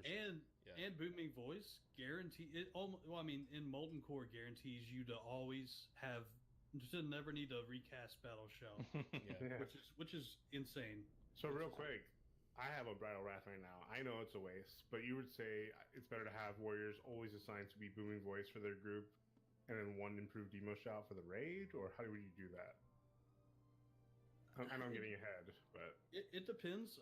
I would say, if you have two-handers, obviously is where it kind of applies, which there are a lot of them. It depends on how often. I usually try and just always. I have some weak ores to help and all that, showing the duration, because Battle Shout's your biggest like buff, it's a lot of attack power. You always have that up. If it's not up, you're losing a lot of damage. And so you only need one person running improved demo shout in a raid, and then the rest can be sharing the booming voice battle shout duty if you want, or whatever you want to do. But you only need one of those per group, right? Like what else? Yeah, you have 5 people in a group. You only need one person shouting if you want. Others can be applying sunders or making sure it's kept up. Yeah, and also booming voice increases the area of effect of demo shout, which comes into play also by on a PvP server. No, I'm a gigabyte. Check 'Cause arm you can use the street. shadow rogues from stealth. Yeah. Was I 50% missing it further, somewhere around here? Shouting range. The rogues will think they're safe around you, and they're like really slow, early, like low levels in stealth, and they'll just like vanish in front of you, and you'll just hit demo and just pop them right back out. Right. Yeah, demo pops people out stuff. That's a good point. Proved That's it. fair. The one Hamstring. issue with that is because of spell batching, they can still cheap shot you after you shout them out of step. Of course. Oh, right there at the very bottom Booming voice probably not, but without to immobilize the target. So like a root.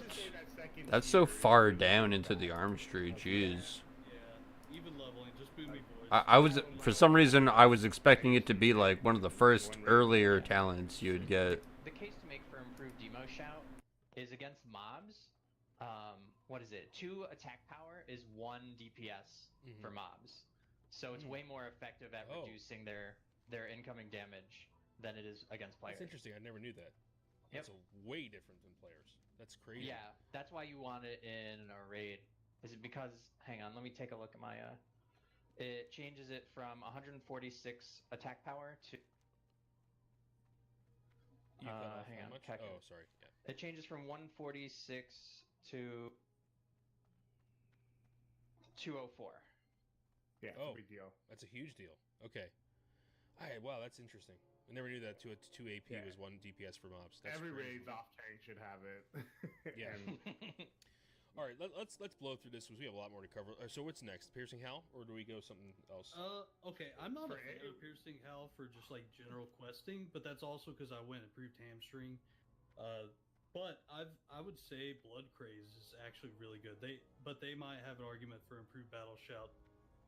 I actually go I- Piercing Howl and then Blood Craze for yeah, solo. I did AoE dungeon grinding, right? Like I was in ZF and BRD, so I was like, give me that piercing howl. to Right. control It's a good talent. It is. It is a good talent. The I best just thing about personally it, don't it like doesn't have a limited number of targets like Whirlwind and all of our other abilities do. Yeah. So you can just And it's against incredible humanoids, for it's really PvP. great when they run away. Yeah, You can't hamstring everything, can't CC everything. Right. and at 10 You rage, saw it's it. very cheap. Yeah. Did you guys go into Blood Craze for leveling? I did, yeah, Yeah, I did. Yeah, that's a pretty nice quality of life talent, I think. yeah. So 1 point in Battle Shout, and then we go down? Yep. All right, so that increases attack power bonus Battle Shout. That's always nice. And then I'm assuming improved Execute here. Yep. Or would you go, okay, so then Enrage? Yes. So reduces the rage cost of your execute. That's great. You can execute more often and quicker, and then enrage until that's it. 3 points in enrage. Okay, so that's your leveling. Is there an argument for going Fury leveling? There was on private server, but it relied on having a sit macro so that you get crit Oh, right, to proc and right. Yeah. Basically, or no. not to wait. Is it rage? Yeah, rage. Yeah, enrage. So it's the sit procking thing. You can still do it in classic, but it's yeah. much more harder and relies on spell bad. Yeah, I think there's so much quality of life in arms, honestly, and I think you know, we can do a real quick Fury build. What that's going to look like. So I think you just go Unbridled Wrath. You would go Booming Voice most likely, but you have choices there. Piercing Howl, Blood Craze, 1 point in Improved Battle Shout, 2 in Execute, and then where'd you go after 3 in Enrage? I would do 3 in rage, 1 death wish, 2 more in enrage. Okay. And then where from there? Depends what you're. So is dual. So that's another thing. Is dual wield good while leveling at all? Not really. To be consistent, dual wield requires a lot of hit. Would you say for out like if you're grinding out in the open world, would you use the wield? Probably, right? Like rogue. I would. Personally, I didn't level it until 60. Yeah. to train it. Yeah. Rogues get the advantage of having hit and weapon skill in their talents, And also so stealth. it's way easier for them to so you land don't hit. get ganked out there. Yeah. Yeah. All right. So what's next So- after that? Death Wish, and Rage. Improve intercept, maybe? Yeah, intercept is nice quality of life. If it Because- gives you an extra CC and stun for runners. Yeah. A 3-second stun, people often underestimate the 3-second stun from intercept. It's really good. And it also does a tiny bit of damage, like 45 damage. So if Right. you're out in the open world and it's like a fresh server and you're fighting for spawns, you can actually tag stuff with intercept. Hmm. And the damage applies before you charge them. Oh. So okay. you can tag stuff faster than a hunter. Interesting. That's really Yeah. interesting. So I'm assuming after that you just go Flurry. Flurry, And then Bloodthirst, and then you through would arms rinse and down to... repeat. So Ran, Deflection, Tactical Mastery. I'd be interested. What do you think about improved Berserker's Rage box? So back in vanilla, I loved it because it gave me rage, but I don't know if I would use it anymore. Would you? I've considered it. It's like having 2 blood rages, right? Yeah. I almost want to... I've never done it, but I almost want to say it makes sense in like a Fury prop build. Just to be able to generate extra rage. And you want to have Berserker Rage up. You want to like cast it before a fight when you're Fury prop, so you generate more rage. But Yeah, from getting I've never hit. actually used it in Classic. Yeah, I last time I used it was 15 years ago. Yeah, I same remember here. it feeling good, but every guide I read, everything I saw, I was like, well, I guess I was dumb 20-year-old, you know? Yeah. All right, we're almost done the leveling portion. Real quick, what do you think is the best way to get to 60? Is it a combination of solo questing, duo questing, and dungeons, or does the meta still dungeon cleave? I would say if you have a shaman friend or even a priest friend, right? But shaman would make it a lot better. So duo questing is probably your fastest way until your 50s, and then 50s just start doing BRD and Start getting LBRS. some pre-raid bis. Mhm. Yeah. Right. That's what I did. I ended up hitting 60 with like 10 items of pre-raid bis and going into Yep. MC the same day. Savage Gladiator chain while you're Oh level yeah, 300 52. runs. Is it? 51, brother. Okay. It's crazy. I went to that arena as soon as possible. So what about for Alliance? Do you think the meta is different? Paladin are really good combinations with warriors, just because you got the blessing of might, Retribution aura, is really nice. Yeah, Yeah, and blessing of Healing. freedom. And freedom, yeah, all that crap. Yeah, that's good. It's a good point. So basically, Shaman and Paladin are the best, depending on what faction you are. To do I it with. will Yeah. give I will give a good look for druids. I like to have a Yeah, druid with I was me. just about to say that. Yeah, And I leveled up in dungeons with a druid, and it was awesome. But it also sucked when we died. Yeah, That's druids fair. are not the best for dungeon healing, but like out in the open world, they're real. Especially since they have 2 different forms of CC, and if they go, there's some weird leveling builds you can get into with a druid that like you can go a couple points in a balance just to get Omen of Clarity and proc clear casting, and then get instant cast free heals or something. Yep. But All right, so we're moving on to a pretty heavy slide now. We're moving on to the theory crafting slide. So real quick, just the introduction to the stats. Strength, of course, equals 1. So 1 strength equals 2 attack power. 7 strength or 14 attack power is approximately 1 DPS. So agility is 20 agility is 1% crit at 60. We're still unsure about how that relationship works as you level. So you require less agility to gain 1% crit the lower level you are. We just aren't sure of that relationship yet. But when it comes to strength and agility over leveling, you're saying that 1.5 agility per attack power. So is strength the way to go? Is that you want to stack while leveling, or at all leveling or endgame over a crit? I think stam is probably better than everything else, right? Just get as much stam when you're leveling. Yeah, your weapon carries a lot of weight. Mhm. Yeah. So you can have a really big weapon, and technically you can have a bunch of stam gear on and still hit really hard. Yeah, and I mean, you'll be using a lot of the stuff from like Scarlet Monastery that has like a crit, like the Berserker helmet and stuff like that. Yeah. So it'll be like raw stats. You just need as much stamina and strength as you can get. Agi is really not considered until you're end game rating, right? Like, Sure. so So those stat weights really only matter at 60. gotcha. So at endgame, what does your stat priority look like for a Fury DPS warrior? Strength, then Agi. Okay. Yep. So it's pretty clear then. Well, hit cast. And hit. Yeah, Yeah, you can hit tell by the weapon skills. food we use, right? We can use grilled squid, that's 10 strength. or you can get Blessed Sunfruit, 10 strength. The squid has 10 agi. It's night and day. You always go strength. What about flat crit, like from gear bonuses? Flat crit's pretty good. It's yeah, pretty flat good. crit is worth 30 attack power. I see. So, right. But I will say in later phases, having the stats is way better because you get things like the Zanzibar buff, and if you're Alliance, you get Kings, and that scales better. Yep. So stuff like Black Dragon scale armor is pretty garbage because it has flat gear, stats. It doesn't have abilities. Like Drake Talon Pauldrons are way better, right? Yeah, and if we're talking about leveling still, Agi also provides you with armor and dodge, which are very helpful at, again, keeping that sustain high so you don't have to sit and drink or sit and eat. Yeah, Agi's a pretty loaded stat, and in Shaman it's really important too. And I think other classes don't get that, and I think rogues and druids just like kind of scoff at warriors and Shaman taking agility, but it's just a powerful stat when leveling. Yeah. So spirit and intellect are pretty much. We know that spirit increase it may be good for leveling. A lot of people say that you should get a second set. I don't think that's true. What do you think? Yeah, absolutely. I mean, who's going to carry a second set of gear in their bags? You know? Yeah, it's really good. It's really good YouTube video fodder where you can like by the time the load screen's over, you're full health when you step out of Skull Mans. Yeah, exactly. And spirit.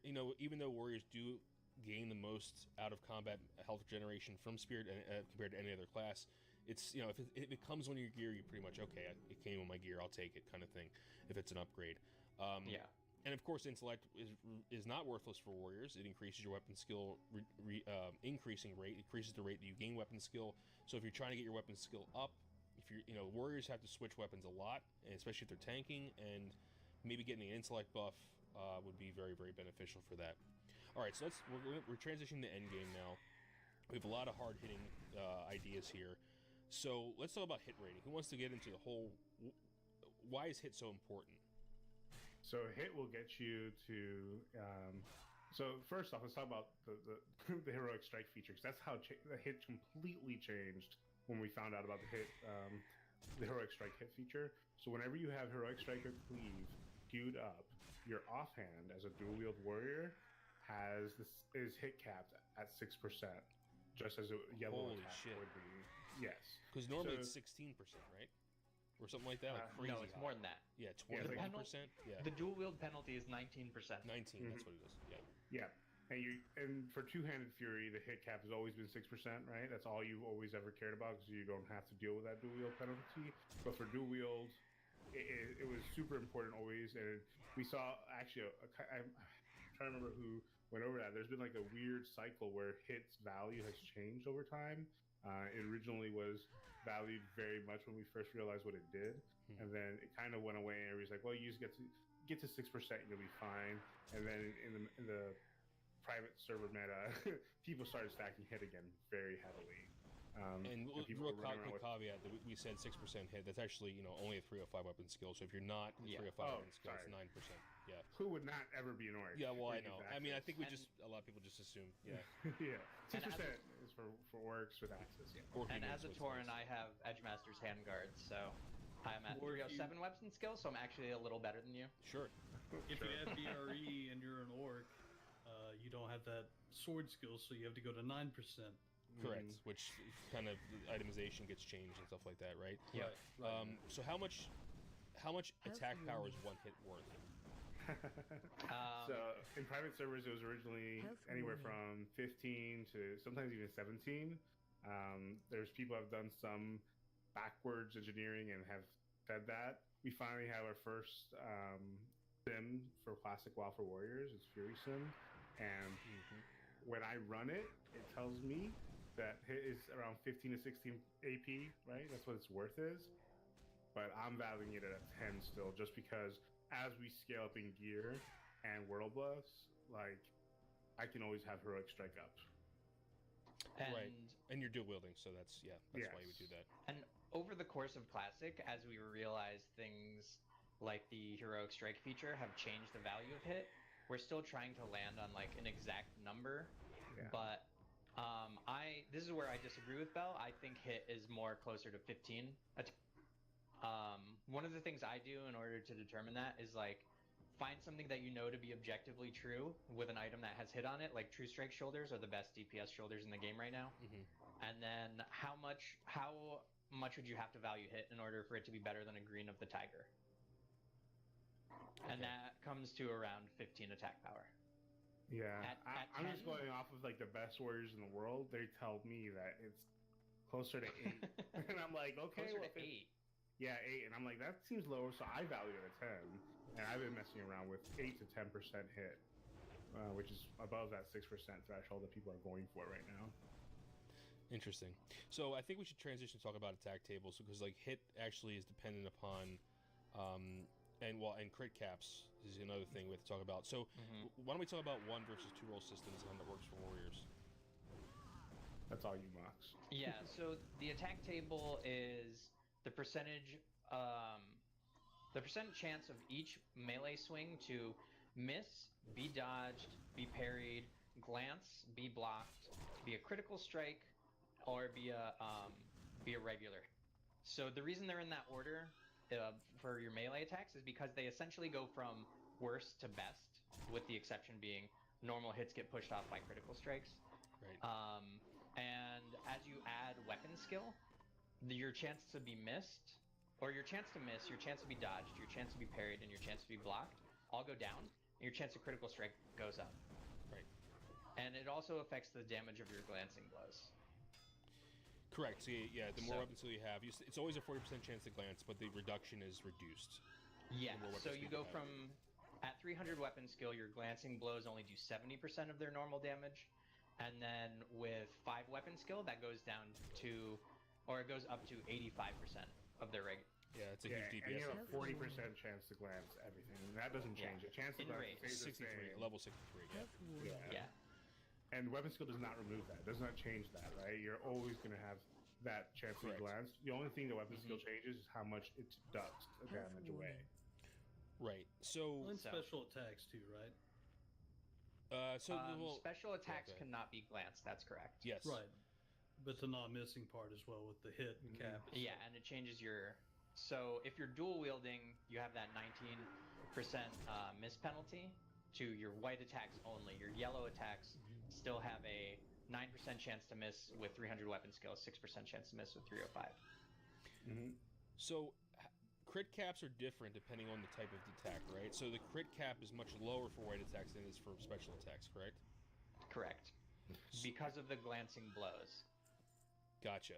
Okay. And the miss chance. And aren't they on a 2-roll system, yellow attacks as well? They're on a totally different roll system? Yeah. So when that only matters for blocks, as far as I know. So yellow attack. So your attacks can only be blocked when you're in front of the mob. Correct. So if you're doing DPS in a raid, you should be standing behind them.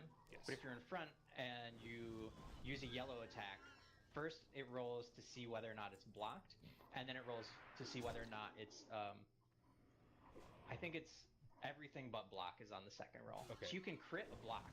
It's called critical block, right? Yeah, you can crit and it's still block, and then the block reduces the damage by a value based on the mob's strength. Correct, because same thing with us. So strength increases the reduction of damage. So what is the crit cap for white attacks and yellow attacks at 300 weapon skill? Do we know that? Hang on, let me do some math. Okay, while you're doing that, essentially, so you can get crit cap. So that's why it sucks for like Shaman. They have no yellow attacks that they can use in raids at all, except for Storm Strike, which you're not going to use as a debuff slot in most circumstances. So your crit cap's low. And since warriors have so many instant attacks like Bloodthirst, like Whirlwind, even Heroic Strike, if you're queuing that up, that's none of those. They're all 2-roll systems, so your crit cap should be higher for those attacks. So it's really nice to have those other, instant attacks. Yeah, and I will note that. Oh, go ahead, Moxie. I was going to say, so when you're dual wielding with 300 weapon skill, your crit cap is essentially 40% plus the amount of hit you have on your gear, which should be 9. Actually opens up more crit chance, right? The more hit you have. Yeah. Because if you look at the attack table, as your misses go down, that window for your critical strikes gets big. Yeah, So at 305 for dual wield, my crit cap's 34% plus whatever hit, right? Health warning. When my heroic is queued. Yeah. And when it's not queued, it's a lot higher. And for Health two-handers, warning. 53, so that'd be the same. Yes, exactly. So with 305 weapon skill and a two-hander, 53 plus your hit, which should be 6% at least. Well, no, exactly. 9% if you're BRE with an orc, right? But you wouldn't have 305 weapon skill. Oh, that's right. Yep.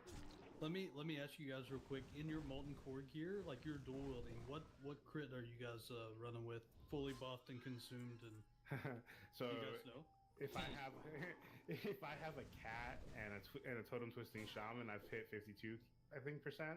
Yeah. So that's a white hit crit cap, right? You're talking about right now, or is that a yellow? Yep. Okay. And That's what would the yellow be? At 300, is that the same? Or it's not the same. No, it's not the the same. yellow is higher. So It's always 53. higher, right? Okay. Yeah, my white is 34 plus hit. 34 plus. Got it. Okay. That's The what yellow- it is. The yellow would be the same as your Actual uh, crit that's chance. as your two-handed one. Yeah. Right. So with right. 305 weapon skill, you would have 59% would be your crit. Got it. So that means in raids, fully raid buffed, Bell is over the white crit cap, but still under the yellow crit. Well, there's also crit suppression. So Yeah, but that's just 1%, right? No, it's higher than that. It's like 5 to 6% or something. yeah, like that, right? it's 5%. Yeah. Yeah. So yeah, that's another thing we need to talk about. Yeah, it's crit spree. So 5% when you're fighting level 63, my 5% of your crit is immediately wiped off. Yep. From auras. So yeah, what you always have. You always have an aura that increases crit in some sense. Yeah. That's a huge thing. That's a good transition. What is this aura slot thing for people who don't know? That sounds like a Bell question. Sure. So, in WoW's wonderful glory, there's literally a limit of number of auras that you can have as a positive effect on your character, right? Right. And that didn't. And for a long time, different things were counted there. There was a whole patch actually in WoW Classic to change how certain enchantments were counting and so forth. But basically, between Librams or any other enchants that are attached to your gear, world buffs, consumes, and even buffs that other players put on you, like Fort, those take up slots, and you only have 32 of those slots. And I've definitely had Songflowers and stuff pushed off of mine because people have been hodding me before. Oh my So god. now my Heroic Strike and my Cancel Heroic Strike macro has cancel auras that take off Arcane Brilliance, they take off any renews, Divine Spirit. yeah, anything with your Bloodthirst. Ancestral, Fortitude, all that stuff is taken off. Which is actually funny because I was actually doing an Onyxia where I pulled threat after phase 3 and I became the tank, and I was using that macro and I was stopping heals from getting through. Oh, right. That's really funny. It wasn't funny at the time for my healers, but it was. So, from a tank perspective, would you not do that at all, or would you have just certain things you would take off? So there's certain things you would take off. You'd be a little bit more picky. You'd obviously keep, I think, Ancestral Fortitude. We're not at the point in the game yet that aura slots are that tight, right? Like when they got taken off me, I had like Thorns and Spirit put on me because I was in a group with a caster, I guess, Sure. Druid. But yeah, I don't enchant my Lionheart helm because I don't have the 8 strength on my Lionheart helm because there's no way to take that off, and that'll always count as an aura. It's because enchantments that are applied by an item, this includes your Librams, your what are they called? Your sharpening stones and your Potions. well, I was gonna say the shield spikes. Oh, shield Those spike. are all count towards the aura cap. Probably spurs too, I imagine. Mhm. Those all count towards the aura cap. So those things can actually prevent you from getting stuff like Songflower or Onyxia buff.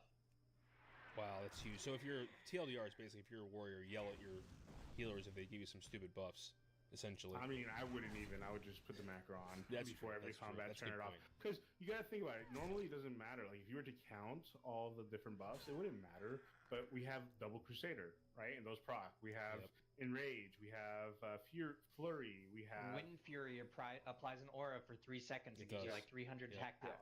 I cancel my own Bloodthirst because it gives me a buff. I cancel my Berserker's Rage sometimes.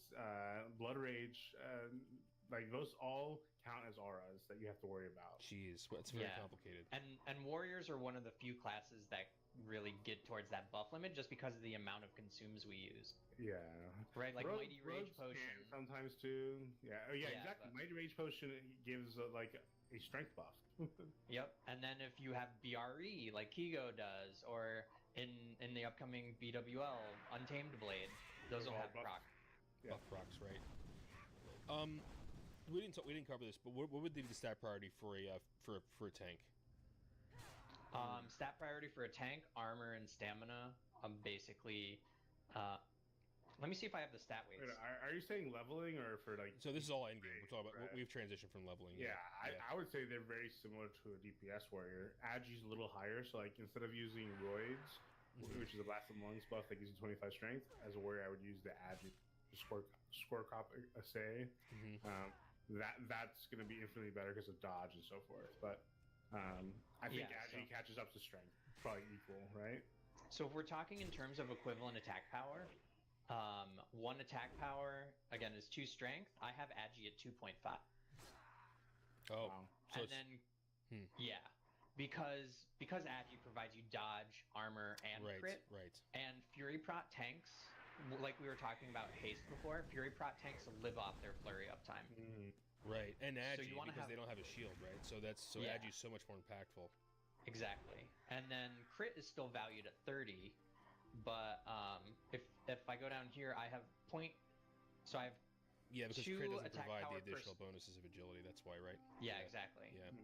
And then I have 2 attack power per stamina and 0.05 attack power per armor. And that's just a way to weight items so that you can have a mix of mitigation And when we look at gear, we'll look at that, Sure, right? sure. And Yeah. how it's all thought about. But I would say that it's pretty similar, right? Tanking has become less about mitigation, more about threat.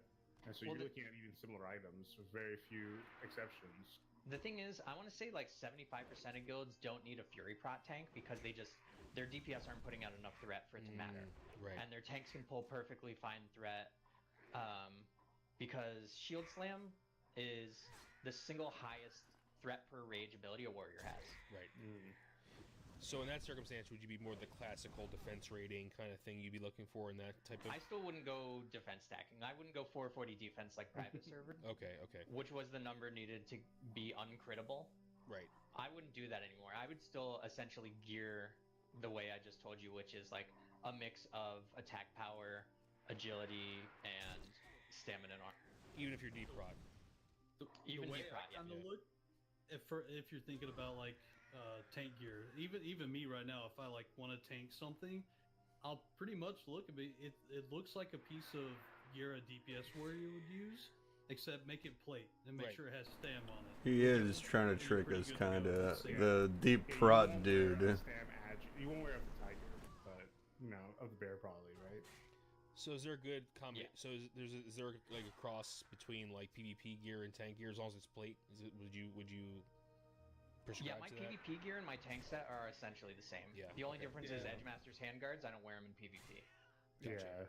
Yeah. Ring, anti-disarm. You can get away with like Savage Gladiator chains, a mail piece, blood Yep. mail boots. You don't want to go like wearing leather around with Yeah, melee hitting you, but you can get away with 1 or 2 mail pieces as well, as long And- as they have good stats. There are exceptions to that. Like, if you're just starting to raid, Mask of the Unforgiven is a perfectly fine piece of headgear for a tank because it's stamina, it's crit, Yeah. and it's like all the stats you want as a tank. It's just a piece of. Yeah, but I was gonna say I wouldn't wear that as the DPS warrior anyway, right? I'd be using Eye of Ren. That's the difference because it has stamina. Yeah, because it has would do stamina that. and Eye of Ren has strength. Exactly. Gotcha. All right, we're going to transition to consumes and buffs. So we're going to go into each consumes and buffs, but off the top of your, so there is a buff limit in Classic, right? Mm-hmm. What is it? 32. 32. And that's Well, that's wait, wholly you're talking different about- from the are you aura saying limit. aura? So that is Well, that wholly different from the aura limit? I guess that's a question. So I don't know what the buff cap is. I know what the aura limit is. I've never reached a buff cap. Have any of you not been able to apply something else to your buffs? I don't think so. Yeah, I think the buff cap is the aura limit essentially. So it's I being see. reduced by things like your enchants and stuff. Enchants, yeah. Okay. Some enchants. They changed it so that it's not all enchants. I haven't looked into it lately. At one point, they were saying talents count towards the aura limit too. I don't remember. I think they fixed that. That was the one that got wonky. You'd have to like make completely unviable talents to get to effect. Oh, I remember that blue post said they made the most ridiculous talent spec imaginable just to check. Yeah. I wouldn't worry about that. You're good. Okay. There is no buff limit, but there really is for warriors sub buffs that are essential, and then there's like side grades that you can do depending on how hardcore your guild is or how much time you have or money. The first one's Mongoose, the Elixir of the Mongoose. Mm-hmm. 1 crit. It's 2 crit, 25 agi, so it's really almost like 3 crit plus 5 agi. And then the agi is really great for tanks, obviously. Okay. So yeah, so I'm on the consume list now. I'm on that slide. So let's go one by one. So this is the Elixir of the Mongoose. It's a 1 hour elixir. And you would recommend that the Greater Agility Potion is like an alternative if you don't have the gold, essentially. Yeah, if you're like I would say even tank maybe would do that, right? Because it gives you the 25 agi. But as a DPS warrior, I mean, the Mongoose isn't that expensive. It's like 3 gold on my server. Oh, that's not bad, yeah. If you want to look at it this way, with Blackwing Lair coming out, you know, save the Elixir Mongoose for Blackwing Lair, and you could just get away with the Greater Agility and Molten Core if you're filthy clearing it. casual. I mean, if you want it, I'm playing Devil's Advocate. I'm gonna still Mongoose, but you could get away with it. I would say Mongoose is not the one to cheapen out on. How's that? Yeah, that's we'll fair. talk about the cheaper stuff down there below. You can cheap out on the Jujus, but keep using the Mongoose. It's just so much more powerful than the alt. Yeah. Okay. Like, so what's your next one? You got Juju Might and Juju Power. These are stackable, correct? Yeah, you yes. can use both. Yeah, the things that are not stackable are the Winterfall Firewater and the Elixir of Giants with the Juju. So you have to pick one or the other, right? Yep. The Firewater has 30 strength. The Juju Might has 40 strength. The Firewater has 35 AP and Might has 40 AP, correct? Yeah. And one lasts a lot longer. So like The Firewater is 30 minutes. It's 15 minutes. 20 minutes. And Juju So Might I'll is say 10. this: comparing Juju Might and Firewater, which are in the same category of attack power. Obviously, Juju Might's better, lasts a little bit shorter, but I'd say it's almost easier to farm. I'd say it's easier to farm too. I disagree with that. While I'm farming Juju Power, I'm getting Firewater. That's So I can true. That's a good I can point. skip Giants. Like I've been doing it for the past hour, and I've gotten 13 Winterfall Ecos for the green Jujus, which are the power ones, and I've gotten like 6 Firewater. That's pretty accurate. Well, okay, so that's in a solo scenario. Say you have like a raid and you guys are looking to get better, and your melee's not using Juju Might or Juju Power, and you can what you could do, you get the Echoes, Frostmaw Echoes turn into Juju Might. It's from Questline of Winterspring, and basically when a mob dies and you have the cash on you, it will drop. It has a chance to drop the Echo. And the way it works is one person, or if an Echo drops on the mob, everyone in the party can loot it. Everyone in the Everyone raid. in the raid can loot. Everyone in the raid, right? And so the thing to do is everyone gets one if it drops. And the thing to do is, get you like a 10-man raid and go and just all gang up on that poor elite Frostmaw Giant down there, and just you just massively farm. Wait, you said everyone gets one? Everyone in the raid gets a Juju, Okay. or an Echo. The most broken gold in the game, I think, at the moment is having like multi-boxers kill people for Echoes. And the Frostmaw Echoes from the Giants, they sell for 4 gold on our server, whereas the Winterfall ones. So this is a quest item that's literally tradable in the auction house. Before you trade it in for the quest, yes. Right. That's very interesting. And I'll say this, with the Echo farming, like me as a warrior, I'm geared, but trying to kill those giants, I can't really solo them, not efficiently if I do kill it. But the second I get like a shaman there with me, he doesn't have to do anything but drop like Wind Fury and maybe toss 1 heal, and I can just kill it. And if Echo drops, he gets 1, I get 1. But then you could add, then you just made 4 gold each, and I mean, if you want to do that, you can. So healers also can go there to help melee farm their consumes. Yeah, that's how you drive your healers into coming. You get all your melee, all your warriors and your rogues go down there, and you get your 2 shamans and a priest to come down because they'll be getting 20 to 30 gold an hour off these. Holy shit. Yeah. That's really good. So the next thing you get is Blessed Sun Fruit, which is 10 strength. That requires revered reputation. With the Damn, I can't be fucking with them. They got hands. Try to get your Black Baron cape, right, Mox? I mean, I guess I could probably pop my world buffs and we'll destroy their anuses, I guess. We did 2 last night. I've never seen the cape. And I thought my first 3. Wow. So alternatives grilled squid, easy to get. Well, not anymore. It won't be easy to get soon. It's a winter only. The season's going over, so get that revered. Absolutely. So and it's way better. Like an Agi's 1.5, right? Whereas one strength is 2 AP. It's 2 AP, yeah. So what's up with this roids? Where do you get these roids from? So it's a quest out in the Blasted Lands. As soon as you leave Swamp of Sorrows and head towards the Blasted Lands, you'll see some what is it? They're blood elves, aren't they? Blood elves, I believe so. Yeah.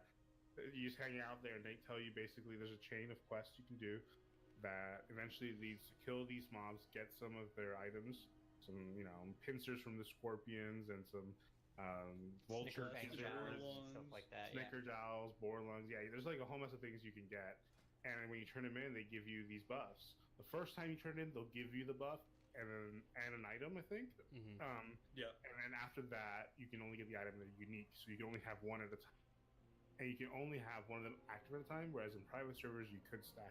So just be mindful of that. I get both the Agi and the Strength one, just so that if my MC goes longer than an hour, I can pop the second one for Rag. But I usually use Roids because that's the most beneficial for Fury DPS. For tanking, the Agi one is better. Okay, so this is a repeatable quest. It is a repeatable quest. Yep. Okay. And you can again make money off of this too, because warriors that are lazy will buy this off the auction house for very expensive. There's some of them that go for like a gold, 2 gold. Right, one lung for like a gold. Mm-hmm. Stuff like that. Okay. And these are like 49 level mobs, so it's super easy to you farm. can just blow them up, yeah. Yeah, what I do is whenever I go down there and pick mine up, I stay there for like half an hour to an hour and kill some more, and just make sure I have a stock up. I have like 3 months worth of that. Yeah, they stack for like 20, so you can just put a bunch of them in your bank. Mm-hmm. So the last one you have here is Elemental Sharpening Stone. So this is just what sharpening stone you apply to your weapon, and it gives 2% crit. Obviously, for the Horde, you do not want to put on your main hand because you can't have Wind Fury, so don't do that. But Alliance, you're going to have to put on both weapons. So and if you use a Flurry Axe, which has the item level is so low, you cannot use Elemental. You have to use a Dense Sharpening Stone. Okay. So when you think about itemization, that's one of the cons of having a Flurry Axe. You cannot apply Elemental Sharpening Stone, so you lose out on the crit. You just get weapon damage. Gotcha. To honestly a pretty crappy weapon. The proc is what makes Flurry Axe. So moving on to world buffs. Why should you get world buffs and consumes? It's the only way to play a warrior. Yeah. Yeah. The warrior plays completely differently when you have all of the world buffs. It's almost like you have unlimited rage because you're doing so much damage. And it's more fun. You're right so on. fun. You're on the razor there. You're gonna pull threat if you crit more than your tank does. So your tank loses world buffs and you don't, you just give up. Especially if your tank doesn't have world buffs and you do, you're at a disadvantage. Yeah, and I think it's a liability too in a raid if you're our tank and your DPS are getting them, and you really have to now. It's impossible. Yeah, it's impossible to tank a person that has world buffs. But just like look at all the stats. So Rallying Cry the Dragon Slayer, 5% crit, 140 attack power. War Chief's Blessing, 15% melee haste. Songflower, 5% crit, plus 15 to all stats. That's kind of minor. And then the buffs from DM, 200 attack power. And then 15% stamina. Yeah. I think it's 15%, isn't it? It is 15%. Yeah, 15%, I was looking at the Dark Moon Fair, which is 10%. Yeah. Like it's items. You're wearing items that double your DPS. Yeah. To a certain extent. Oh, it's huge. It's huge. It's I mean, you're ridiculous basically DPS. wearing another set of gear, like on top of what you're wearing, almost, just in stats. Yeah, last week I had world buffs, right? And it was the last raid with my group before we split up, and I was like, I want to get some parses, and I went really ham and you can see in my parses I had 99 on Magmadar, 99 in Gehennas, and I lost it on Gehennas because I was going to pull aggro on Gehennas for sure on those ads. And after that, all my parses were in the 80. I went from like literally being in the 99th percentile to being in the 80th percentile, and I was trying just as hard and I was popping every single consume, and it was just hard to keep the same level. Well, that's mathematically just proven that these things are just going to put you in the high parses if you also have the skill to play. Yeah. Like we had a raider in our raid that had a Grizzle Skinner, which is an axe off of BRD Arena, super awful, and he was getting 98 to 99 parses with it because he had world buffs. Well, I'll say this: just looking at the world buffs alone, you get a Songflower from Felwood, and that's 5% crit. And then on Onyxia gives 5% crit. And we were talking about the crit cap earlier. I remember looking when we just started Molten Core this a couple days ago. My crit without the Shaman Totem for giving agility and without like a cat feral buff, I was at 48.65% crit in Berserker, which is that's consumed. That's that's a lot of crit. And if you take away just those two buffs, I'm at 38.65, which is that's a significant amount of huge. Yeah, it's like Flurry 22% uptime. of your crit. right. Your flurry uptime suffers. Right. Your rage generation suffers. It's awful. And your flurry uptime ties into your wind fury uptime. All those things synergize. Being a two-handed weapon player, my attack speeds are really slow, so getting that flurry is really Oh, important. huge! So impactful. And we'll get And into when the you- difference between that two-handed and dual wielding in a little bit, but Before we move on, there was one consume that we missed. okay. Well, other than the ones that used for mechanics, but that is Mighty Rage. Health warning. Oh On- yeah, I on- forgot that one. Well, and lips and Yeah, we'll get to those in a second. But Fast, on 7 out of 10 bosses in Molten Core, because of the mechanics, you're gonna want to be using Mighty Rage potions on those bosses. Why And is it's one that? of those things that, because it gives you like 50 to 75 rage and then some strength on top of that. So Like a it's lot 40 of strength. it's like 25. 60 isn't it? strength. It's Oh, 60 gosh. strength. It's 120 20 attack seconds. power. Yeah. Yeah. So it's one of those things that you time it around your cooldowns. I see. Right, like warriors, we like to time our cooldowns for the execute phase. So Bell made a chart for us that shows our average time to kill, and then at what percentage we should pop all of our cooldowns. So when there's 30 seconds remaining in the fight, you pop Death Wish. When there's 20 seconds, you pop your Mighty Rage Potion, because that 20-second strength buff will last you the last 20 seconds of the fight. And then you can do at 15 seconds Recklessness if you're using it, or Blood Fury. And all of that adds up to giving you incredible DPS during the execute phase. Wow. Yeah. Wow, so It's much. a So monster many moving power parts. spike. I would say that using the Mighty Rage Potion through execute, like after your big execute, giving a second big execute with recklessness up is worth it though. Right. It's not. I've tested that's it, how and it's way better if you pop it right with 20 seconds left in the fight. Health warning. I don't know. I kind of would make the argument there's a big value to be gained when you pop cooldowns, execute phase comes up, you have a full rage bar, you dump your entire bar with execute, instantly Mighty Rage, you get a brand new full bar and do another full rage execute. Yeah, especially for With all bosses the with longer execute phases like Ragnaros or Magmadar. Golomag, right? Yeah, or Golomag. It totally. Yeah, for those bosses probably, but let's say it's only like a 30 or 40 second fight, then that's 2 Bloodthirsts you're missing out on with this extra 120 attack power. So that's like like mean, you're taking you're Those taking bosses 50 end in damage 15 off. seconds anyway, so you're gonna have that buff waiting anyhow. So like Lucifron and Shaz. No, I said 30 to 40 seconds. Lucifron's like a 20 to 30 second. Depends on your guild, right? Yeah. Yeah, for sure. So where do lips and faps come into all this? Obviously, I know what they do, but I think it's kind of like you have to play your potion cooldown here, right? I Yeah, think there's- I can speak on this one a little bit. Yeah, he does Uh, that. Yeah. Warning. Okay, well, no, I'm reformed now. Okay, Kigo pulls thread a lot. Yeah. when we say lips, we're talking about limited invulnerability potions, which make you immune to physical damage for like 5 or Health 6 warning. seconds. And basically, if you pull aggro on a big bad boss, he's going to turn over and just smack you, right? Because most warriors wear leather anyway, and if you're pushing close to threat and then you look and see the boss hit you, or like Sulfuron today, the other raid we had, Mhm. I had cooldowns going. I was nuking the ads. 3 ads turned and looked at me and started hitting me. And instead of using the Mighty Rage or like a FAP, a free action potion, I had to use a limited invulnerability potion Right. because if you die, you lose all your buffs and have to reapply consumes, and it's no fun. But yeah, Lips are like save insurance, lives. basically, right? They're like Yeah. insurance for your buffs too.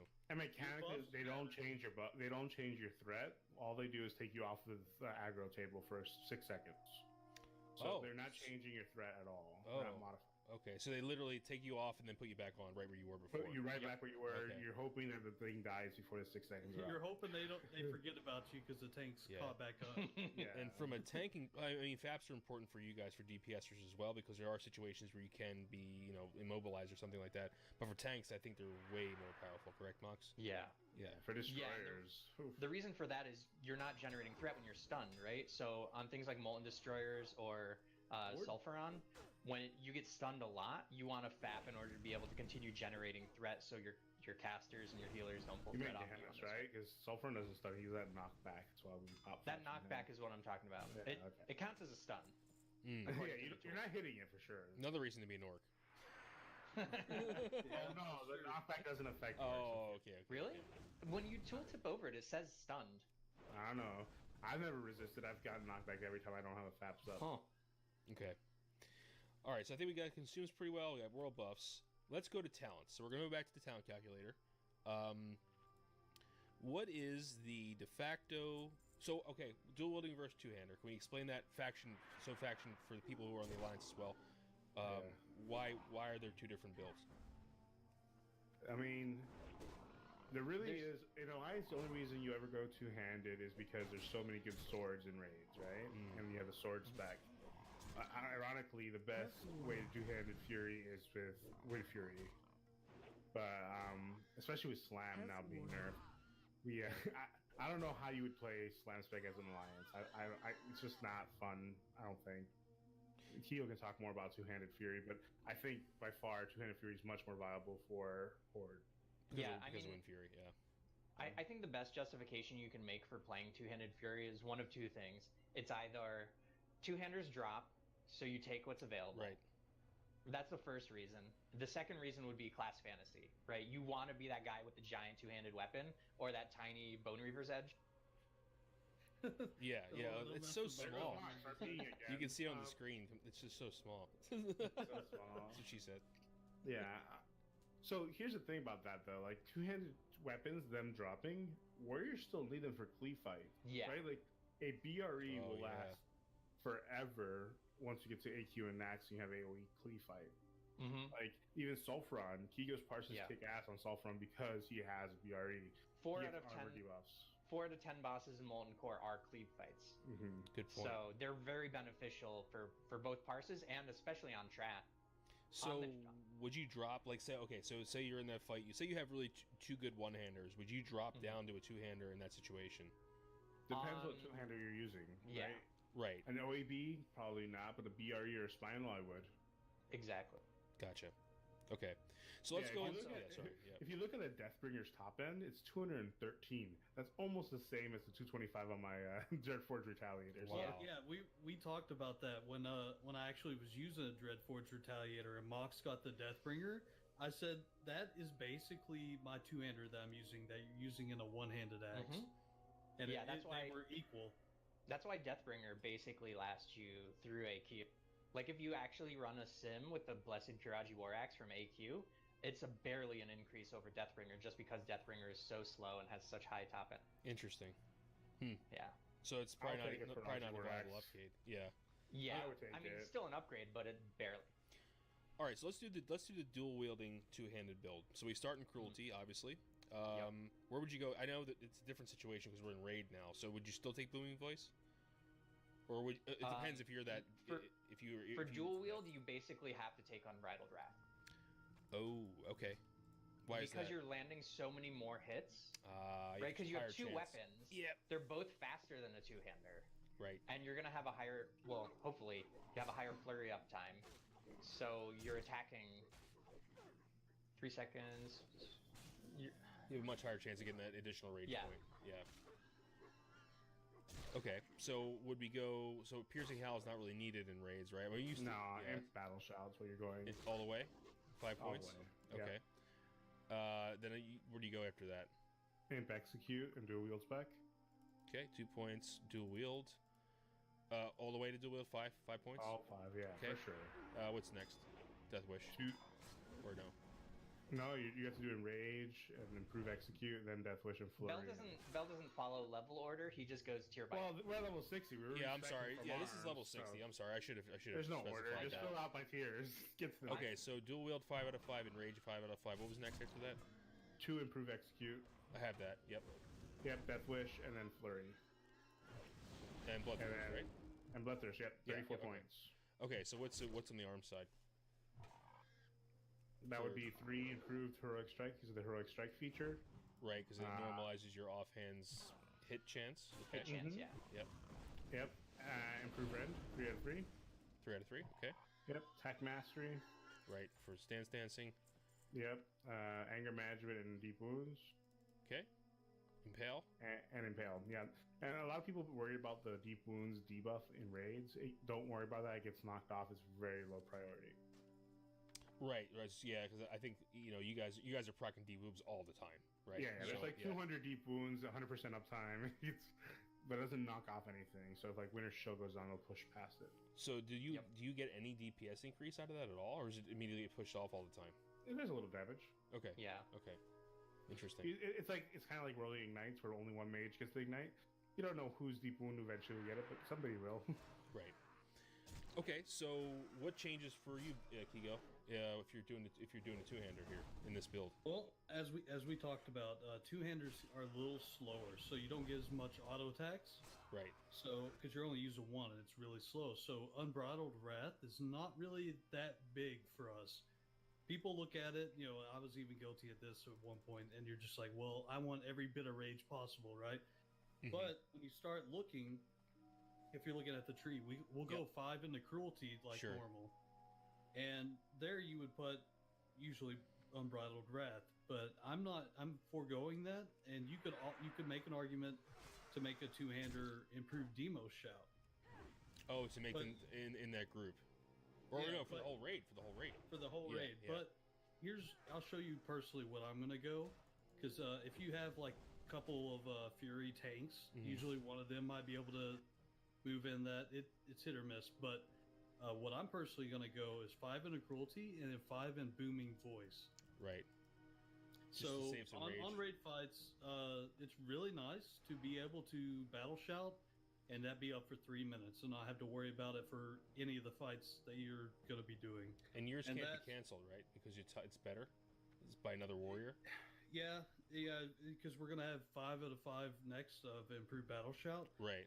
So we're just gonna have a better. But I guess what I shout. mean is a 2-minute shout will not wipe off your 3-minute shout. No, right? no, No. 'cause- Okay. No, it'll just be better, and you'll pretty much just tell if you have any warriors in your group that don't worry about battle shout. I'm gonna do it, and that means they'll just be able to save that 10 rage every time you're doing And let's it. be honest here. What warrior's actually gonna say worry about that if they see it up? Right? Exactly. Right. Right, yeah. And so if we're looking, we got Booming Voice, Cruelty, Improved Battle Shout, Yep. and obviously we're at 60, so we're not worried about Yeah. level progression. 5 in Rage, because you want to get down to Flurry. You're going to go 2 in Improved Execute, Mm-hmm. Death Wish. Yep. And are you able to get down to Flurry yet? Not yet. No. So now I go 2 points in Improved Cleave. For those cleave fights. Right, since we're two-hander and we kind of our thing is all the cleave fights, we're going to be pressing cleave a lot. And it's not amazing, but it does give some pretty good damage over time. So Okay, yeah, good then to you know. go 5 in Flurry. Flurry, bloodthirst, Yeah, and then and then Bloodthirst. does arms stay the same as it was before? Basically. No, arms is just a tad different. So Okay. we don't heroic strike as much as the dual wielders. We'll still 3 out of 3 improved Ren because you want to get down to impale. But we'll take 2 in improved heroic. Okay. 5 attack mastery, anger management, 3 in deep wounds. Yep. Then we'll put 1 point in improved overpower because Okay. two-handers. That's just kind of our thing. Because you can be hits dodged. hard. You can be dodged from behind if you didn't know. Obviously. Right, overpower hits hard. See, I think You also Fury- need help keeping Flurry up because we have Right. two-handers. Dual wield, we hit more chances to get that crit, right? Right. Well, right. and if you reference where I said I was based at 50% crit in my full buff and consume, You add that 25% more. Now I'm at 75% chance to crit with overpower. BRE is a two-handed axe. Right, you're right. Hold on. But either way, that's It's an really good MC because I'm gonna crit, and just because you can from tell like when you're hitting Ragnaros. something, and you're like, I'm not crit. The like, I need that flurry. Bone but yeah, Reaver's get one in Edge the BRE barrage Just and one? Okay. get- right get here. two Two impale, impale. Yep. and just dump the 3 and 2 inspec. So why not do 2 points in overpower and two in two-handed weapons? I mean, because then you'd be pushing up in some dangerous territory. Oh, You don't right. overpower. We That haven't really often. got rotation, but it's really hard because even though Tactical Mastery lets you keep 25 rage, usually you're trying to flirt in that like rage balance of you want to have at least 60 so you can Bloodthirst or Whirlwind. Okay. And Okay. you don't want to be at like 70 rage and go into battle stance and just dump and waste like 50 rage off nothing just to overpower. It's not that big. Especially as a two-handed fury, your economy of rage is so bad and spiky. You're either at 0 or at 100. Yeah, I it's see. very true. So sometimes because you only have a 5-second window to overpower anyway, and there's a lot of things that you have to like. You have to go down the checklist like.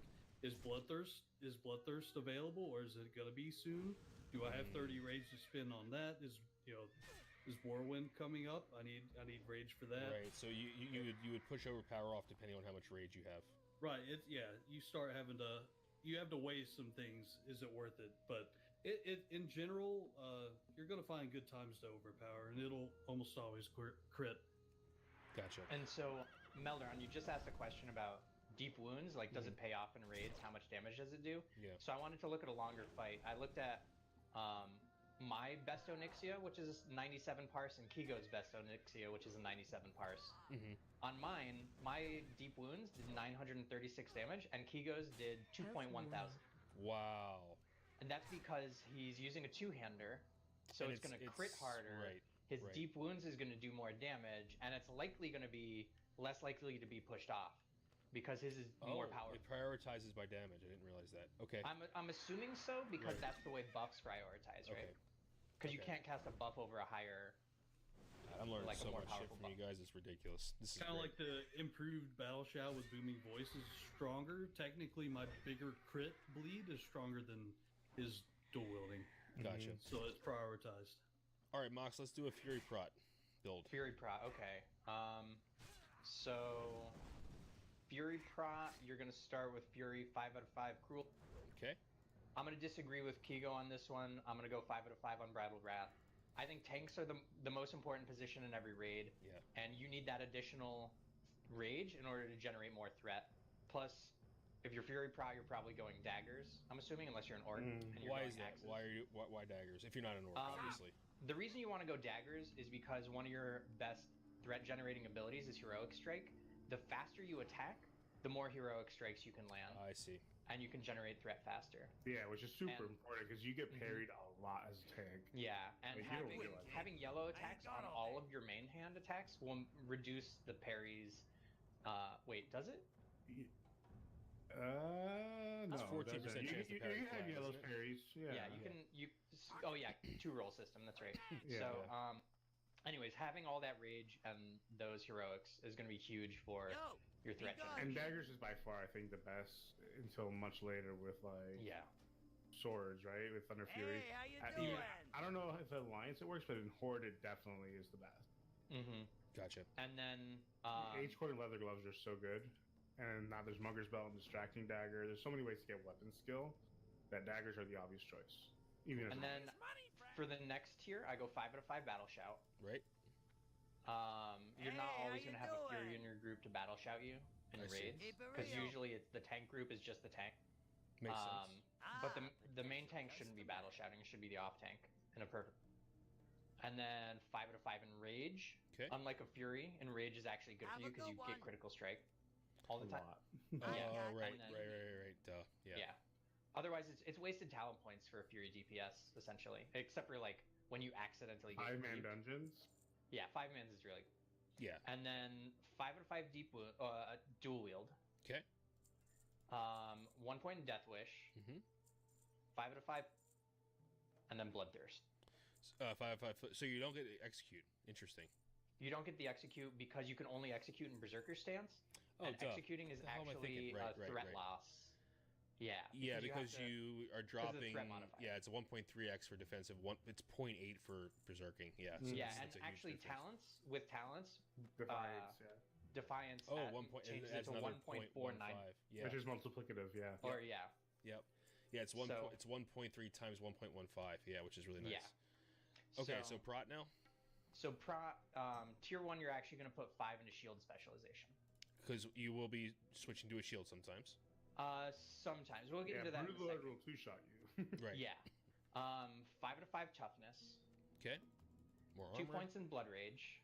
2 points Yep, of blood for the- rage. Yeah. More rage regeneration. And the number one reason you're getting blood rage is for this Last 1 point in stand. last stand. Yep. Oh, Last I stand see. is like your oh shit button. Yep. Temporary grants Um, health. Yeah. And so it becomes like a 2k heal. A 2k self Oh, heal. nice. Okay. And then your next point goes into improved shield block. Improve shield block. So 1 point in improved shield block, there's a couple of reasons for that, but you want it because in sometimes you're gonna get spiked really hard, right? Mhm. We're not going 440 defense like on private servers, and we're not using 100% shield block uptime. So every once in a while, you're gonna hit your button to equip your shield really quickly. Being the way Classic works, you're actually gonna have to spam it a bunch of times, and Yeah. eventually your shield will come on. My macro has a cast macro for shield block in it. Oh. Okay. So when nice. I equip my shield, I'm It assuming I'm in automatically- defensive stance. It'll automatically cast shield block because Mhm. shield block is off the global cooldown. So one button equips your shield, puts you in defensive stance, and cast shield block. Mine doesn't put me in defensive stance, but I Gotcha, only okay. use it in defensive stance generally. Oh, because you're already in defensive stance, right? So yeah. Yeah, that if shouldn't be I'm a problem. tanking. Yeah. Yeah. Okay. And then what's 5 out of next? 5 defiance. Which is the threat generation. Yep. Yep. Okay. Oh, that's easy. The- Yeah. Yeah, it's pretty cut and dry. The one change you could make is putting 3 into improved heroic strike. Over defiance.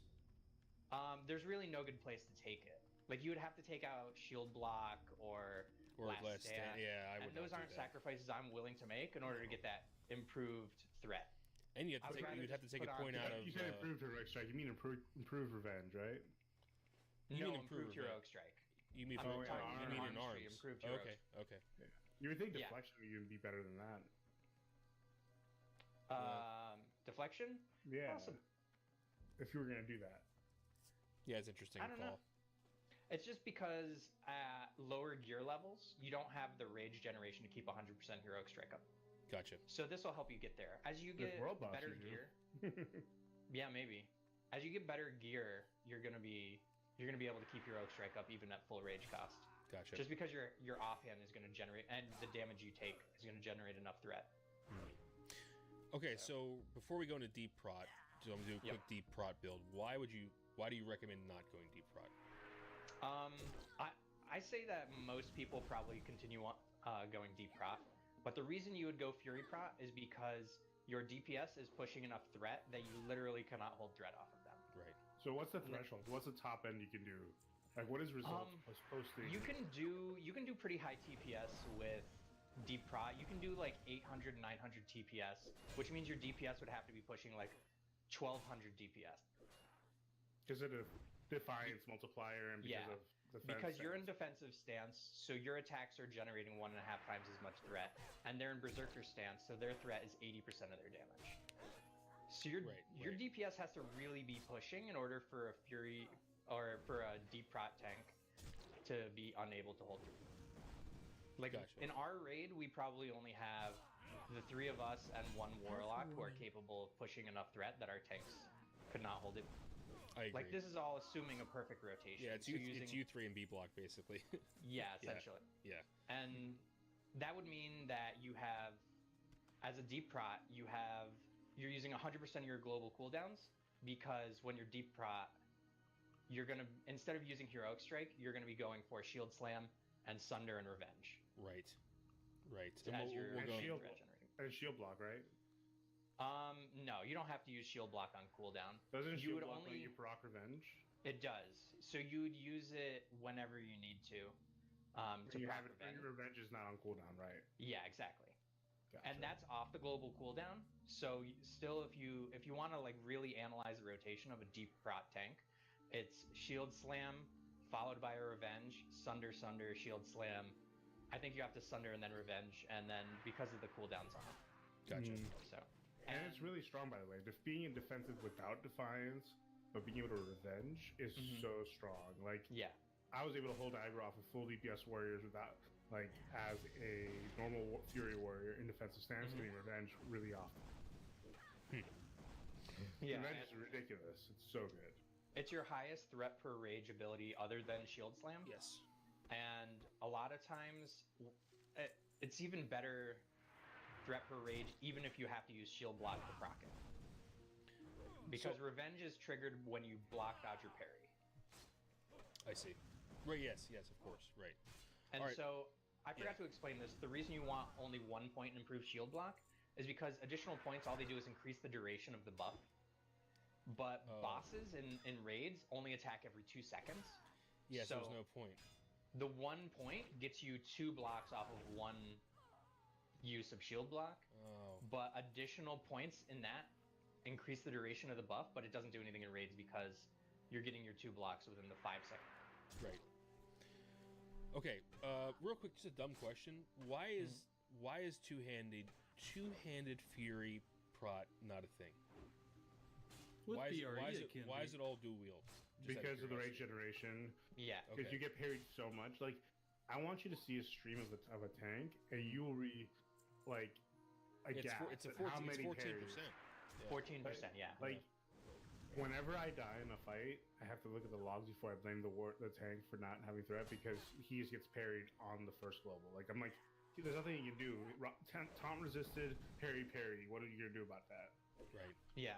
And if Whereas you... daggers can recover There are quicker. times, like, against not a level 63 mob, because your rotation when you're tanking in a raid is before the mob even gets to you, you queue up a heroic strike and you spam bloodthirst while it's running to you. If those both get parried and you get a dodge on your white hit, the mob will literally run right through you and go straight to the healers. Yes. So if your taunt gets resisted on top of that, there's nothing you can do about it except call out taunt resisted and hope somebody else picks it up. Yeah. That's what Mox puts on a shield and taunt. All right, let's do a deep prot real quick. So where we going first? Shield spec. So deep prot, yeah, 5 out of 5 shield spec, 5 out of 5 toughness. So 2 in blood rage, and then last stand. Yep. 1 in shield block. Yep. 5 in defiance. Okay. 3 in sunder. Yep. Concussive blood. Oh yeah, that's okay. Nice. Well, you have to get it to get shield slam. Oh duh.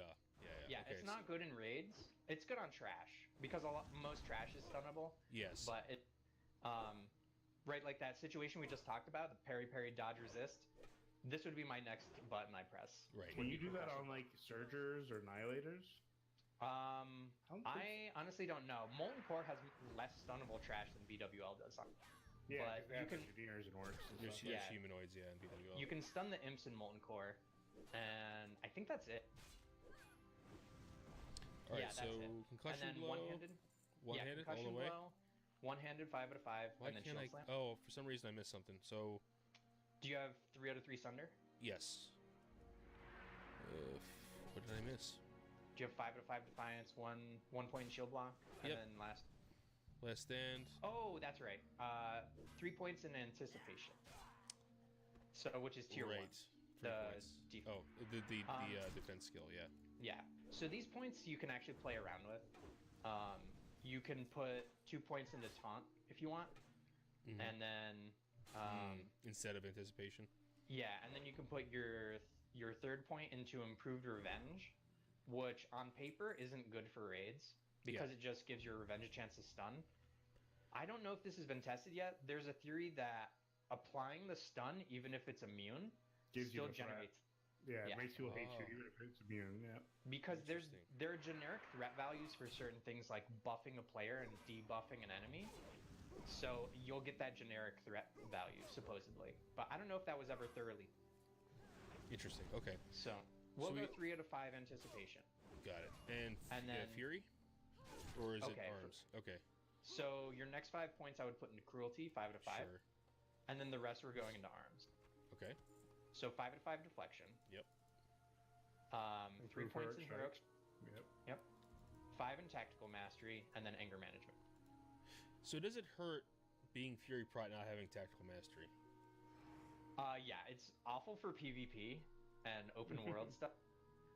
It doesn't impact you too much in raids, only if you know you have to stance for something. Like on Ragnaros, he does the Wrath of Ragnaros, which knocks you back. Or like in Nef when he does the fear. Yeah. Nah, you can do that. Well, no, because you don't need rage for that. Yeah. True. So, okay. but on Ragnaros, when I tanked Ragnaros, I had to stance and Berserker stance, activate Blood Rage, so that I had the rage necessary to intercept back. You also didn't have daggers. As daggers, you can pre-change stance and hope for extra heals, right? You can generate 10 What do you rage for the intercept pretty quickly. Yeah. You get like 2 seconds. With You're a gonna dagger. I know. You were tanking with the prefer to- Deathbringer. Yeah, I just prefer to play it safe. And I was tanking with Deathbringer, which is not an ideal weapon to tank with because it's so slow, but even still, I like to play it safe and know I have the rage. Because getting knocked back on Rag could wipe the entire raid. Sure. Just have a pop macro to your intercept, you know? All right, we're gonna go into pre-raid best and 5-man best. We're not gonna go like crazy with the gear tool. I think we should just talk about the pieces, where they are, kind of thing.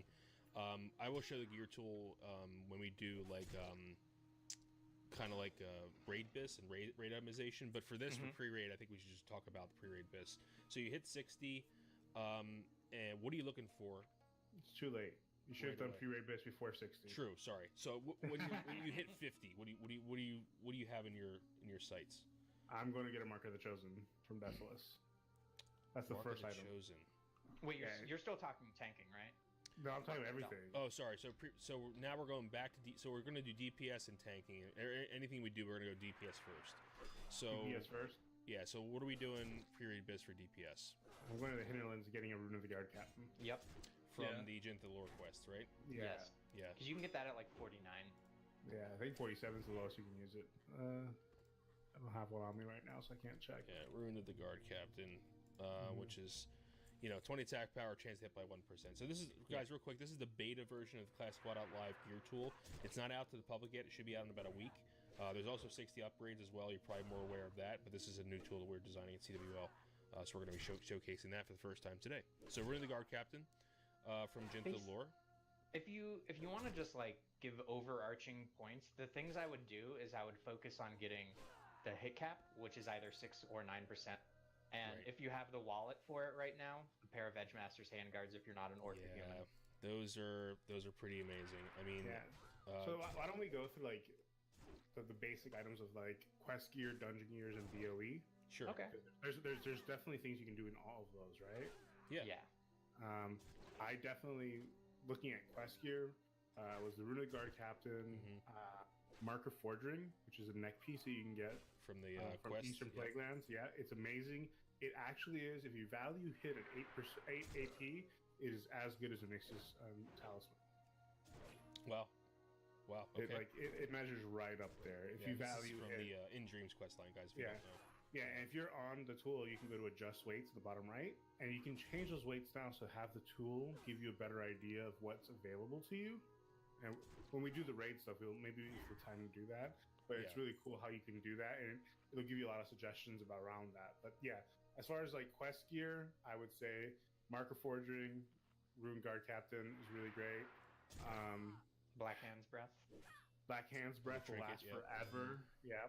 Yep. So you're both your I'm trinkets. still using it, yeah. Yeah, you'll use it until you get a Drake Fang Talisman, basically. I'll also say this: Wormhide Spalders from where's that? From uh, BRD.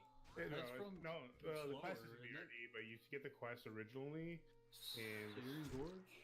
Burning Steps. Burning Steps in Yes. a cave up in Terrorwing Path area. Since we're talking about hit cap, those have 2% hit on them with their leather shoulders. Oh wow, 2% hit, 113 armor. That's pretty sweet. Yeah, until you get the True Strike shoulders, that's what you should be wearing, pretty much. Okay. So True Strike you get from where? That's dungeons later on. Okay, got it. But yeah. Also, the ring, the green ring, from Band of the Penitent Quest? from Yes. Eastern Plaguelands. Band of the Penitent is really good. And Yeah. so, Pain You Leader. can scrape together a beginner raid set from quest greens and stuff like that, including things like Helm of the Ursa, which is 17 strength and 1% crit on a. No, that's not Helm of the Ursa. That's the That's leg leggings plates. of the Ursa. Yeah, leggings of the Ursa. Okay. Yeah, and that's 17 strength, 1 AP. It's right up there. Devil Stars with crafted stuff will do that too. Yeah. But to stay on track again, from Quest, Black Hand's Breath, Runic Guard Captain, Mark of Forging.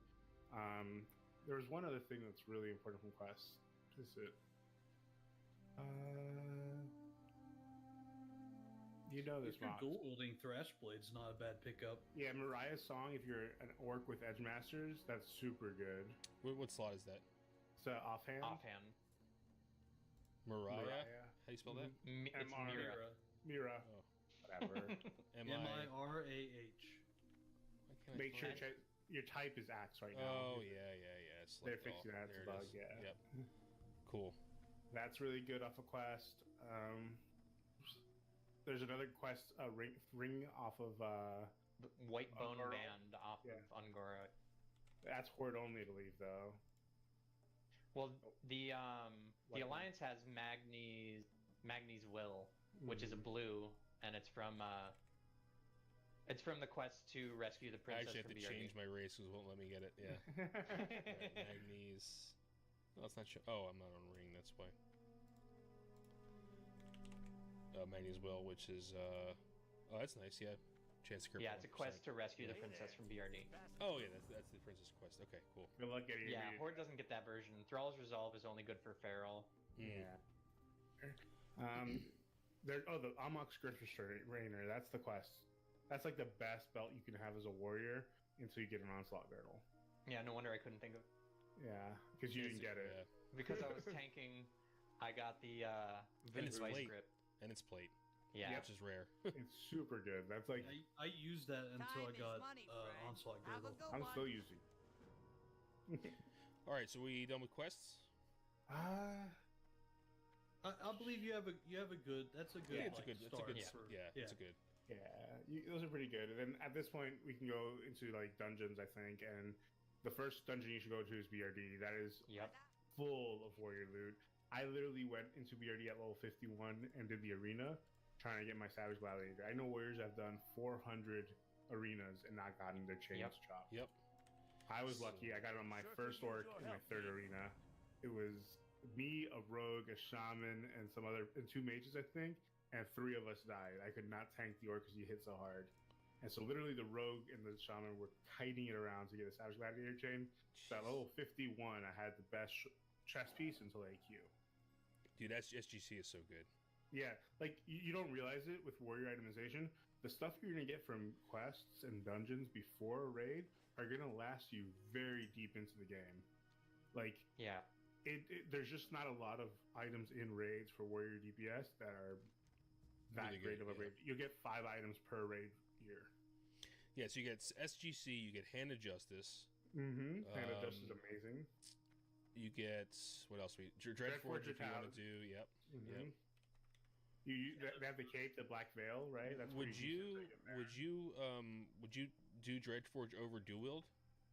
I did, but see, I I, did. I If you're enjoy just starting two-handed. out, yeah, if you're just starting out, it's definitely going to be easier to itemize for 2-hand.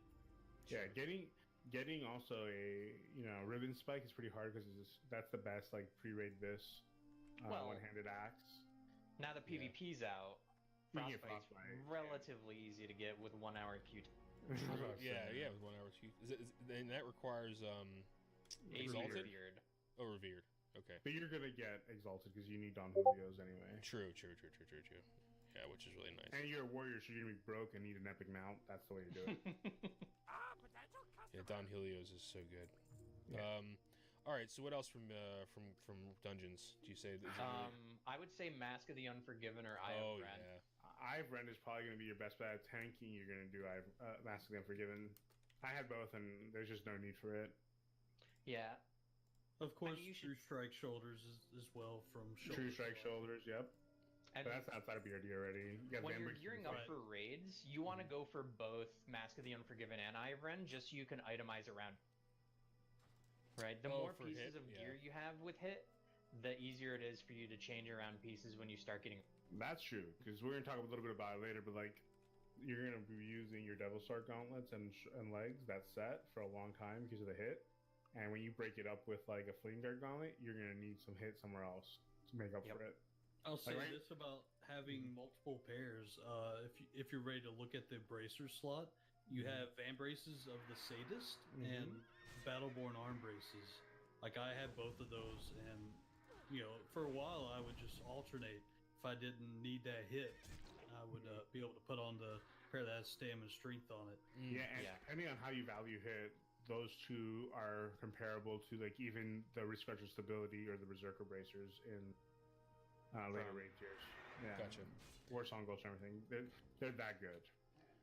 Cool. And honestly, Van Braces of the Sadist I had 2 of with different enchants because I would tank with Stamina enchant and I would DPS with the Strength enchant. Yep. Huh.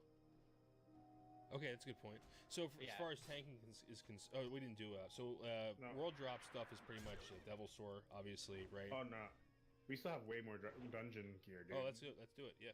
Eldritch reinforced leg plates are amazing, and they're gonna outscale Devil Sword leggings once you get to Phase 4 because of the Zandalar buff. Oh. Because that increases by strength and stamina and agi. Like that increases the base skills much like Kang's do. And the Eldritch reinforced leggings have most of their like crit and AP in stats, whereas Devil Stars is only 12 stamina plus AP and crit directly from those. And on the gear tool, there's actually a button so that it weights the stats differently when you have Spirit of Zandalar. Yeah, when I saw the tool, I was like, here, why is this button there? And it's because of that. It doesn't have all the world buffs. It only has the ones that would change the value of gear based on that buff. And honestly, because I don't use Devil Sword, and the difference between Eldritch Reinforced leg plates and Devil Sword leggings is 2 attack power, I wear the Eldritch Reinforced leg plates in raids because it's plate with stamina on it. And if I ever need to taunt something, like if a tank dies accidentally and I have to taunt his mob, I can still take a few hits before That's I die. a super good point. Yeah. Eldritch Reinforced leg plates are one of my favorite items. They're good for everything a warrior does. Yeah, they're DM West off the Prince, right? Mm-hmm. So, Yeah, and they're best in slot. Well, second best in slot for DPS, best in slot for Fury Prot, and best in slot for P. If you don't include PvP gear, which we'll get to later. Yeah. I have 2 pair of pants on me at all times. It's the Devil Sword leggings and the Eldritch leggings we're talking about.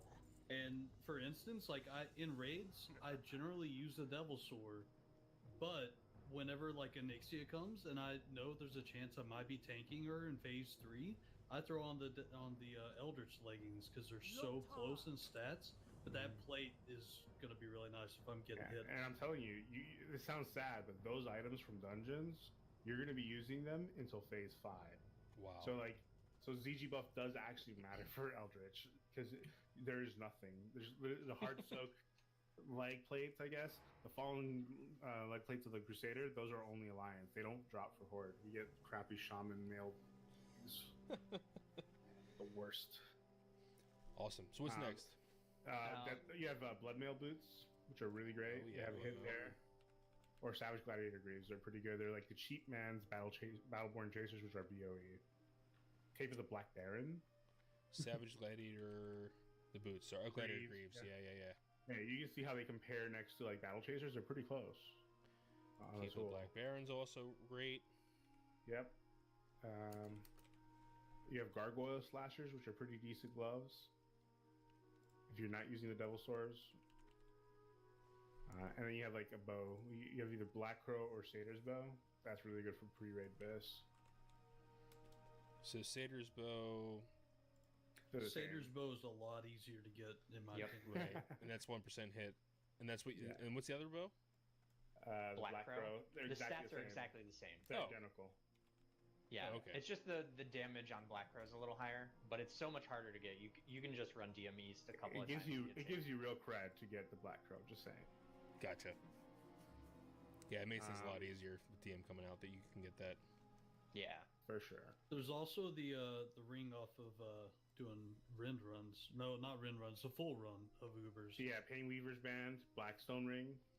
Blackstone Ring from Rodin. Yep. Mm-hmm. Yeah. So you can update Tarnished Elven Rings too. Oh, yeah, that's DM. That's really good if you're just swimming like Paper Doll wanted. It has a lot of agi. A lot of agi. So it's like it's almost like a poor man's Yeah, it's a poor man's Don Julio.